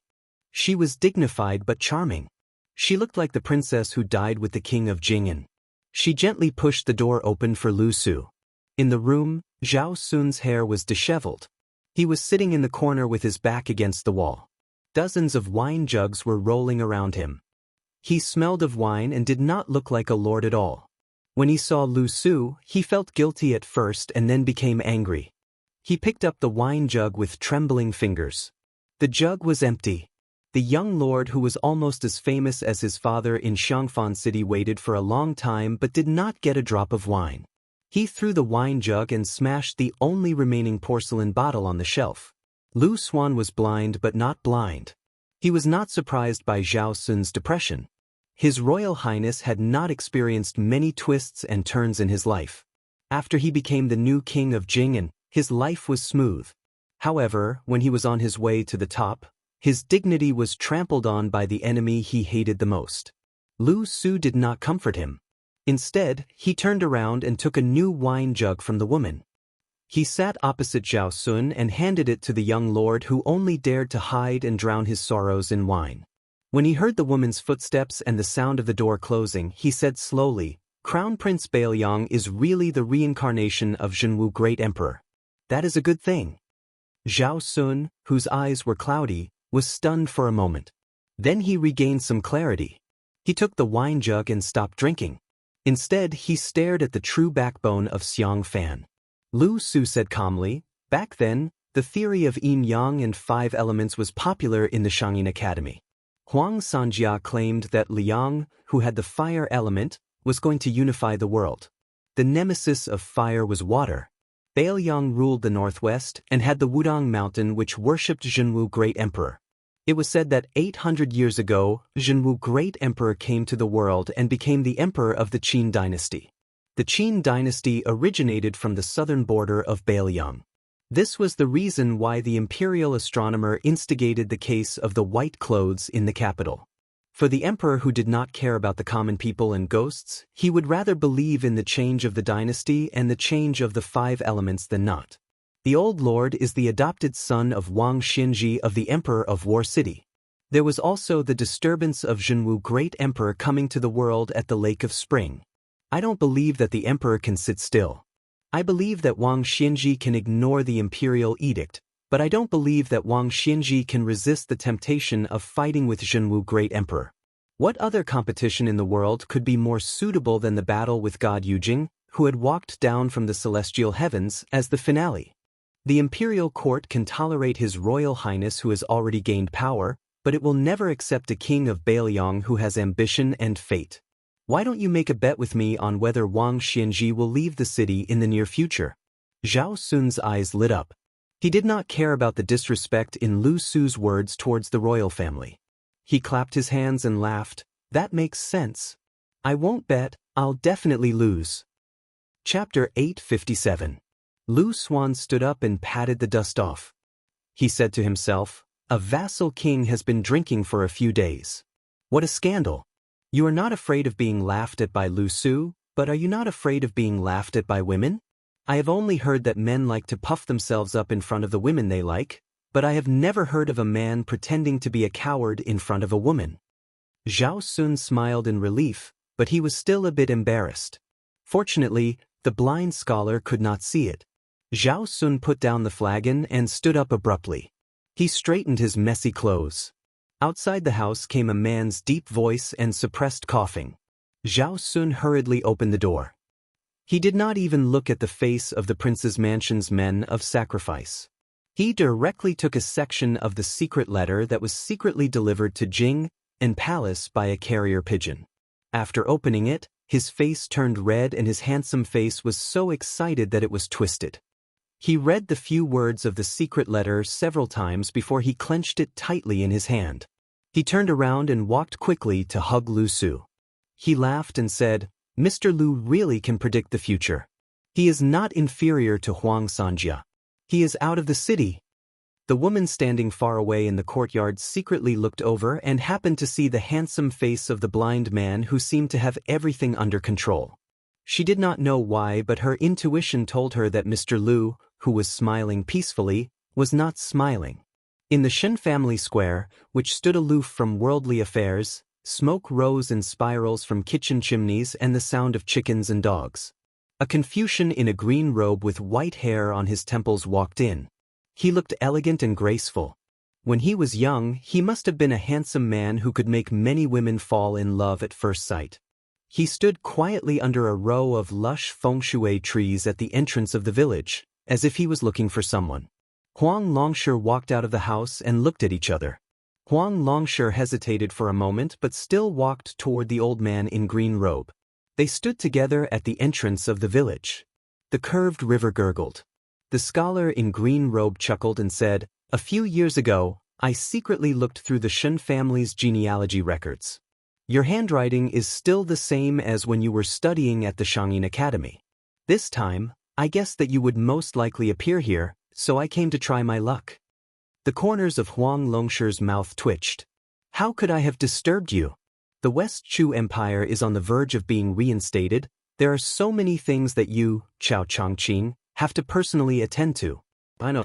So it's old monster Wang who has left Martial Emperor City and returned to the Jianghu. But since it was this old monster who was going to deal with that pitiful worm, even if you, Chao Zhangqing, were a saint, you still wouldn't be able to stop him. Unless Deng Tea returns from the Eastern Sea, and if he is willing to join hands with you to resist the enemy. However, if you really anger Wang Xianji, no matter who he wants to kill, even the Heavenly King can't do anything about it. Even such a monster that appears only once every 500 years is qualified to fight with Ancestor Lu." Chao Changqing smiled and asked, "If I join Luo Yang, we can't protect Su Fengnian?" Huang Longshi shook his head and said, "Something happened over there. Song Yanqing used the Earth Fairy sword. I thought his last 14th sword was at most a celestial phenomenon. I didn't expect him to have cramps. Master Lu Hao seized the opportunity and was very clever. Luo Yang was careless this time. If you want that kid to be safe, you can only hope that he won't have cramps like Song Yanqing and invite the Zhenwu Great Emperor's Dharmakaya after the Spring God Lake. Otherwise, even if Wang Xianji's original intention was to give face to the Zhao family's son and go out of the city to put on a show, he might be itching for a good fight. But it's easy to invite a god but hard to send one away. Not to mention that this kind of fake immortal can't withstand Wang Xianji's full attack. Even if Wang Xianji let him go, he would still make that kid lose a layer of skin. From my point of view, it's possible that someone around him will die." "Guoyang? Su Longxiang? The Su Shao?" Chao Changqing sighed and said, "Why does it sound like Zhenwu's reincarnation doesn't have any benefits?" Huang Longshi sneered and said, "It's a broken business that's destined to lose money. Look at that kid in the past 20 years. Who around him has it easy? If there's really such a thing as the reincarnation of a celestial being, then Zhenwu's incarnation of the Great Qin dynasty 800 years ago was born. Now, not to mention Zhenwu Great Emperor, even if the three old masters sitting in the Three Pristines Hall came down to the mortal world, they wouldn't be of any use. Because it's against the law of heaven, they would still be suppressed by the Zhao family. Only after 300 years and 14 years later, will..." Chao Changqing smiled and asked, "Will what?" Huang Longshi sneered and said, "You'll know when you live for another 300 or 400 years. Chao Changqing smiled and said, "No matter what happens in the next few hundred years, living in the world, there are many things in the present that we should do our best without going into a dead end. Then, in the end, we'll still have a clear conscience." For the first time, Huang Longshi asked someone else a question, "What about the girl that Li Chenggang likes?" Chao Changqing joked, "Even you can't predict?" Huang Longshi said indifferently, "There are many people that I can't predict." Chao Changqing sighed and said, "The Shenwu city's killer cat, the princess and I were watching the battle. If it wasn't for the sword that went to the Shenwu city, there would be another sword that fell from the sky." Huang Longshi said, "We're just a wild old man's words. As for the Jianghu, it's just a dying flash." Chao Changqing laughed it off. A tall and sturdy old man with a head full of white hair did not take the flat road. Instead, he chose to go deep into the mountains and forests where there were few people. He only slowed down slightly when he was near the city, but he was still far faster than a horse. The old man in hemp shoes and hemp clothes stopped for the first time since he left the city in the Eastern Sea. A beautiful young woman pressed her hands on the hilt of an ancient sword that was inserted into the ground. She blocked the path of Wang Xianji from the Shenwu city. She only had the great Liang dragon sparrow. But she was facing the most powerful person in the world who had dominated the Jianghu for 60 years. Chapter 858. This chapter is a little late. The second chapter is before 12 o'clock. The third chapter is before dawn. The old man who had been in charge of the martial emperor city for 80 years looked at the great Liang dragon sparrow from the sword tomb of the Wu family and nodded. Needless to say, with just this sword he was qualified to challenge Wang Xianji's sword. Jiang and I bit her lips. She would be lying to herself if she said that she was not nervous at all.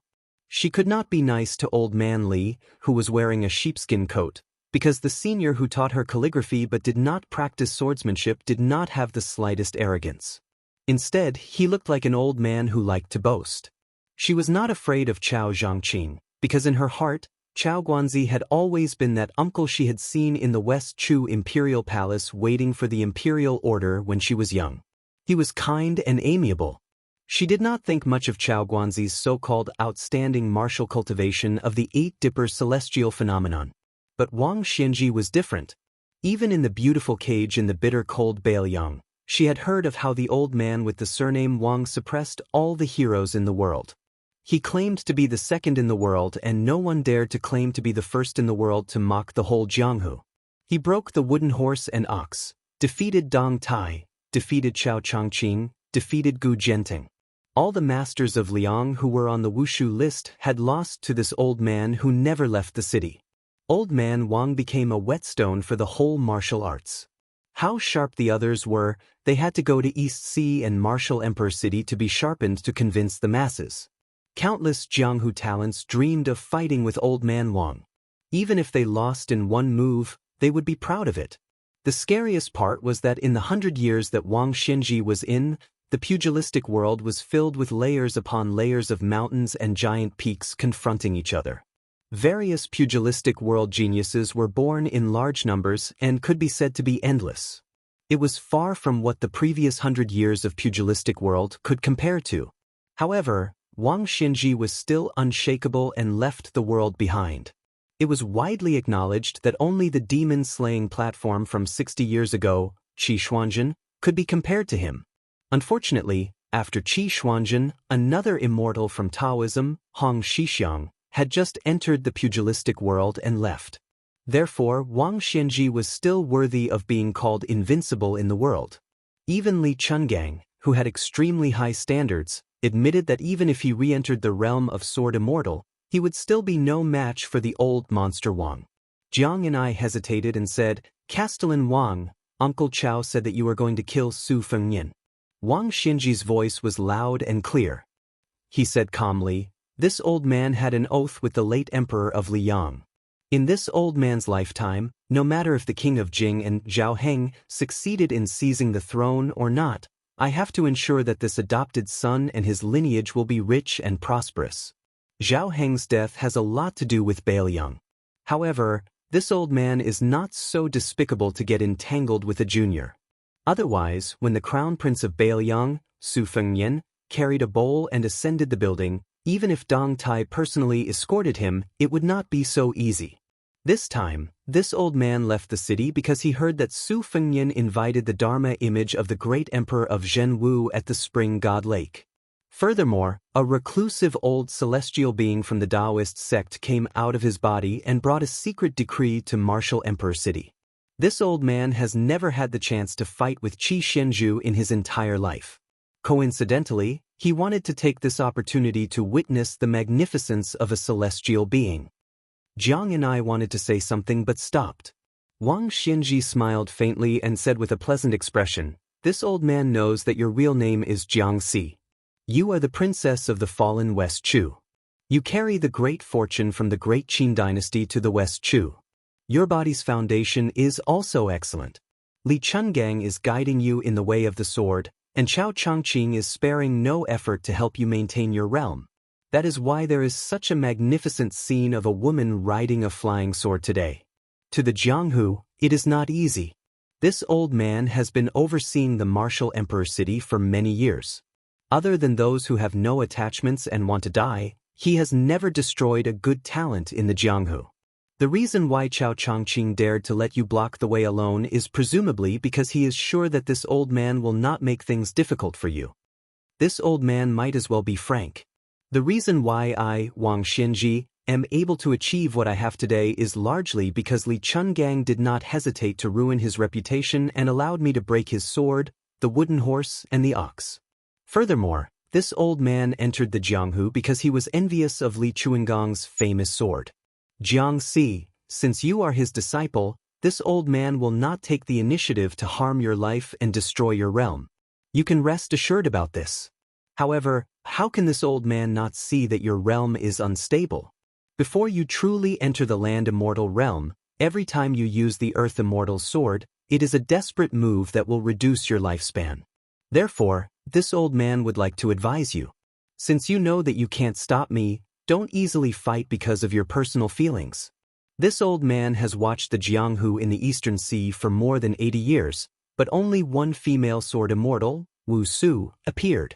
I really don't want you to die halfway. Jiang Si shook his head. Wang Xianji smiled.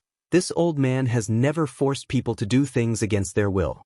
The reason why he said so much is mostly because of your relationship with Li Chungang. If you retreat without using a sword, you will definitely not be satisfied. It will also be detrimental to your sword heart. Jiang Si said seriously, I have 2 swords. Wang Xianji laughed heartily. There was actually someone in this world who dared to bargain with him. He said in a clear voice, 2 swords is fine. Let this old man see if the disciple of Li Chungang and Chao Zhangqing will disappoint with the addition of the great Liang Dragon Sparrow. Jiang Si said methodically, this year, Uncle Chao secretly took me to the Wu family's sword tomb and Dongyue sword pool. I climbed up the Wu family's sword mountain filled with famous swords and also saw the deep pool with hundreds of thousands of ancient swords. Wang Xianji was very experienced.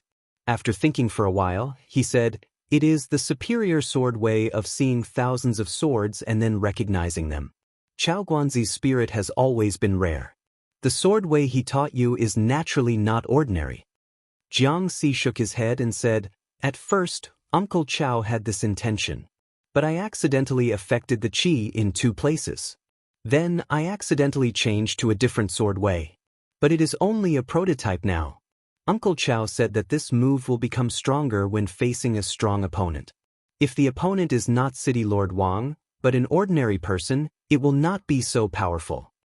Chapter 859. Wang Xianji smiled and said, little girl, you don't have to explain to this old man so clearly. This old man can't wait for someone to seriously injure this old man. When Wang Xianji said this, there wasn't the slightest bit of pretentious arrogance, because this was the principle of heaven and earth. Jiang and I blushed slightly and nodded. Jiang and I slowly closed her eyes. Her hands that were pressing on the hilt of the great Liang Dragon Sparrow sword floated up a few inches, and the famous sword was unsheathed. Wang Xianji looked up at the sky, nodded and praised, interesting. Jiang and I, who had just raised her hands, suddenly pressed down, and the great Liang Dragon Sparrow returned to the scabbard. She lightly shouted, place your piece. Place a piece on the chessboard? Where was the chessboard? What was the piece that was going to be placed on the chessboard? The majestic old man's expression remained calm, but a strange light flashed in his eyes. He had actually underestimated this girl. In his eyes, the first move of unsheathing the sword and returning it to the scabbard could be considered a small matter, but what happened next had some great significance. The clear sky was instantly cut into countless crisscrossing ravines. Thousands of sharp sword chi raged in the sky. Two mighty waves of sword chi, one from the Wu family sword tomb, the other from the Dongyue sword pool, like a black and white double line drawing a chessboard. With the sword chi as the line, with the sky as the chessboard, what a big move!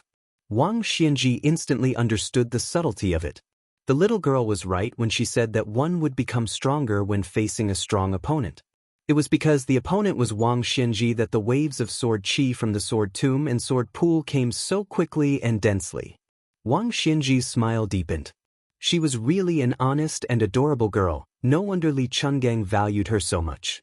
When Jiang and I uttered the two words, the sword chi in the sky was like a torrential downpour, falling down in unison. Furthermore, the falling was not without order, but all the sword chi was pointed at Wang Xianji, so much so that it seemed like a majestic tornado on land. Wang Xianji did not move, allowing the sword chi to pour down from above his head. However, the sword chi, without exception, was stirred up dozens of feet above his head. When the last sword chi dissipated, it was only 3 feet away from Wang Xianji's head. The old man in hemp shoes and hemp clothes did not move at all. Just like that, he withstood all the ancient sword chis that came from thousands of miles away with only the vigorous gang chi that flowed out of his body. Wang Xianji looked at the pale-faced young woman and said calmly, "Indeed, it is still in its infancy. This old man is looking forward to the scene of you attracting 2 real sword mountains like a swarm of locusts." Wang Xianji sighed in her heart. This woman actually had the aura of becoming the master of all the famous swords in the world. How many years had it been since he felt that the younger generation would surpass him? Wang Xianji said solemnly, "Jiang Si, this old man is very curious about your second sword." Su Fengnian's phoenix eyes, which were originally slightly feminine, turned into a strange golden color. His entire person seemed to have the aura of a monarch. He reached out his hand and grabbed Luo Yang, whose body and soul were unstable. He chuckled and said, "As long as I don't die and I don't let you go, where can you go?" 800 years ago, the necromancer who went to the sea to visit the immortals had already asked for an elixir of immortality. However, you secretly destroyed it. Do you think I don't know? I just don't want to argue with you. After saying that, Su Fengnian ignored the astonished Luo Yang. He turned his head and shook his head at the otherworldly item in the red robe on the wall. The otherworldly item instantly quieted down. Su Fengnian pressed his forehead with one hand and closed his eyes. Then, he opened them again and cleared his mind. He smiled and said something contradictory, "I'm really me. Everything comes from the same origin. I can't escape from the fate of being alone. After the time it takes to burn an incense stick, will I still be me? Will you still be you?" He pulled Luo Yang, who was crying and laughing unknowingly, and carried her on his back. Then he strode forward and chased after Lu Hao, who had fled when he saw that the situation was not good. After a few blinks of an eye, he caught up with the guard dog of the Zhao family, who was said to have been at Celestial Phenomenon for 50 years. Su Fengnian almost ran side by side with him. He smiled and said, "Lu Hao, you were very impressive when you asked 3 questions just now." Lu Hao instantly drifted more than 30 meters away. He shouted in horror and anger, "Who are you?" The golden eyes of Su Fengnian slightly narrowed his eyes and smiled. The capital of the small country where ancestor Lu lives has been shot into a hedgehog by Great Qin's crossbows. If Great Qin's elite soldiers don't die, they will destroy you all. Lu Hao was so angry that he laughed. "Su Fengnian, are you crazy?" The reason why people in Jianghu were polite to those monks and nuns was because they were afraid of their strange hands. It was the same reason why swordsmen were afraid of encountering a new sword. Unless one was an expert in martial arts, no one dared to say that they would not fail miserably at such an easy task. Lu Hao had guarded the imperial palace for 60 years and read all the martial arts manuals. It was not wrong to say that he was a frog in a well, but the well itself was almost as wide as heaven and earth. Lu Hao had seen too many amazing moves. He did not dare to be arrogant just because he had stayed at Celestial Phenomenon for a few decades. That year, when the young leader of Wudong entered and left Great Peace City as if there was no one there, he and Han Diaoxi quietly watched from afar. After weighing the pros and cons, they did not even have the desire to make a move. This year, Mount Longhu had another Zhao Ningxin, who was said to be the reincarnation of the first ancestor. However, Lu Hao's cautious nature did not mean that this old celestial phenomenon expert was a pushover. Killing a first-rank expert who was unwilling to fight to the death had always been as difficult as ascending to the heavens. Lu Hao returned empty-handed because he felt embarrassed. He felt that Su Fengnian was very familiar with unorthodox methods and was not easy to deal with. Su Fengnian was like a maggot in a corpse. He did not let Lu Hao pull away and asked with a smile, "It is said that the strong are bold. Why are you, a celestial phenomenon expert, so cowardly?" The sky above them was originally blue and cloudless. First, there were clouds, then dark clouds. Lu Hao did not say anything as he flew. Su Fengnian glanced at the sky and stopped. Lu Hao, who was like a stray dog, also stopped. His face was gloomy. "I heard that there is a sword formation called the Thunder Pool, but how can it compare to a real Thunder Pool? To deal with an otherworldly item like you, it is very effective."